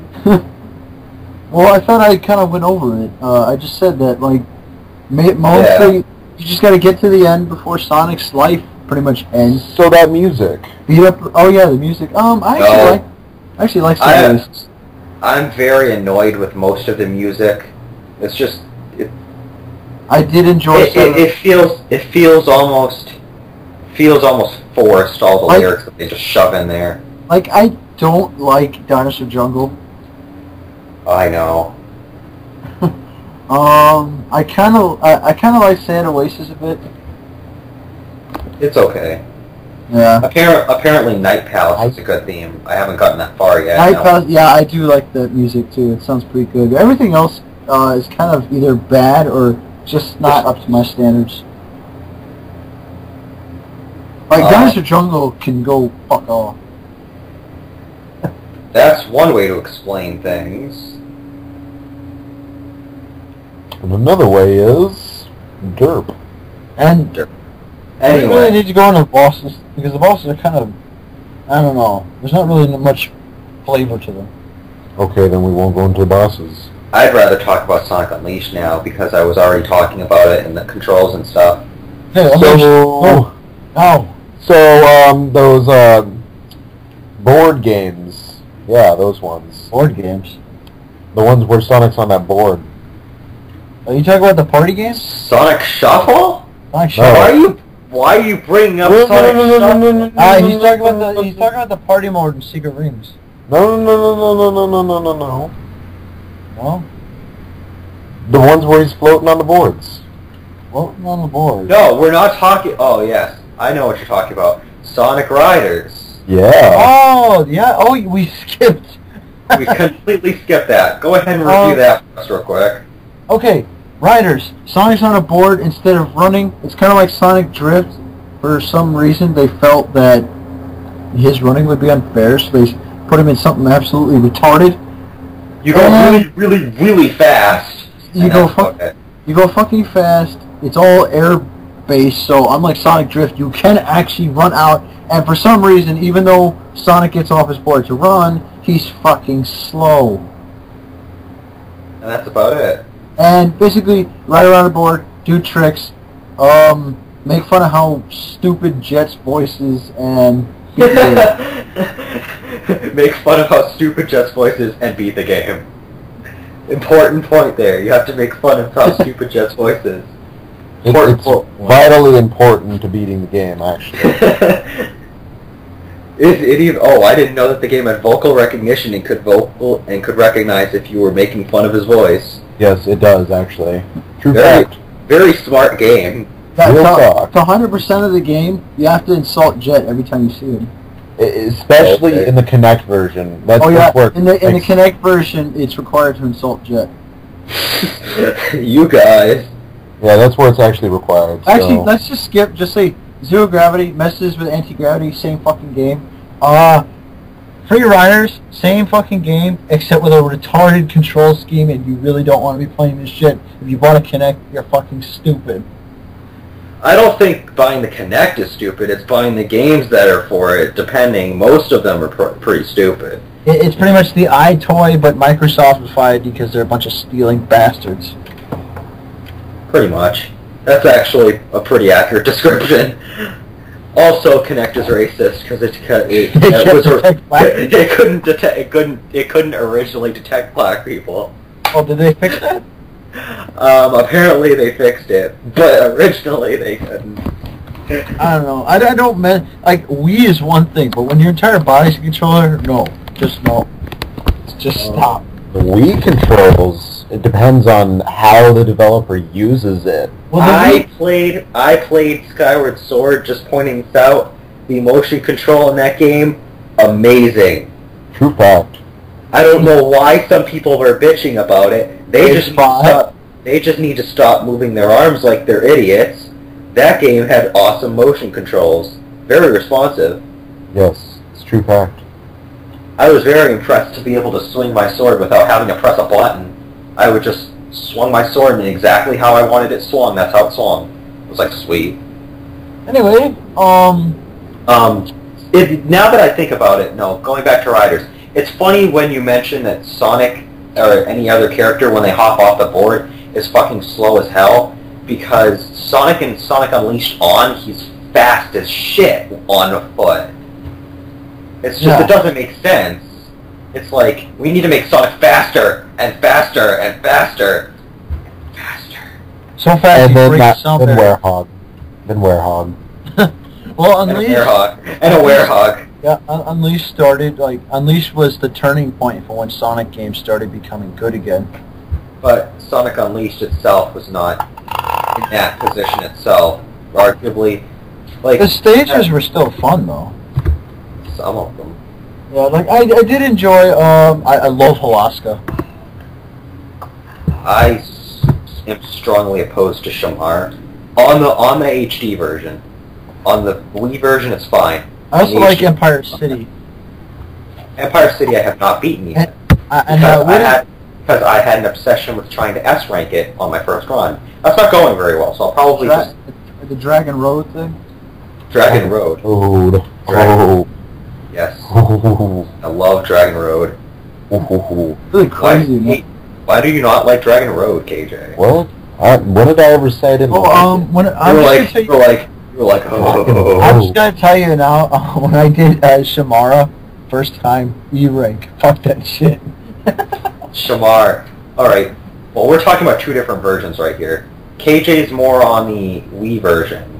Yeah. I'm more... I know both versions, and you Justin, you know the HD version. Yeah. So I'm kind of the bridge here.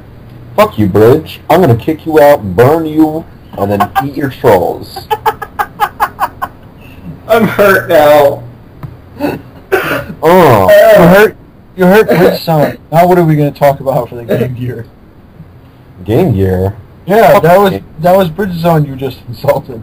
Oh, well, fuck the Anyway. Anyway.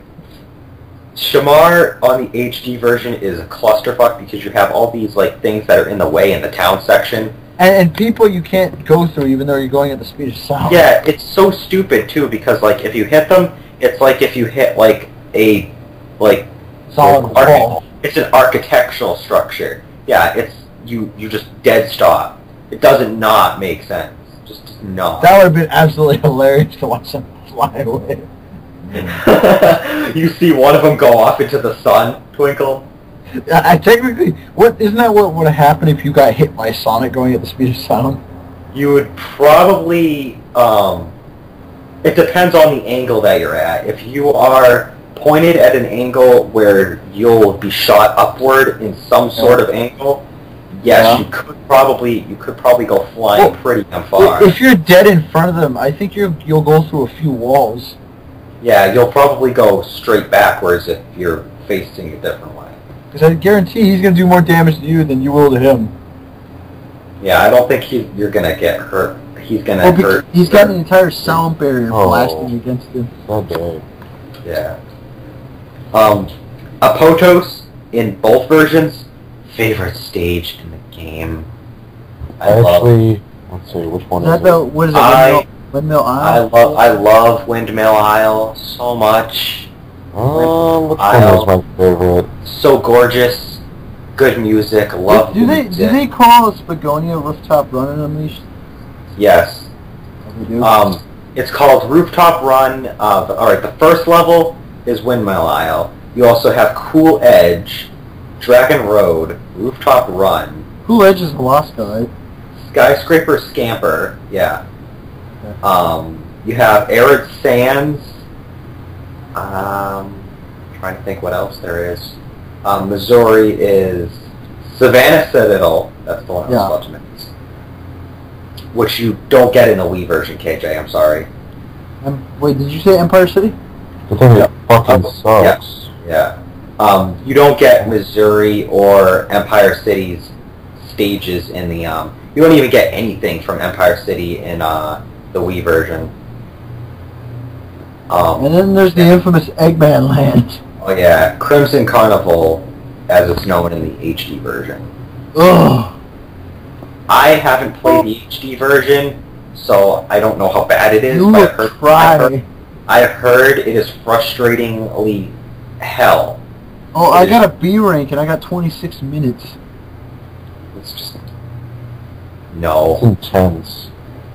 That reminds me, the stages in the Werehog stages in the different games, in total their length is basically the same, but it's broken up in the Wii version. In the Wii version you have what amounts to shit tons of stages. You have shit tons of stages, but they're all like 5 to 10 minute stages each. They total up to about 40 minutes of gameplay, depending on the area that you're at. Mm-hmm. Honestly, the length of them isn't too bad. Really. Yeah, the length of them isn't too bad, but there's just so many of them. Unfortunately, they add up to what amounts to one nighttime level in the HD version. You get one nighttime level per region. And those can be anywhere from the first early ones are like 10, 15, 20 minutes. The later ones end up as much as 40 minutes, sometimes 50. See, and I think that's the nice thing about the Wii version is I don't think I'd be wanting to play one level for 40 minutes, yeah. 40, 50 minutes. Like, I actually wish that, like, the daytime stages, I personally think they're more exciting in the HD version, so I like them more in the HD version. There's more speed. But the Werehog levels, I honestly prefer the Wii versions better because they're broken up better. They don't feel like the whole forced combat is there in the Wii version compared to in the HD version, but the hit detection is better, and the. Well, you talk about like how the HD version gets like one long night stage. I'm talking about differences overall. I'm talking about the differences overall. The night levels, the enemies in the HD versions have poorer hit detection. The level design is oftentimes atrocious in the HD versions.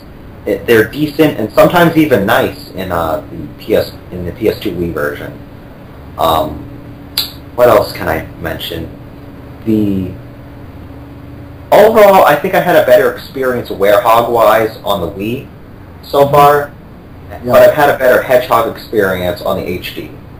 So, would you say, wait, is Unleashed the last game to appear on the PS2?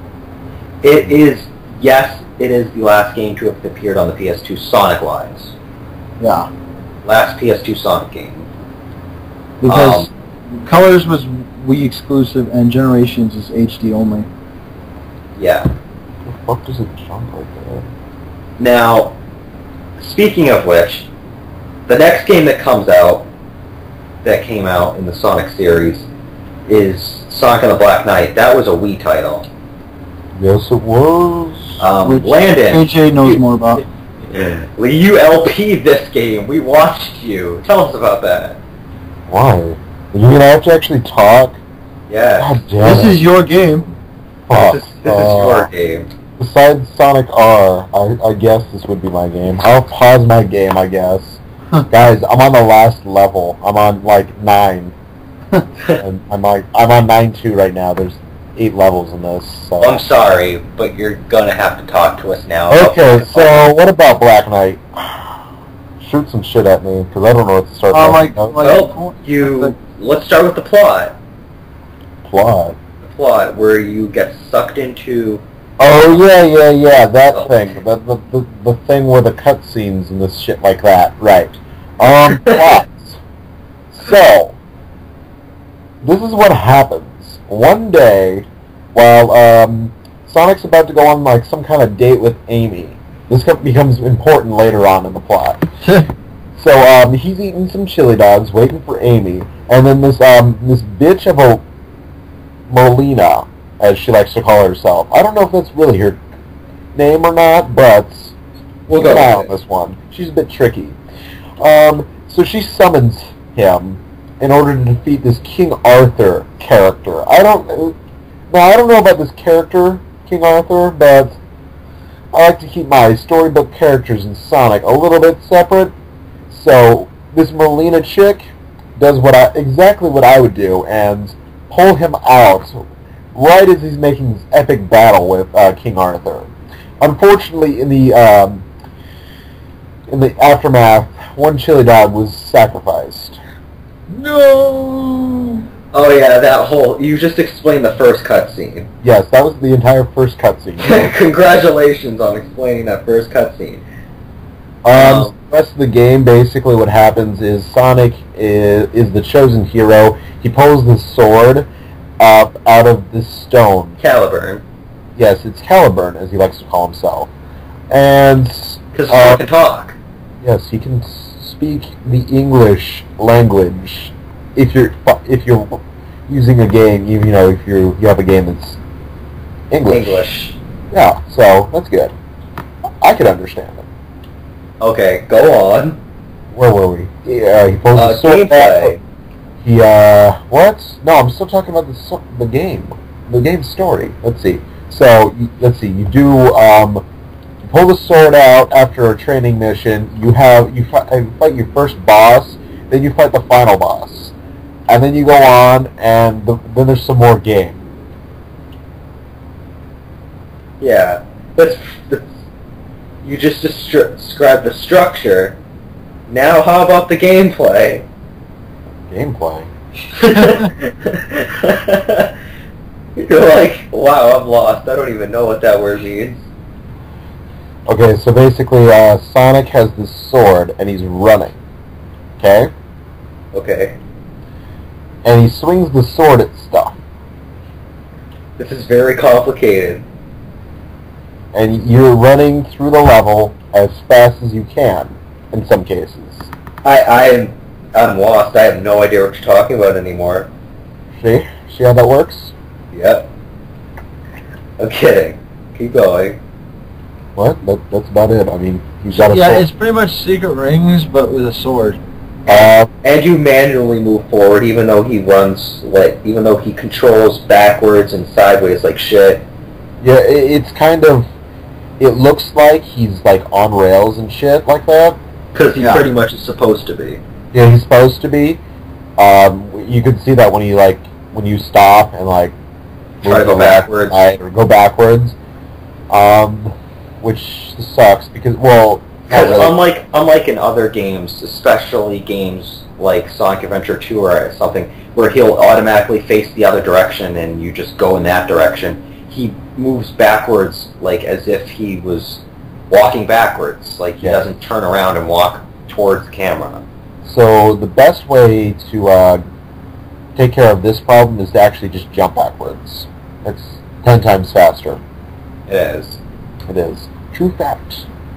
True story. No, this is true fact. That wasn't a story. This is factual stuff. It's so true that it's fact. It's so factual that it's true. Yeah, pretty much. So, jumping, movements, controls. Fighting a final boss like 3 different times. Okay, so technically there's only one final boss, but technically there's this other guy that you fight twice, that's King Arthur. This character guy, I don't trust him. Mostly because he's an illusion conjured up by Merlina's grandfather, Merlin, to keep the country going, or a kingdom of whatever bullshit going on for, like, eternity, or something like that. Now, you should tell us about the plot twist at the end. Plot twist at the end? Yeah. At the end, or in the middle? I mean the end. The end. Oh, you mean the fact that Caliburn is actually, you know what I'm talking about. No, I'm talking about, like, the end, where... That's what I'm talking about. You know, how Caliburn's actually, No. I was going to say the whole part where we find out that the whole thing... Yeah, that's what I'm talking about, how Caliburn's, and then because he's, I don't... he decides who the real king is. That's what you're talking about. No, Yeah. I'm talking... No, I'm talking about the whole point that at the end and after the last final credits, you learn that the whole story was actually just a lie. Hey, it wasn't a lie. Yes, it was a story. It was a story that Sonic was telling to Amy. I would believe Sonic. The plot was a lie. The plot was the cake. truth. The cake was also a lie. You, sir, can shut up about that. Wait, no.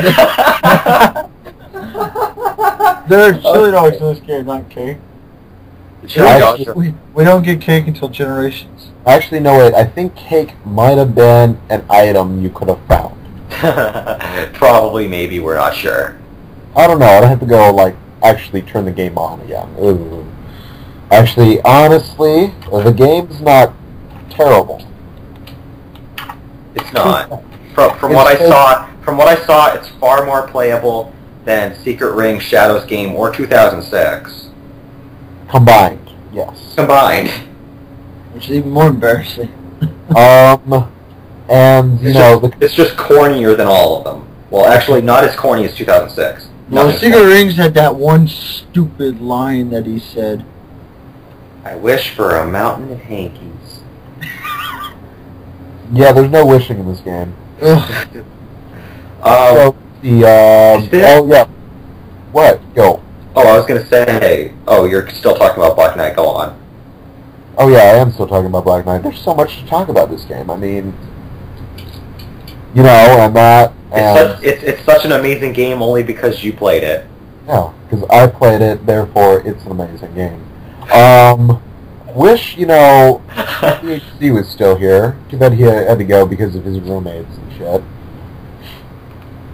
If you didn't notice. Oh, did he take off? I didn't notice. I just kind of noticed. Yeah. So, because he's the other one that played this game. Out of all of Sonic's spot on GameSpot. Only 2 people. Essentially played the game that I know of. That are important to me, kind of. You're important to you, obviously. Said kind of. Kind of. Where was I? Oh yeah, there's the boss fights where you can fight Blaze, you can fight Dan Green, and you can fight Emo Kid Hedgehog. Sir Lancelot. What? No, there's Sir Lancelot. No.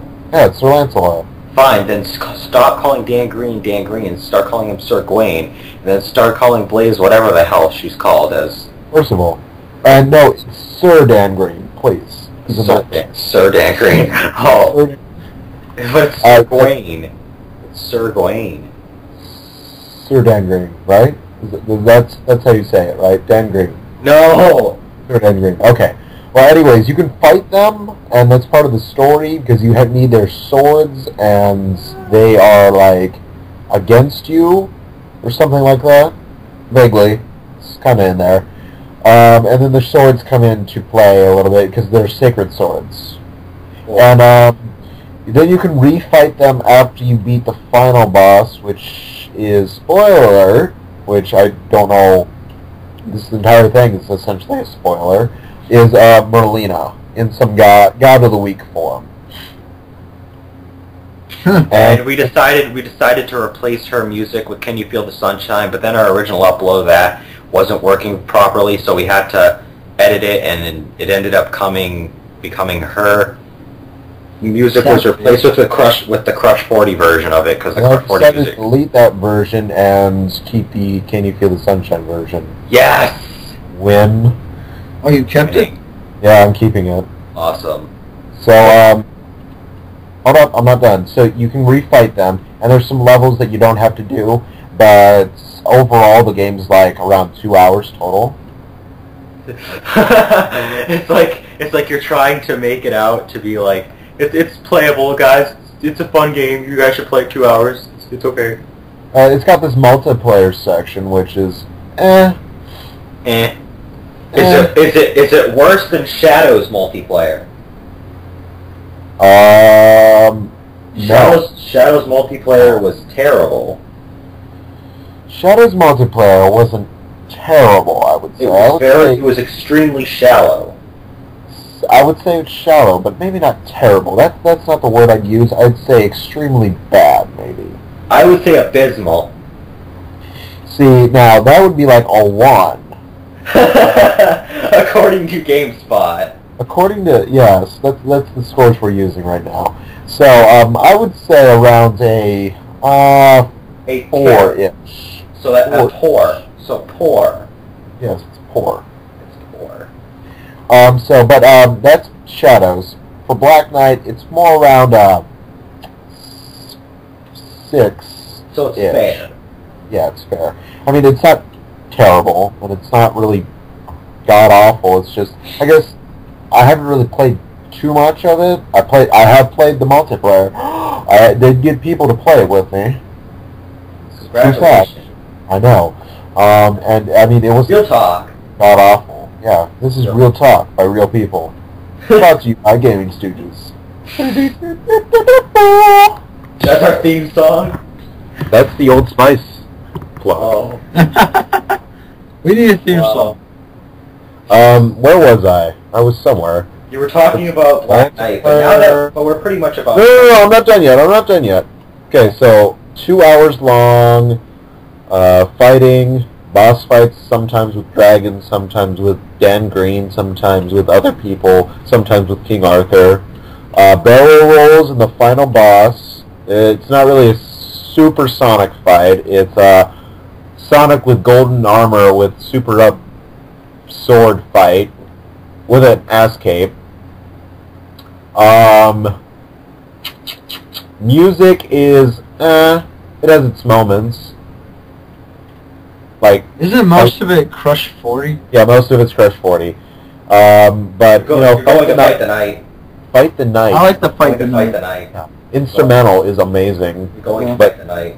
Yeah, we're going to go fight the night, guys. Oh yeah, and a little bit about how King Arthur's like, you're only good at running away, and then the entire boss fight. What the fuck are you doing? Running away. Running away. I love that. I love that. It's just, yes. Thank you, King Hypocrisy. Hypocrisy is awesome. Thank you. Where was I? So we got King Arthur running away. We got all that other bullshit. Graphics. That's something I wanted to actually talk about. So something we haven't really been talking about, I think, is the artistic style and graphics in recent games. So I personally think, coming from the Wii user side of everything, from generation on, Sonic's really been pushing the graphics each year, and Black Knight has its moments where it looks really good, like that open field of, Windows. Windows background. Yeah, it's Windows 2.0. The Stonehenge thing was awesome. It was probably the most redeeming factor of that fight was just the fact that it took place at Stonehenge, and the detail given to the rock formations was just, it was pretty impressive. See, and it's better when you don't have the shit quality that I was using at the time. Yeah. So, like if I was playing it on like a widescreen, nice TV, it probably would have looked freaking bitchin'. Yeah, or like I play on this SD TV for most of my games, only when I'm not recording, and I mean it looks great on that, honestly. Graphics are good. I mean, like some of the artistic styling in the recent games have been pretty good, but more on that later, really. There's something I wanted to talk about. Oh yes, other characters to play as. The characters that you beat in the little like night duels, basically. Yeah, you can play as Sir Lancelot, Blaze, and Sir Dan Green. I like how you only call Shadow by his actual character name in the game. Shadow's in the game? God. Fuck. Okay. and yet we're going to call Blaze by just flat out Blaze. Blaze? Who's that? But you just said it was Blaze. 6 seconds. 6 seconds. Oh yes, quick tidbit. The first fight with Sir Lancelot, because there's 2, is I think that's the easiest boss fight in the history of boss fights of Forever and beyond. Beyond! Please be quiet while I'm talking. Okay. Especially during my pauses. But you weren't talking. I said, especially during my pauses. Dramatic pause, please. Okay, so 6 seconds that's about how long, it takes a competent player to play it. No, really. It's like really short if you know what you're doing. Terribly bad. God. But the control-wise, Blaze is the speed character.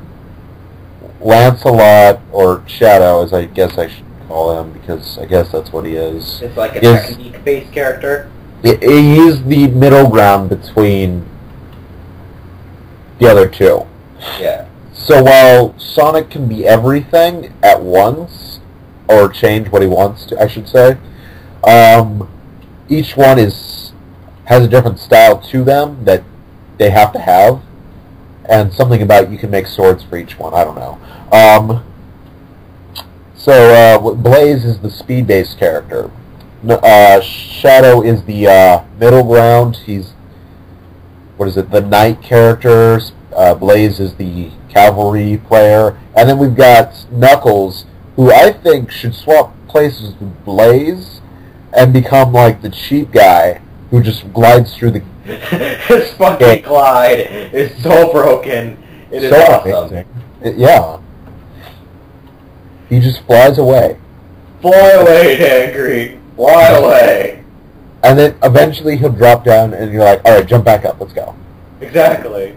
That's how he controls. So if you need to get somewhere in enough time... If you need to get to point B, Knuckles it. Knuckles that bitch. And now if you want like stars and shit, which is your ranking stuff, it depends on your style. Yeah. Don't play as Knuckles, because you have to actually fight shit. And you're going to be much more tempted to just glide over everything. That's what I do. So I always get 1 or 2 stars as him. Alright, so... Wait, what? Go. I thought we were going to move on. You're still talking about Black Knight? Yes, I can talk about this game for hours until I get bored and die. Go on. I think there's one last comment I wanted to make about this game. See, voice acting. Voice acting was okay. CGI cutscenes were okay. I like the storybook. I actually like the storybook characters. You guys can go fuck yourselves in the ass hard together right now. Go. No! No thanks. Okay, then you can be quiet for a moment. I thought they were okay looking. They had that feel of the storybook style, and it made sense. It made sense coming up being a storybook sequel to Secret Rings, which had those heavily. So it would have made sense to obviously have those kind of cutscenes in the second game in that series. Yes, so... I see the point, I just don't like the aesthetic.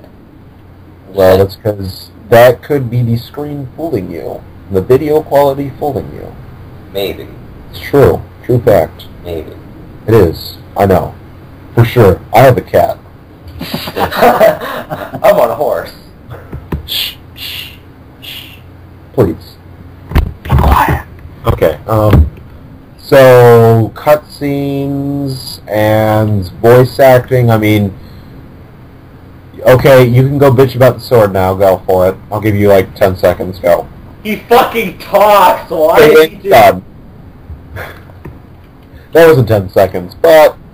Why does he have yes, to the talk? sword talks, oh my god. Fucking annoying sword, too. He doesn't do anything but bitch. And then he decides to change his attitude and just be like the nicest guy during the last cutscene.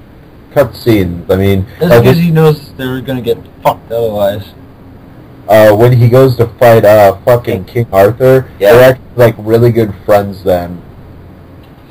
I honestly think that the sword is very, very emotionally unstable. It's bipolar. I think the sword is a fucking amazing character for one scene, and that's when Blaze is about to commit suicide. Yeah. Sonic jumps down, grabs her, sticks the sword into to the rock, alright? And then he's like, the sword's like, so pretty much cock blocks them. I just find that scene fucking hilarious from the sword's point of view. Yeah, because like Sonic and Blaze are having an intimate moment, and the sword's like, yeah, you guys can stop that now. I'm stuck in a wall. It's like, god damn it. But other than that, hold up, I'm thinking. Multiplayer, there's the item collecting, which is good for like swords, and there's items you can equip to your person. Wake me up when it's over. To change shit. There is rankings you can do. I'm being as thorough as possible because I want this game to be the fucking longest. Except I can't because we're not going to be talking about it for fucking half an hour or whatever.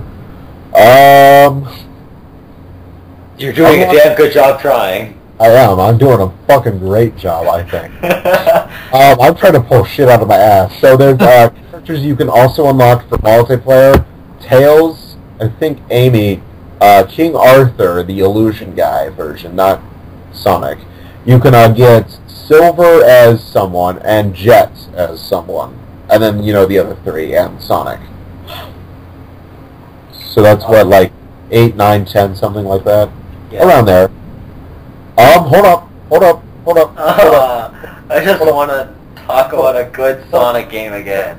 We are talking about a good Sonic game. No! Hold up.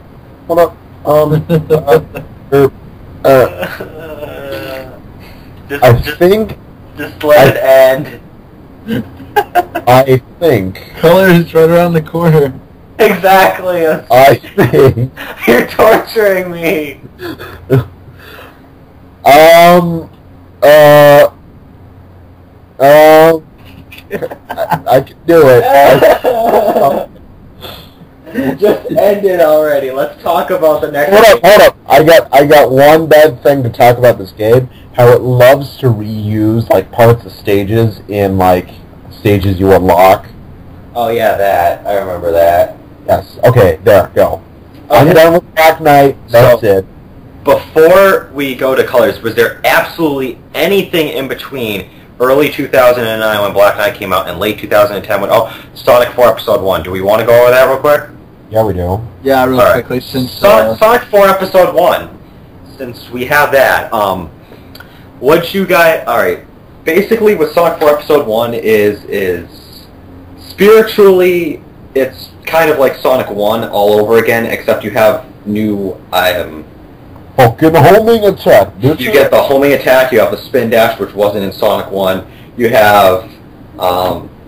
Sonic's model is more the modern Sonic, and the stages are pretty much just copy-paste of old Sonic stages with new like set pieces and stuff. Splash Hill is basically Green Hill, and it's kind of almost like Emerald Hill too. Yeah. Yeah, bro. Casino Street, obviously Casino Night. Mad Gear Zone, Lost Labyrinth, obviously Labyrinth Zone, and Mad Gear, Metropolis Zone, basically. There's more green. There's 3 acts to a zone, and then there's a boss act, separate of those. So it's a lot like Sonic Advance 3 in that regard, which will be in a different conversation altogether. Maybe we won't have it, because I'll delete it. I love how Mad Gear also perfectly replicated Shellcracker's broken hitbox. I like Mad Gear's music, and Shellcracker, just saying, he wasn't as broken in this game. Not as broken. Could have been more broken. We could always make them more broken. Exactly. Every They could have made his claw like the size of the screen if they wanted to. Imagine that, trying to pass by a shellcracker who had the claw the size of a screen. Oh, what is, do you think, honestly, am I the only one that moaned that they made Sonic 1 special stages even worse now? I honestly liked them more in Sonic 4 because you tilted the screen itself instead, the stage itself, so it was easier to control, but at the same time, the music was so fucking boring. It was just like lullaby tune. It was even more lullaby than 1. Like Sonic 1's special stages, the music was okay, but Sonic 4's was just boring as shit. Episode 1, so, please. Episode remember. 1. Remember. Sonic 4 Episode 1's special stages were just boring as hell. Like the music to it just music-wise, aesthetically, it was alright. It was kind of... If you saw Sonic 1 special stages, you saw Sonic 4 Episode 1 special stages. Essentially, in a nutshell. In a nutshell. Almost, basically. Yeah. But... So how about the floaty graphics? I mean, floaty, you know... The physics, yes. Hey, if you want to, you can basically stand on a wall if you're just not too far up it. If you want, you can spin dash to get momentum that you never had. You can... Rolling into a ball doesn't really do anything. Homing attack for the win. Basically, it's funny that Sonic 4 is supposed to be a spiritual successor to the original Sonic games, yet physics-wise, it does nothing like the old games. Green eyes! No. You can leave. It's not the green eyes, dumbass. You fucking queer. Fucking I had to make that joke at least once. prejudice. Prejudice against green eyes? Seriously? Come on now. Smack a bitch in here. Smack a hoe up. But yeah, the physics, like the momentum, it just feels wrong for some reason. Yeah. Want a specific reason? Yes. Because they designed it bad. Kind of. Pretty much. Like, when he gets top speed, then it feels alright, but building up to that top speed feels kind of clumsy by comparison. Like, if you're just straight running, it's like, let's go, hurry up, let's go. Yeah, he doesn't really build up as much speed as he does in the older games. He's actually pretty slow by comparison. The only way to go fast is to spin dash and shit. Or if you use the homing attack, you'll get like an awesome running start on the next ledge that you land on, and you'll just like blitz by the next part of the level, which doesn't make any sense since if you try to get a running start on any regular stretch of land, you don't really go that fast. Like you have to homing attack into a run in order to gain speed. It's sad. The homing attack is actually one of the I'm key... gonna go to the bathroom. Okay.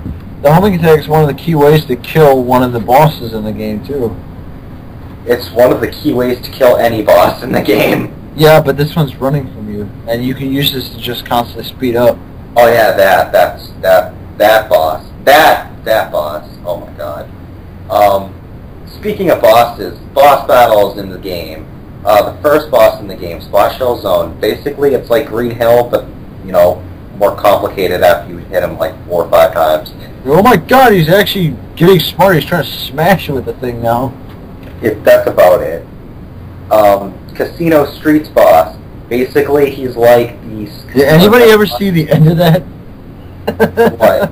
Oh, yes. Yeah, I have. Oh, wow, because I just nail him before he even gets to anything. Yeah, I see it. What he does is, for his pinch move, he basically, like, starts spiraling around the screen, and he has, like...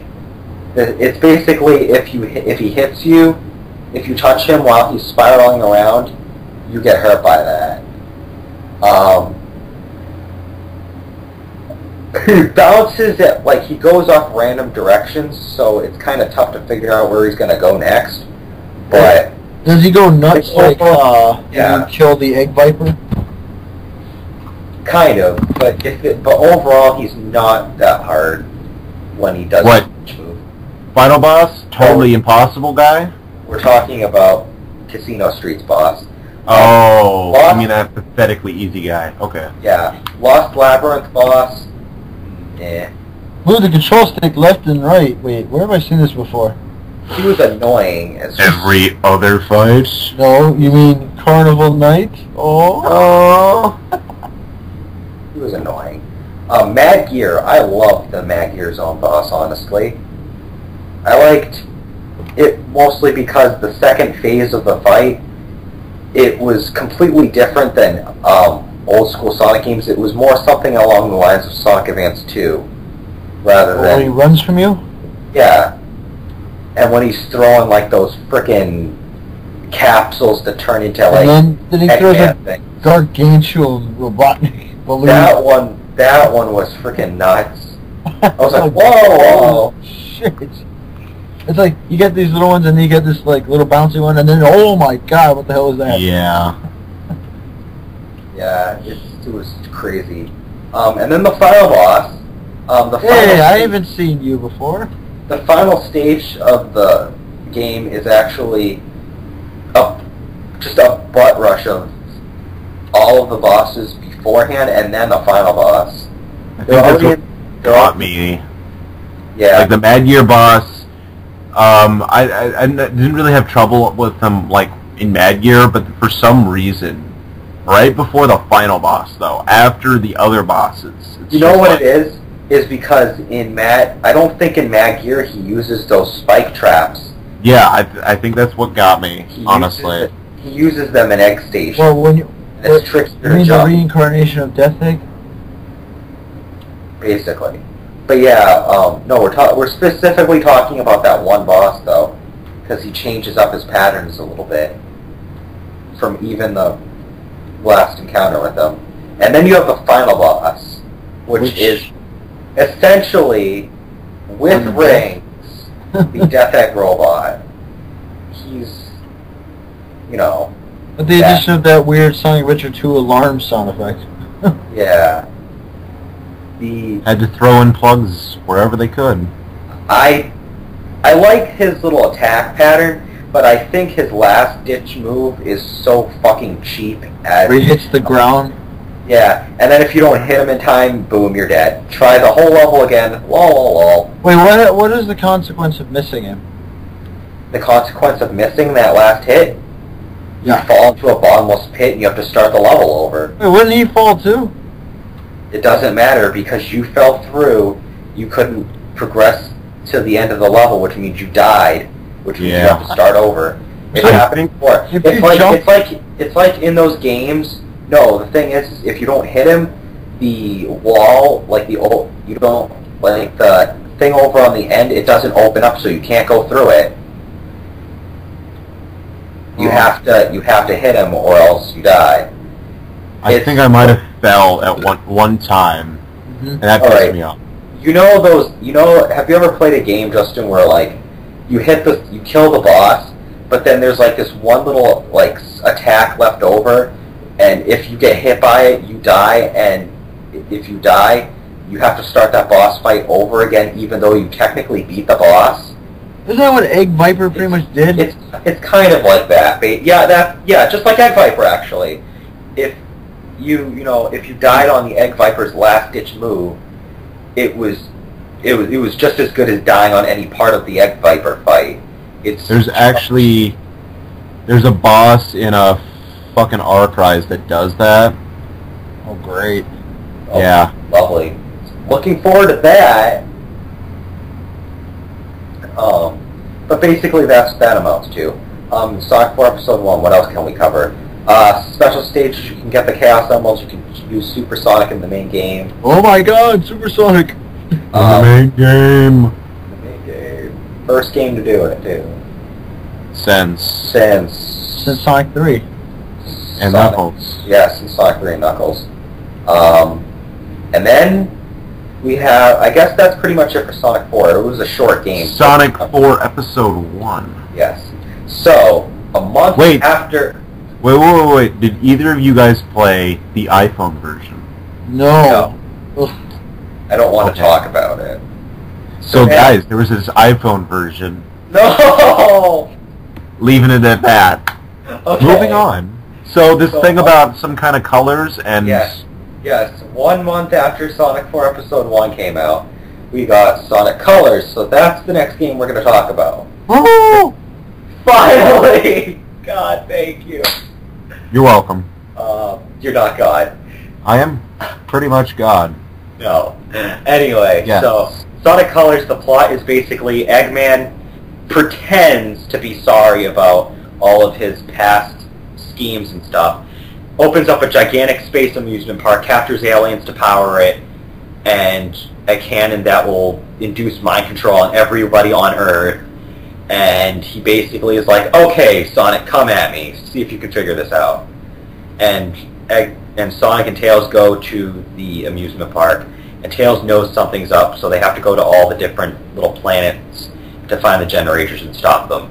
That's the plot, and that's all you need to know about that. They go into the station armed with only their wits, sonic speed, and their new voices. And their new voices, armed with new voices. And some comedy acts. And more comedy acts. Yeah, some stuff that's actually funny. Let's talk about that, actually. The humor, the writing in this game. I was thoroughly impressed by the whole fact that they went pretty much all out on that. Like, they didn't just do cutscenes, they also did, like, PA announcements in the middle of stages, which, I've said it before, that is something they could have absolutely done without, but the fact that they did it, and the fact that they did it in a way that was entertaining and added to the atmosphere of the levels, it was just such a good addition. Please don't lick the rides. People sit on those with their butts. But, so go ahead and lick them. But I warned you. And then one of my favorite ones was the Lightspeed Parade will start now. That was just that concludes the Lightspeed Parade. I like the one where he's like, people under or over the age of 12 should not ride this ride, or people that are the age of 12. Yeah. Or people that are of the age of 12. It's like, Yeah. oh, nobody should ride this ride. One of my favorites from Aquarium Park, he was like, in the event of an emergency, please find the nearest escape pod. For anyone not named Eggman, your escape pod can be found back on the planet, still being assembled in the factory. Wait, the whole Lightspeed Parade, was that Starlight Carnival? Yeah. Yeah. It was during then. It's pretty much like a whole second passes because they're moving at the speed of light, right? Yeah. Okay. God, some of those were funny. I Yeah. love it. I love, some of those are really funny. The Asteroid Coaster had a couple funny ones too. One of them was like something talking about like a void or a black. Oh, the Black Hole Parade starts in 5 minutes. Don't miss it. It's so entertaining that it sucks you right in. Oh God, he's being corny now. Yeah. And then another one was like he was trying to sound serious. He was like, in space, no one can hear you scream. Oh, and there was another Like- one. He said something. Would Sonic the Hedgehog please report to like to security? We found your keys. Yes, your keys. Yeah, that's it. Yes, your keys. That's it. That was in Tropical Resort. Another one that happened in Tropical Resort was there was something they were talking about. Someone had like their vehicle ruined, and then he explained that it was a white egg-shaped pod. It was Robotnik's. Yeah. And then he was like, wait a minute, what the heck? And then he walks, so you can hear him saying, like, his voice fading slowly as he says, what the heck, like he's walking away to go see it. It's funny as hell. I think the PA announcements was the best of Eggman. It was definitely some of his best lines. Like, I actually legitimately laughed at some of the stuff he said. Oh, this definitely was the turning point for Sonic games. Definitely. Planet Wisp didn't have any of those PA announcements simply for the fact that Planet Wisp was not an actual ride. It was Still under construction, yeah. Yeah. So actually that was really clever now that I noticed that, the fact that they did not do PA announcements for Planet Wisp. Yeah, because nothing was built in. because it was still under construction, so there's no PA announcements to make. Wait, so if there was nothing there, would Planet Wisp be like how it is in the beginning of Generations? I don't know. I guess so. Because I think you don't really get much of Planet Wisp in colors. It's pretty much... Actually, Planet Wisp in colors is basically complete. Planet Wisp in Generations is essentially there's a few parts that weren't in colors, but essentially, if you play through Planet Wisp Modern, it's pretty much all of Planet Wisp that you experienced in Sonic Colors, with like a few extra tiny areas added in and a few areas condensed. Yeah. Like the whole going up that was a lot longer in colors. The whole going up bit, it was, like I said, it differs, but you can basically kind of feel there's the same experience there. Yeah. Well, did anyone playing Asteroid Coaster kind of get Twinkle Park flashbacks? Not really. I actually got flashbacks to the space stages from Sonic Adventure 2, Final Rush and Final Chase. What was the Terminal Velocity? That actually reminded me, I think, of the Shadow fight on the Ark. Oh yeah, definitely. Because you're running along one long stretch of mechanical floor, yeah, and behind you, like, everything's exploding and coming apart. Now that I think about it, it's just like that structurally. Yeah, it's just the Ark. It's just that instead of fighting Shadow, you get a bunch of enemy segments that you have to go through. Actually, what makes me wonder something, if, okay, the Ark was something that Robotnik himself didn't actually make, right? No, it was his grandfather. So or actually it might have been the Gun Military. It was one of the two. So, do you think that Death Egg was inspired by the Ark? Probably, actually. Now that I think about it, I think the Death Egg was basically an homage to the Ark. And since he can obviously build this tropical resort, what's to say he won't build anything else in space like that? I don't understand why he doesn't just build his own planet and become the master of that. Or build like another Death Egg, or just like another copy of the Ark, or I don't know, it's something that actually like kind of nods back to the Sonic Adventure 2. He needs to become Katamari Damacy. He needs to he needs to just build his own planet. No, he just needs to roll shit into a ball. Well, then he needs to hire Silver. Yes, him and Silver just need to team up and make their own planet. We will get to that joke when we get to Generations. Yes. So favorite stages, since we obviously... That actually reminds me, when we get to the Silver fight in my Generations LP, when I finally get to do it, I'm totally playing the Katamari music. Yes, yes. La la la la la la la la la Katamari Damacy. Anyway, what were you saying about favorite levels? Actually, before we mention that, Sonic Colors, in contrast to previous Sonic games, the special stages are not actual special stages. They're bonus levels in a place called Gameland. You get 3 levels to basically a Gameland zone, and there's 7 Gameland zones. And when you complete all 3 levels of a Gameland zone, you get a Chaos Emerald. And these Chaos Emeralds, you can only unlock the bonus levels through... You get the first 7 right off the bat, but you need to unlock the other 14 by collecting red rings. I thought the red rings were a neat addition. There's 5 in each of the core levels, except for bosses and the last terminal, zone terminal velocity. Yeah. I thought that Gameland was a really neat addition. Like, I like how they made everything 8-bit. I do. That was really neat. And how they made the music all chiptune-y. Yeah. That was fun. Music in general. Oh yeah, all the Wisps had their own music. Yes, the music in general was just very good, actually. I think one of my favorites, I think, is actually Hover. I thought that the music was really atmospheric, like everything fit in the right ways. You had Tropical Resort. Tropical Resort was like your groovy kind of entrance level, so you wanted to get a groovy theme to it. I do personally think that the modern remix to it in Generations 3DS was really nice, if you haven't heard that. I definitely know June had something to do with Asteroid Coaster. Yeah, June might have had something to do with Asteroid Coaster because it was. Actually, if you listen to Asteroid Coaster, it sounds like, I don't know, it gives me a Skydeck feeling. It does. Like the musically, it's a very Skydeck feeling. Yeah.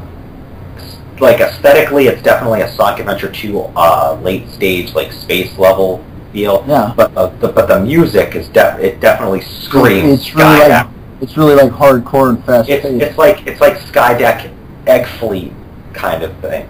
Yeah, like Skydeck was like really hard. It is. You have Aquarium Park. I actually think Aquarium Park might be, if not my favorite, one of my favorite water levels, one of the few that I actually really like. Is the Oriental music?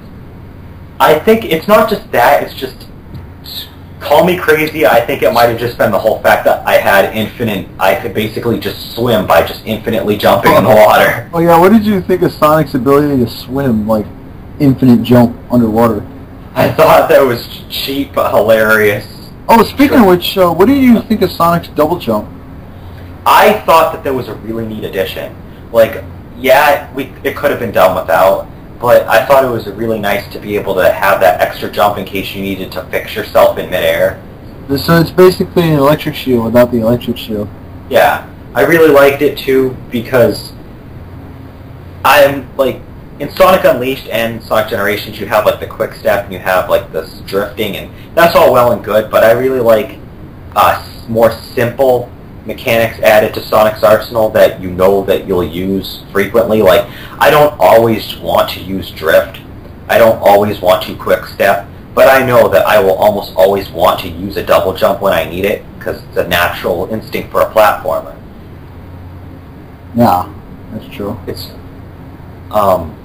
but anyway, now that we've covered the levels in general, oh yeah, Starlight Carnival's music was pretty upbeat. Candy fucking Mountain. Sweet Mountain, Sweet Mountain. Sweet Mountain was actually, I think, one of the most unique Sonic stages. It was Sweet very, Mountain. it was very, Candy, guys. it was very I like the classic gold. Burgers aren't candy. The classic rock feel of. I think they are. Popcorn is candy too? Yes. Oh, what did you... The popcorn apparently had a red ring. That's trollish. Yeah, I know. It's like, what if someone ate that red ring? They could choke on that. Oh, by the way, if you guys... Flies inside every box. Fries inside every box. If you guys thought collecting medals in Sonic Unleashed was annoying, you have not tried to get the red rings yet. The red rings, honestly, are not as bad as the medals in Unleashed. The medals in Unleashed, I cannot find them for the fucking life of me sometimes, and there's 200 of each of them in the HD version. That bad. Yeah. But I think I got about like half of them or more. Not worth it. It's not worth it because you don't even get anything. Yeah, it's like the silver medals. You get trophies for it if you have a PS3 or an achievement if you're playing Xbox. That's it. The red rings are much more purposeful because if you collect them, you get extra levels. That's worth it. Yeah, and then... And... Oh yeah, when you get all the red rings and you get And you all get the Chaos Emeralds and you jump with 50 rings... Actually, no, it's not. It's actually not jumping. You actually use it like a wisp power. Thank you. I know that, but either way... Actually, let's He talk. starts off each... Yeah. Yeah. Let's talk about Oh wait, we forgot. Did you guys talk about Planet Wisp music? Yeah, Planet Wisp music. I loved Planet Wisp music. Just basically the piano and guitar fusion of that. That was really nice. I love Terminal Velocity's music also. Well, Terminal Velocity was intense because it was like a straight path down. Yeah, and you needed the frantic music, and that was frantic music. There was definitely no Eggman Land. Yeah, it wasn't hard, balls ass hard. It was just. Wasn't most of the difficulty in Planet Wisp? I think my most difficult stage, honestly, at first was Asteroid Coaster. Planet Wisp was probably second. Aquarium Park was probably third. I'm not sure. I'm going to call it a hunch, but I think you might have died because Sonic would switch to the next coaster without you telling him to. No, honestly, my problem was I had a hard time switching to the next coaster when I wanted to. I would jump and I would miss the coaster completely. That was another issue. Sometimes Sonic wouldn't jump in the right No, area. it was, well, that rarely happened. My biggest problem was just that I didn't know where I was going because the coasters were new to me, so I didn't know when to jump and when not to. Unlike Twinkle Park, the coasters are not completely static. So, before we start talking about Wisp powers, because I really want to spend a lot of time talking about those. Guys, I'm fucking on stage 9-8.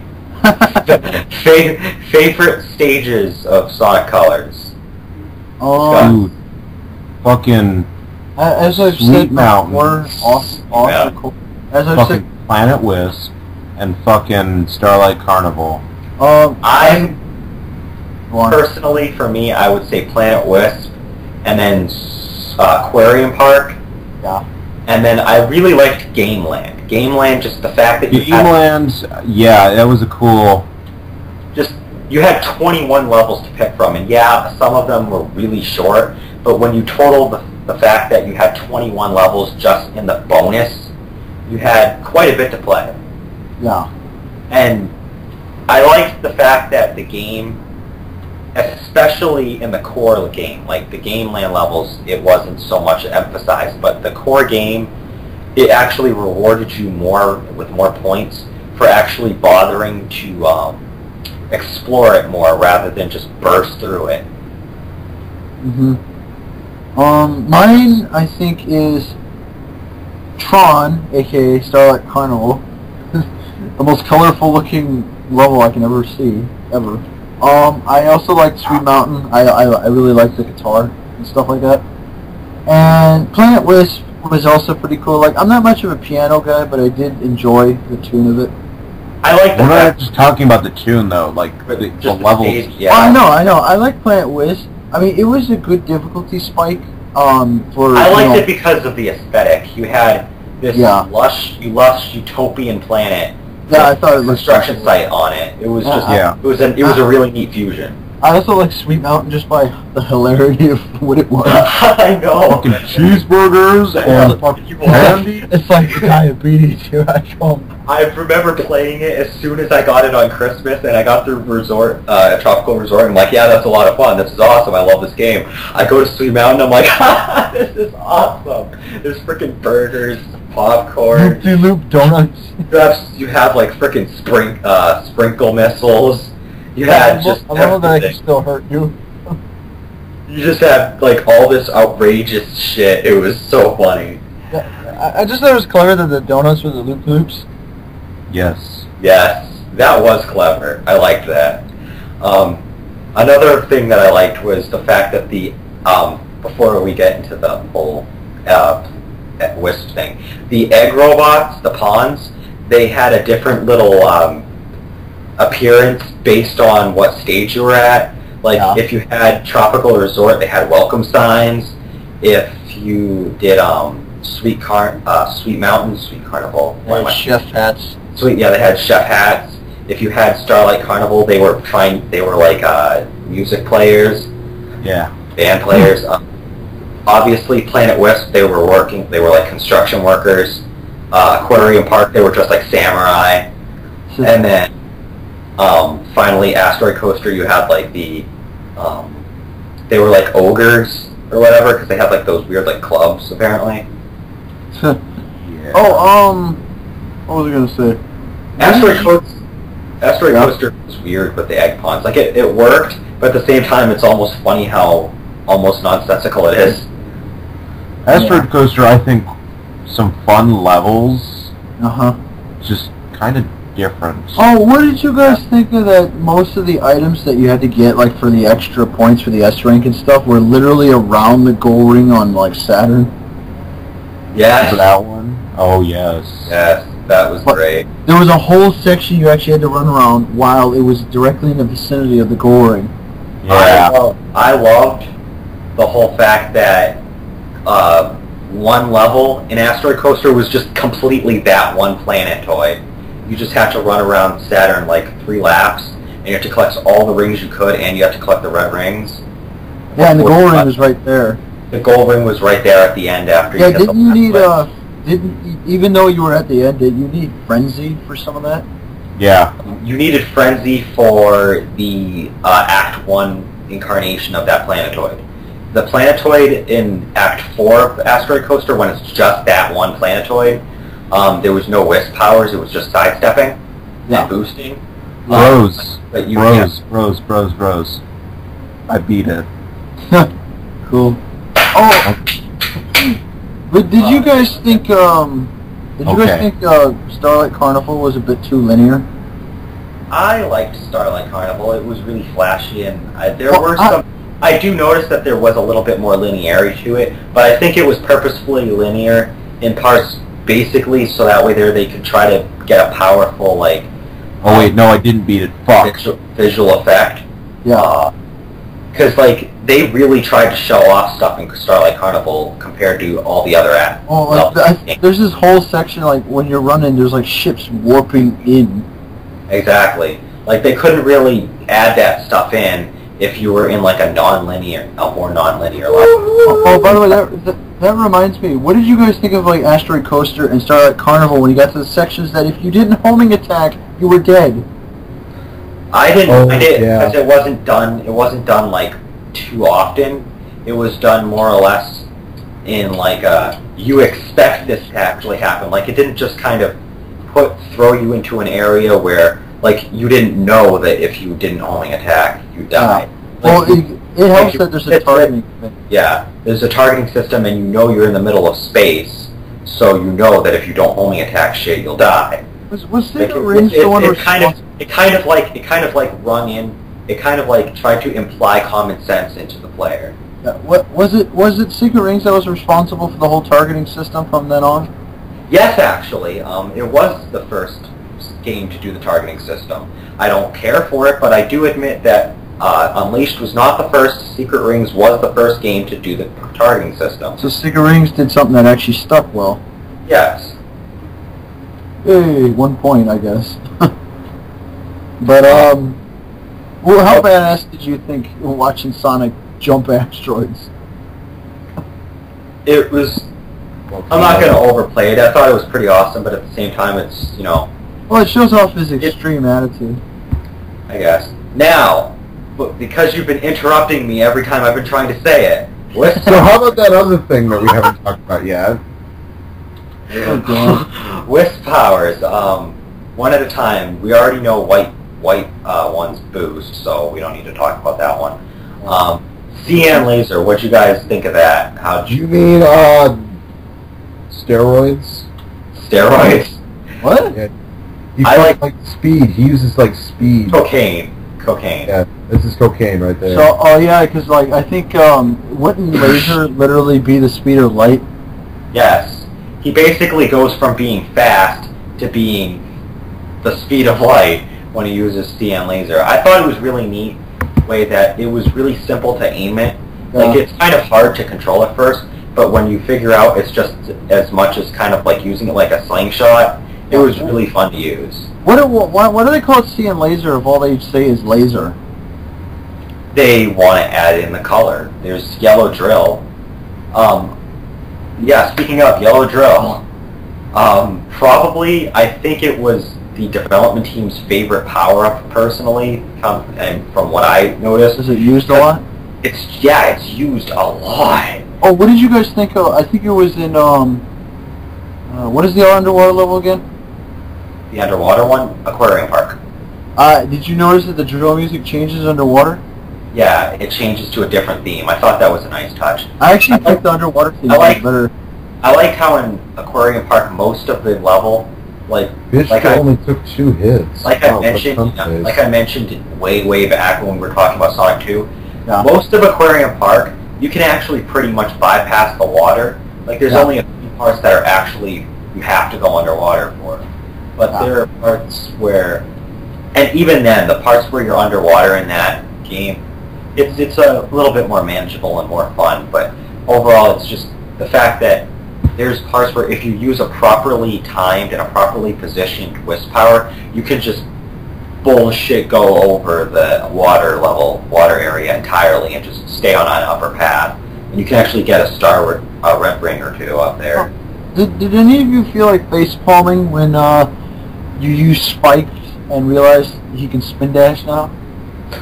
I thought it was funny I thought it was a nice way to bring back the spin dash without actually focusing on the spin dash. Yeah. But I think it's hilarious how some people bitch that he didn't get the spin dash. Even though I think colors, they did that on purpose. I think they did that on purpose. Like there's obviously a few powers that they trolled with. Like Pink Spikes was obviously trolling. And, Hover stole away his light speed dash. Ring dash. I love that. It was like, hey, you could ring dash. What the hell? Well, at least you can float now, kinda. Yeah. Hover, I think, was kind of useless unless you were like trying to drift somewhere or trying to light speed dash. Blue Cube was honestly I think Blue Cube was the odd man out when it comes to Wisp powers, because if you notice, all the other Wisp powers, Sonic has to take a new form to... Yeah, as soon as you use Blue Cube... You turn into a cube, and then that's it. You just switch cube stuff to ring. Yeah. The power's still active, even with normal Sonic. The power's still active, but you become normal Sonic right after that. It's kind of the odd man out. Don't you, like, as long as there's still juice left, you can keep using it? Yep. You could just be like, hey, I need to switch back all this stuff. Flick, Wiimote. Cube is kind of like the stomp Sonic can already do, except in cube form, so it's kind of useless. Yeah. I thought Cube worked, though. It helped, like I said, it helped add a pseudo-puzzle element to the game. Well, it either opened up shortcuts or it opened up red rings. Yeah. I thought it was a nice addition. Plus, it was an easy way to destroy all on-screen stuff. Oh yeah, was that like the equivalent of Hypersonic's screen nuke? Basically, actually, it's almost pretty much comparable to that. Because if you had anything on screen and you used the Blue Cube and it could be destroyed, it would be destroyed by Blue Cube. Yeah, that was pretty cool. Oh, by the way, did anyone notice there were Motobugs and Spinies? Yeah, I loved how they brought back all those old enemies. Like, if you notice, none of the enemies in Sonic Colors, with the exception of arguably the way they remodeled the Interceptor as like that crab thing for Aquarium Park, except for that, everything Was that supposed to be crab meat? No. Oh. No, crab meat is in the crab meat's in the is in Aquarium Park. Oh, okay. Which I guess is fitting. No, crustacean, that's what I meant to say. Crustacean, like, model version of Interceptor. You know the Interceptor from Unleashed, right? Oh, okay. Yeah, the one that follows you and he's like big green thing. Yeah, yeah. Yeah. But aside from the remodeling of the Interceptor, because apparently it's called an Interceptor, except for him, all of the enemies from Sonic Colors were taken from older games. They didn't make new ones for Sonic Colors. They're all new. I mean, Interceptor was in Labyrinth, right? Was he that fish? He was the crustacean thing that like chased you and shot lasers and stuff, and then punched you. He was. He showed up. He showed up at the end of one or two acts in Aquarium Park. Oh wait, he is from an original game, right? He was from Unleashed. Oh, him! Oh, I told you that. Yeah, well, the one that chases you. I had to think back over it. On the HD version, he chases you at Dragon Road, and in the Wii version, he chases you in a Potos. Oh, okay. Well, I had to think for a minute because it's like I thought he was like an original like Genesis enemy or something. No, he was taken. No, actually, honestly, the enemies have been taken from all over the series. Yeah. Like the weird little pop-out guys that come out of the ground. Those guys were taken. What I mean by that is like those caterpillar things. Those were kind of like a new take on the Neutron things from. They were actually in Sandopolis. They were in Sandopolis. Oh yeah, that's right. I forgot about that. So there was those. You had Spinies from Chemical Plant. Motobugs from... as far back as Green Hill. As far back as Green Hill. Egg Ponds from Sonic Heroes. Crab Meats from Sonic 1. You basically had everything. It was a giant nostalgia attack without feeling like one. It was really good. The Egg Ponds were pretty much what replaced the Badniks for a while, right? Yeah, pretty much. I like how they managed to fuse both the Egg Pawns and the Yellow Badniks into that one. Yeah, game. that was. I think that's another reason why I really like it, because it fuses old and new at the same time. Yeah. They haven't totally forgotten. Okay, so we talked about Blue Cube, Hover. Yeah. We haven't talked about Rocket. Oh yeah, Rocket. Rocket. The one that for some reason activates free fall. Yes. I think it's awesome how what Rocket does is, you know that the higher paths are usually the more desirable ones, basically because they're just instinctively more interesting to go to. They're more challenging to maintain. Yeah, that's how it's been since Genesis. And they're safer. Yeah. Well, Rocket is kind of a cheap way to get up to those points, and at the same time, there's just stuff like, I just like how Rocket works. Like, even though it's not very useful other than going upward, yeah, it's a good way to gain altitude. And he lasts for like 3 seconds. Yeah. So really, I thought it was weird that they decided to pick Rocket as the maintaining power in power up in Planet Wisp Water. The thing with Rocket, Rocket, I think, is the only thing that would actually be better than the electric shield in terms of altitude. Yeah. Purple Frenzy. Yeah. Oh god, he's a nightmare to control in 3D. I think it's funny that Purple Frenzy, when you think about it, Sonic basically turns into a form of Pac-Man. Waka waka. He is a motherfucking. He draws in shit. He eats shit. He gets bigger from eating shit. He eats more shit. You get points for eating shit. It's just Pac-Man on steroids. I thought it was really clever from a plot point that Purple Frenzy was actually the evil wisp that was like a wisp from tainted energy, basically. Yeah. Well, he's purple. Of course, he's evil. It was basically, they were the artificial wisp that Eggman was creating by capturing the wisps and eating. So technically, Frenzy is not actually a wisp. No, it's not. If you remember, it's not a natural wisp. It's not a natural wisp. If you remember, at the end of the game, all of the Purple Frenzy wisps, they transformed into regular wisps afterwards, because the Purple Frenzy wisp, if you notice, they don't even have the regular eye color of a wisp, because they're not a real wisp. They're an artificially made wisp from the real wisps that were captured. Oh, I never actually noticed that they had any eyes. Yeah, they didn't really have actual eyes. Like, if you notice, it's like... It was just a giant face. Yeah, if the other wisps, they all have some sort of face. But Purple Frenzy doesn't really have much of a face outside of, like, a design that's there. Yeah. Like, it has, like, a mouth. It has teeth, and that's about it. But, yeah, basically, Purple Frenzy was an artificial wisp, and it was neat from a plot point that you had that, and you didn't unlock it until the late game, where you're like closing in on that lab where they're actually made. Well, yeah, actually, Robotnik and mass producing them. Like I said, a lot of Sonic games, they do really well when they try to tell their stories without actually using dialogue to do it. And Sonic Colors was kind of doing that, like the Genesis games did.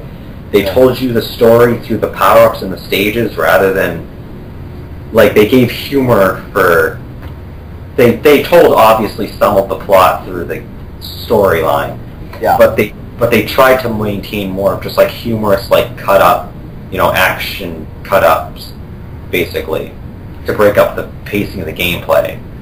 But they had most of the story, you can feel it being told through the actual gameplay rather than the cutscenes. By the way, we never actually went through this, but what were you guys' first impressions when you heard about Colors? Honestly, I was one of the many people who thought that it was not going to be a great game. Oh, you were terribly wrong. I was one of the many people who didn't fucking give a shit. But yeah, I honestly believed that it was going to be something that went wrong. Like, I thought I was going to bash it. I don't really care about critics. Yeah. Oh, it's true. But you know who the real critics are? What? the members of forums and like real people, not people who get paid to review games. Yeah, power. Anyway. Like Yeah. people like real people. Yeah, real people. Yeah. I personally did not think Colors would do well, mostly because I figured they've been having a hard time trying to make Sonic control well in 3D. Like, even though Unleashed was fun, let's admit, it took fucking long-ass time to control him well in the daytime stages because he was just so slippery sometimes, or so... Maybe if you were you and terrible. It took some learning. But Colors, like, after, like, the first few levels, you kind of just got the hang of it. Also, Colors did something good right off the bat. They changed the fucking homing attack button. Yes, they changed it back, because for some reason Unleashed was like, alright, the first game where you have it on Sonic Adventure is double A, double tap jump. Sonic Adventure 2, double tap jump. Every game up to and including Sonic 06 is double tap jump. Sonic Unleashed is like, hit this one button, then hit this button instead. Like, why do I have to hit the second button? And on a rare occasion, you may air boost instead. Yeah, that's what I hated about it the most. Is, yeah, Sonic Unleashed. It was hard to control, but my main problem was just the fact that it mapped the button for the homing attack to the same button as the air boost. It was very difficult to control it properly when you wanted to. Sometimes, especially in midair. Yeah. But yeah, Sonic Colors switched it back to double tap jump. That was a good idea, definitely. Yeah. What do you guys think of the whole fact that Eggman was the main villain? There was no way, like, God villain of the week. You just had... God damn it. Shock and awe. Yeah, sorry to tell you, Landon. Fuck. How No, many- I'm fighting a boss. What are you guys talking about? How many Gods of the Week were we at before Eggman? I don't know. I lost count because I left sometimes, and yeah. And you were playing Donkey Kong. Actually, the God of a Week Still has fun. actually been starting since Sonic Adventure. Yeah. We had Sonic Adventure 1, Sonic Adventure 2, Sonic... We had the guy in the Knuckles from the Knuckles Yeah. run. Yeah. Yeah. Quite easily, it's actually every game until Colors.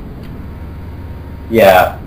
Actually, essentially every game from Sonic and Knuckles up until Colors all had some sort of God of the Week one. Like, I guess, like, the funny thing is you can't really consider the Nega-Wisp armor a God of the Week since it doesn't either have godly powers or utilize the energy of the emeralds to become godly powerful. Is that Queen Wisp thing? The Queen Wisp thing was the DS version. The Nega-Wisp armor was basically just, I took all of the energy from the Wisps, and then I powered my robot with it. Yeah. It's pretty much like Time Eater, where he's just kind of there. Yeah. The only disappointing thing that I have to say about Sonic Colors was the bosses could have been better.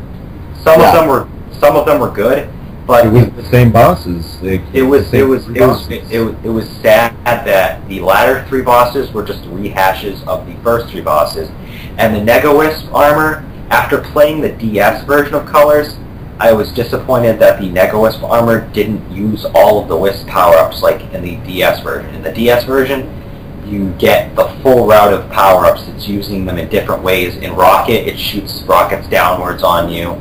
It uses laser, it uses all that. But in Colors, you just have laser, spikes, and cube. And then I guess it was alright that they fixed it with the whole... They kind of rectified that by combining combining a couple of powers. Yeah. Like you had laser and cube, or you had then cube and spikes or something. Or you had spikes. Like he made up for the fact that he didn't use some of the powers, like rocket or like I could understand. There's no fucking way you'd be able to utilize hover, but. It forces Sonic to hover. it could have used rocket, and he could have used drill if he tried, but to rectify the fact that he didn't, he had to combine power-ups. I thought that was fine. Yeah, it was cool, I guess. I guess. I did like the original 3 bosses, though, when they were... The first time around. The first time around. The second time around, they're still fun, but it's just disappointing that you're fighting them again. But the first time around, I thought they were really neat because, honestly, in a way, they were bosses that hadn't really been done before. Like, yeah, the Rotatron, like the first boss, he was kind of unique. He was kind of, like, similar, I guess, to some other sort of boss that you might have fought before in a Sonic game. But it was a nice... It was different still. And then the Sweet Mountain boss, that was just different in so many ways. Like, the only thing I could compare it to at all would probably be Sonic Rush Adventures, the 7th boss fight when you fight Whisker and Johnny, but even then it's not even really similar to that. Yeah. It's very similar to a Mario boss fight where you have to do a certain stage sequence and then the boss. So, how about them voices? I was still talking about bosses. I'll get to that in a second. Thank you. And then my kind sir. And then I thought that the 3rd boss was awesome because like it kind of harkened back to Egg Hawk and Egg Albatross, but without all the frustration. Yeah, I guess. Like you had the feel there because you were chasing it in 3D. Mm-hmm. I thought it was really neat how in the 2nd iteration where he threw the asteroids at you, you could actually homing attack the asteroids and get through them that way. Like, obviously you didn't have to, but it was a fun, neat little thing if you wanted to do it. Alright, now, dem voices. Okay. Interesting that... I thought it was interesting they kept Mike Pollock. I'm very glad that they did, though. No Dan Green means fail. Well, technically, none of the other voices were revealed yet. No Dan Green was probably the only disappointment there. I liked Roger Craig Smith taking over for Sonic, because it fits his character now when you think, because Sonic's been through a lot, so he shouldn't really sound like a character who's surprised by anything. He should sound like this character who's been there, done that, and wants to crack jokes about all the stuff that he's been through. And Roger Craig Smith kind of does that. Yeah, that's another thing. Like the personalities are spot on. Sonic's grown up now. He's not like this, oh, I've never seen this before. He's this kind of character now where it's like, yeah, I got this. Let's kick some ass. I already know what I'm doing. He's more like that. So Roger Craig Smith, he does that better than Jason Griffith would have done. And Tails doesn't sound like he's hyped up on shit. Actually, Tails is a... He sounds like a boy. Tails is a dick in Colors. Yes, he is. I thought it was good to have him actually sound like a boy, though. And it's funny because he's still voiced by a girl, but she's good at sounding like a boy. Kind of like Ash Ketchum. Irony. Ironic. Well, it's better that way, because boys grow up. Yeah, true. Alright, so we have spent a hell of a lot of time talking about Sonic Colors. Bad news, guys. Huh? My recording just stopped flat out. Hey, you want to know what? What? My panel is still going. So. Awesome. All right. So KJ's going to have to keep track of the recording. So that's pretty much it for colors. We've pretty much covered everything, haven't we? I guess we could mention the fact that the credit sequence was playable. Yeah, you could interact with it, and the fact that there was an extra bonus level after the final boss, which it was more of like a interactable cutscene than anything. But it was still really nice that you could play through them. The result schemes, honestly, Sonic Colors, in all senses of the word, closing this argument, is probably the most playable, interactable Sonic game there is, because just about everything but the cutscenes you can play. You can play the results screen. You can play the main levels. You can play everything except those cutscenes. I thought it was a really nice touch that pretty much everything you had interactivity with. Everything. That was creepy. Anyway, yeah. So that's pretty much it for colors. So that brings us to, there's nothing in between colors and generations, right? No, absolutely not. We could talk about all those Sonic and Sega games, but... Well, all I know is currently we are at the final Sonic game. We're at the final Sonic game to talk about so far. At least until this rumored Dimensions is ever revealed. Well, there's also upcoming Sonic Episode 4, Episode 2, but... Well, yeah, so... There's a shit about that. Yeah, beyond Episode 2, that is the final Sonic game that we've heard of. Yeah.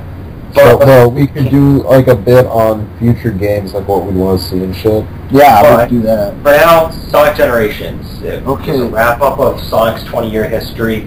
Unlike Mario, which just threw in 4 games and said, here, happy anniversary, Sonic. Ooh, taking a jab at And got, like, I don't know, shit tons of other things. I love how you just took a... Yeah, we'll leave it at that. We'll just say it's that. Yeah. Yeah, awesome. Yeah. Sonic suck a dick. Sonic Generations was like, let's just put all these new levels, but wait, let's remake them in 3D, new layouts, new all this, new all of that, and then let's clusterfuck it all into one game. That works better. I love how we opened Sonic's 20th birthday by taking a jab at Mario's fail-tastic. Well, it's not fail, but his inability to make anything new with his birthday. Right, because Mario actually makes the games. That's right. Well, Nintendo's not good with anniversary games. I thought Skyward Sword? Wait. Did you play Skyward Sword? Yeah, you know... No. Go fuck yourself. Skyward Sword is like the first time they ever did anything right with an anniversary game. Actually, I beg to differ.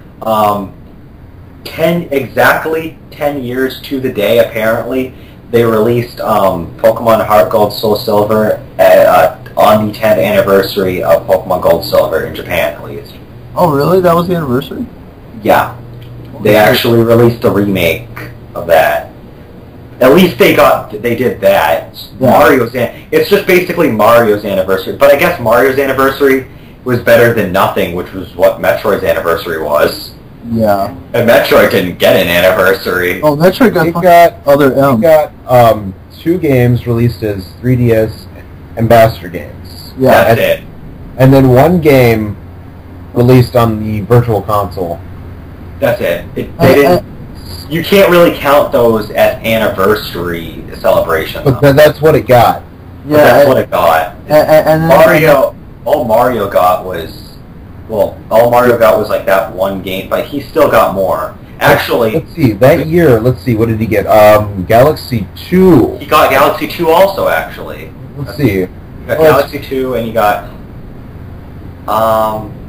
New Super Mario Bros. Wii was 2009. Yep. Mm-hmm. Didn't he get like a red Wii? Yeah, there was that red Wii thing. I think he got that. There was that package with the new Super Mario Bros. Wii. Mm-hmm. Oh darn! Did Sonic get a new console? Like a new console? Oh, now you're gonna take a jab at Sonic. Yes, I'm taking jabs at Sonic all day long.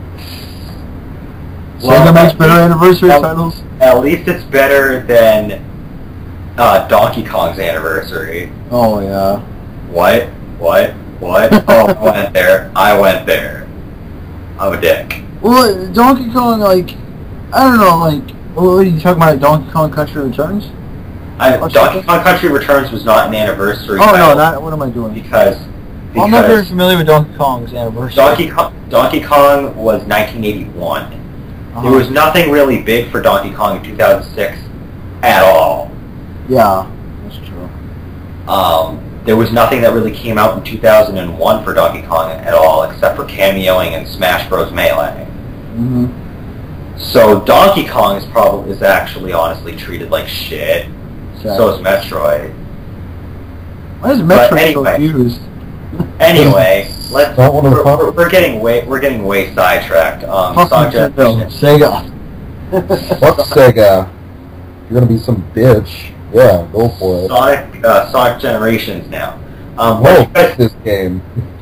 We're gonna leave it. We're gonna leave it right now. Just done. We're done. Oh, we're done at Sonic Colors. Yeah. I'm Sonic happy. Generations. I don't even know what that is. I'm satisfied we did Sonic Colors. No, Sonic Generations is what you guys think about when they were teasing it with the whole classic Sonic, modern Sonic gameplay. Well, when I originally saw that one trailer where Sonic's kind of like running around, I'm like, is this some sort of snow level or something? Because, you know, everything was just all white. And then you start seeing like some green and stuff. I'm like, is this like another fucking green hill? I thought that premise, the whole premise of the whole white backgrounds and stuff, I thought it in one essence it's kind of lazy, but in one essence it's kind of clever. Yeah, and then he just continues running around in a Green Hill type area. I'm like, oh god, they're doing another Green Hill. And then all of a sudden he does this loop, jumps, oh my god, classic Sonic. I think that actually is what got me interested. That was really, I think when people saw the little chubby Sonic, everyone was like, okay, this game sold, I'm buying it. Actually, yeah, if you look at the comments of when it was first revealed, a lot of people were going ballistic at the fact that you had classic Sonic. It was. There was like, who's that fucking tall guy with the green eyes? I'm not paying attention to him. I'm paying attention to the little chubby guy, chubby blue hedgehog with the cute little chubbiness to him. Yeah. Fucking bad. Yeah, I mean, the whole black guys, and like, he pretty much looked exactly like he did in the 90s. He actually did look exactly like he did in the 90s, except he was in 3D. And I think arguably his spine, like his body color, was more true to the first Sonic game than anything. Yeah, he was more of a light blue. Yeah. Because I think around Sonic 3 he got darker. Sonic 2 he was already darker. Oh, okay. So I didn't really notice it in Sonic 2 too much. I think it's because Sonic 3 they actually fully, like, really changed up the sprite of it. I think what it was they intensified the blue color. Yeah. Like the color palette was generally intensified in Sonic 3. But yeah. And then so the lineup of Sonic Generations, you had basically 3 eras. You had one stage representing one game each, 9 games being represented. Even though the Dreamcast era was a bit flawed with that hero stage. Yes. Not that it was flawed in entertainment, it was fun, it was flawed in that Heroes didn't come out on the Dreamcast. You had... What should have happened? That's what they're saying. What should have happened? Was Heroes should have come out on Dreamcast.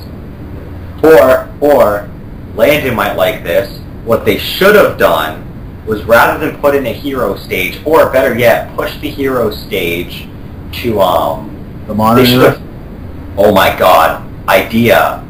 What? They should have made Sonic Generations 12 stages, 4 stages in each era. They should have pushed the hero stage to the modern era.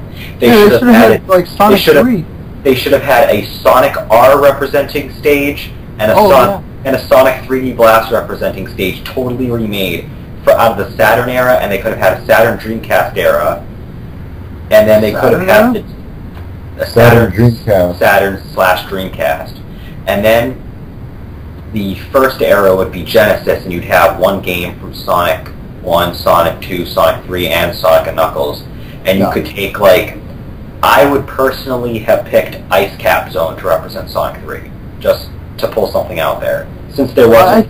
I think there's actually a reason they avoided Sonic 3, and it's because of that whole Michael Jackson thing. Maybe.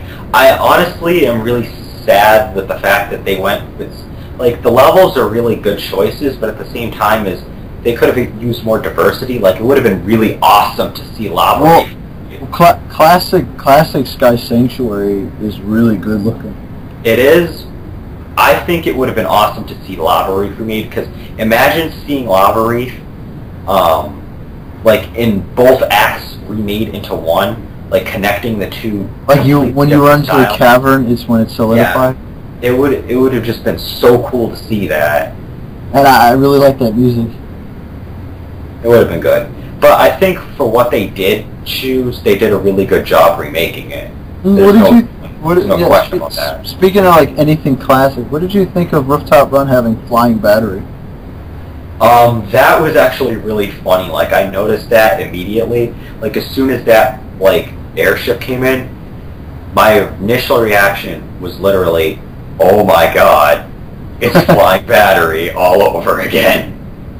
This is cool." Yeah, that was pretty cool. I like that. I like how Generations, even if it's really subtle, you can see the reference. You can see they have references to pretty much every Sonic game that's come out. Hydra City is in Seaside Hill. Yeah, you have Hilltop. You have a moment of Hilltop going on where they have the two springs. They have the two springs there that go back and forth. Yeah. You had. Was it Planet Wisp that actually had those two springs that just kept bouncing you back and forth?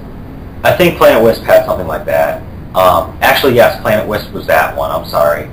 I'm trying to think. Actually, Planet Wisp, now that I think about it, it had a very, trying to think. I think there might have been a slight Mystic Cave vibe in one point. I'm not quite sure. I'm trying to think right now. I know there was a Sonic 2 reference, like basically Emerald Hill Zone was pretty much referencing Green Hill because there are no corkscrews in Green Hill. Oh yeah, that, yes. When you do the corkscrew there, that was immediately an Emerald Hill reference because it's not in Green Hill, you're right. Yeah. So it's like, hey, yeah, Emerald Hill, we trolled you way back then in 1992. It really is Green Hill. We just decided to call it Emerald Hill. And then I'm trying to think of another reference I think I spotted. What was this? It was either the Genesis era or the Dreamcast era. I think they pretty much tried referencing Sonic Advance 3 heavily whenever they had a friend mission where the friend helped you. Yeah. It was basically Sonic Advance 3 all over again. Did you guys, I'm not sure if any of you noticed, but, what do you call it? A lot of the achievements are also referencing not only the games, but the cartoons.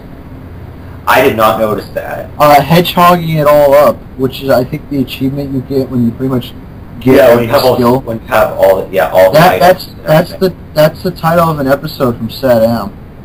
Wow. I didn't even get that one. I love the achievement I got, which is in Look Both Ways in Crisis City.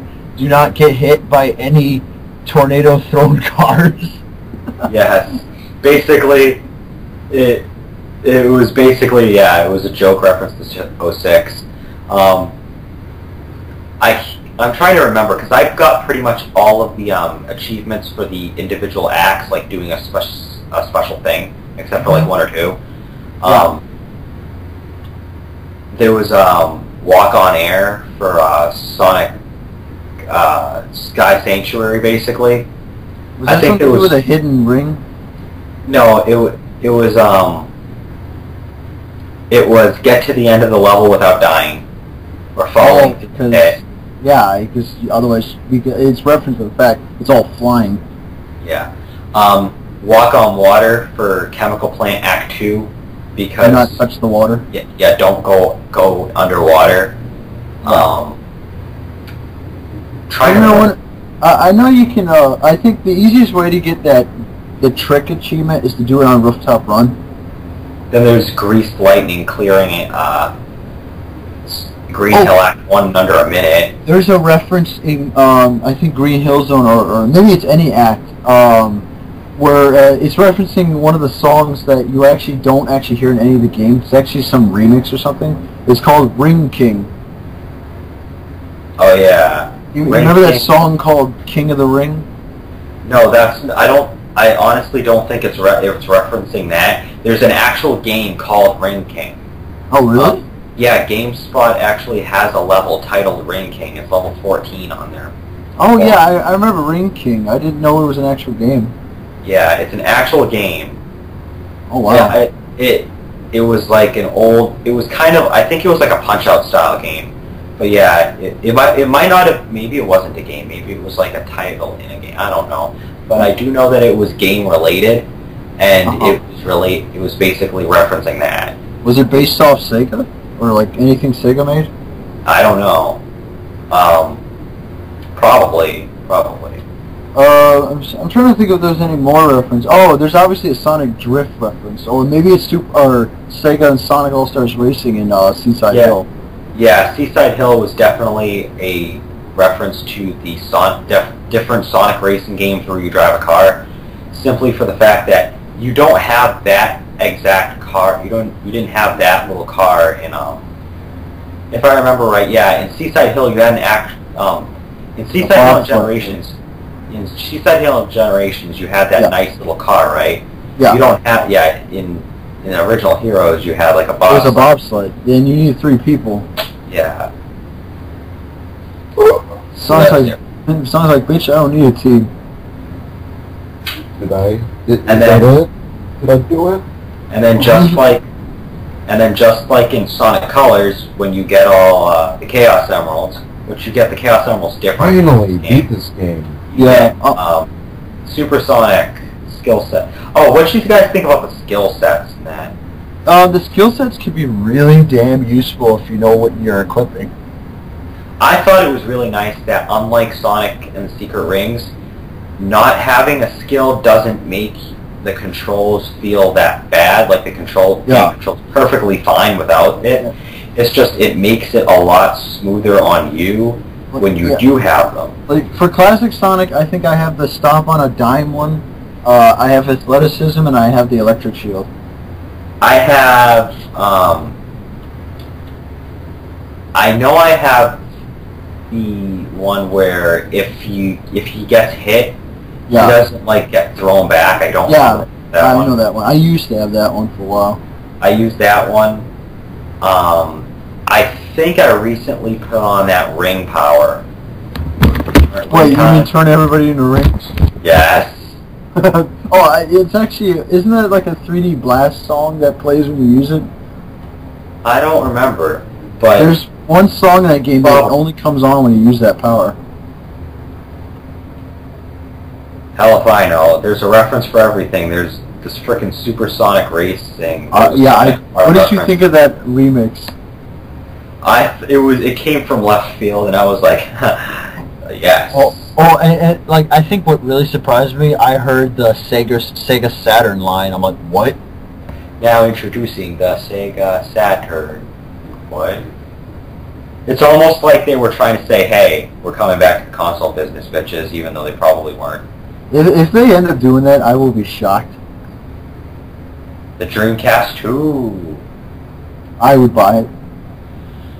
Actually, I'm curious what Sega would do for a console, considering it's like next gen now. Dreamcast 720. No. Get the name out there before someone else Microsoft grabs it.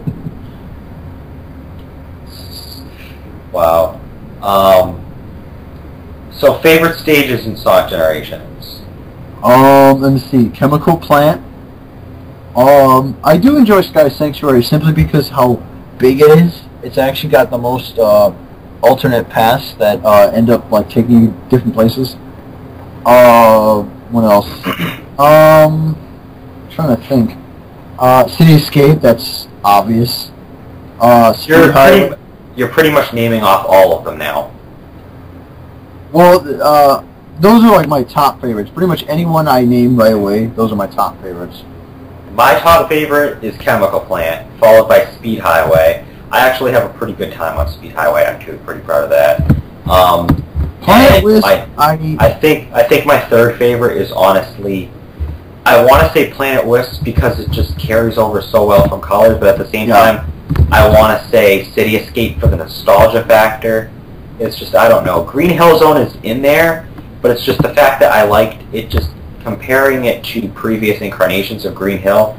Yeah, it's still good, but it's not it's not impressive. Like, it's something I expect Well, at this I point. think I like Green Hill, but I think what keeps it being my favorite is that it's so overdone. Yeah, it is. It's overdone, so you already expect it. You already know what's coming up here. It's really not worth being excited over. Yeah, I did enjoy Chemical Plant. That was really fun. The music is still badass as ever, and they actually improved the classic version. I think Chemical Plant Modern has a badass song to it. Yeah. Wrapping up, bosses. All of them, I think I actually enjoyed pretty much every single one of them. I think overall the boss cast was stronger than what it was in Colors, but the final boss was kind of weak Like, in Generations. Let's see, Metal Sonic was a nice, they actually added Stardust Speedway for that one fight. Metal Sonic was good, Shadow was good, Silver was good. Silver was Death- surprisingly good considering what he was Death Egg Robot, he was fun, but he was kind of unimpressive. Well, it's because we've seen him too many times. Perfect Chaos. No, I think what it was just in other incarnations he just felt more challenging, and it felt more epic to fight him. You're a man when you beat Sonic 2. And then Perfect Chaos, that was good. And I loved Egg Dragoon. Oh, you know what I did? I played Death Egg music with Egg Dragoon. Like throughout the whole fight, you just hear dun dun dun dun dun. Dun. I liked the Egg Dragoon music, so I would not want to play it. By the way, what music did you add to some of the levels? I once added Green Forest to Green Hill. I once put It Doesn't Matter for City Escape. I once put...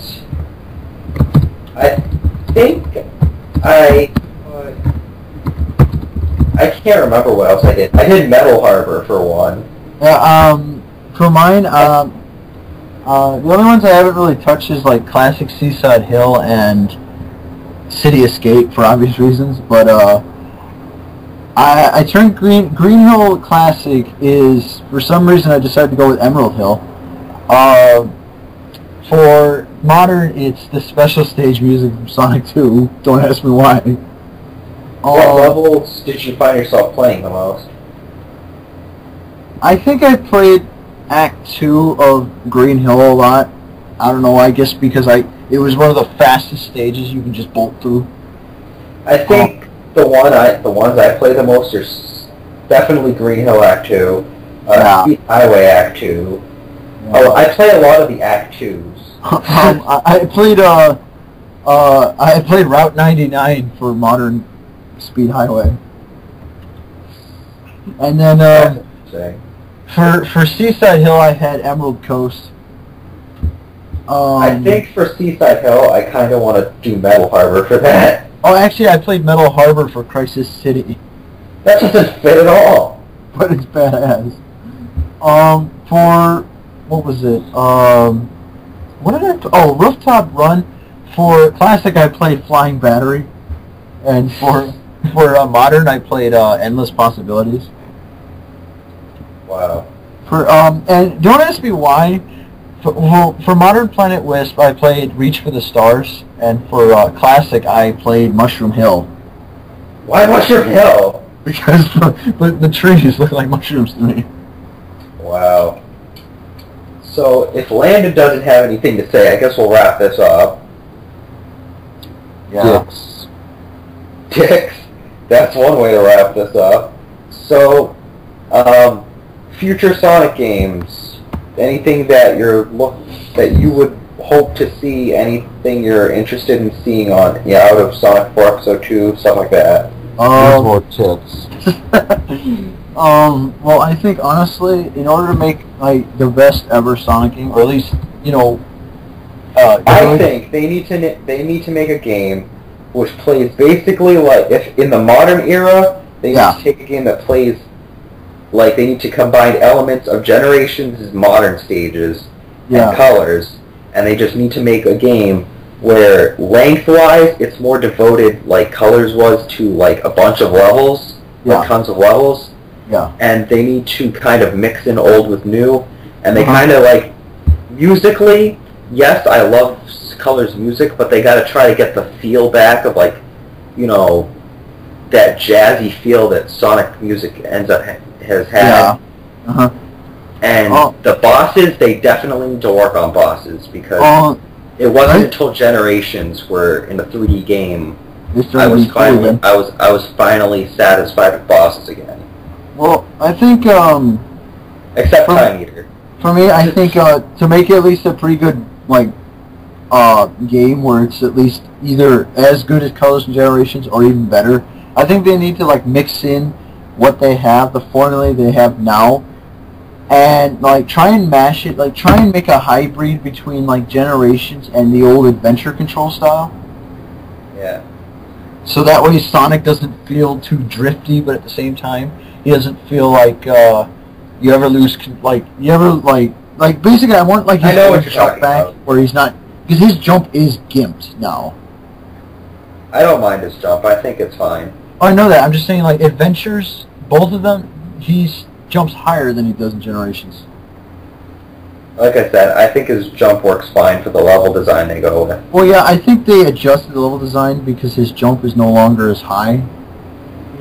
I didn't really find much of a difference.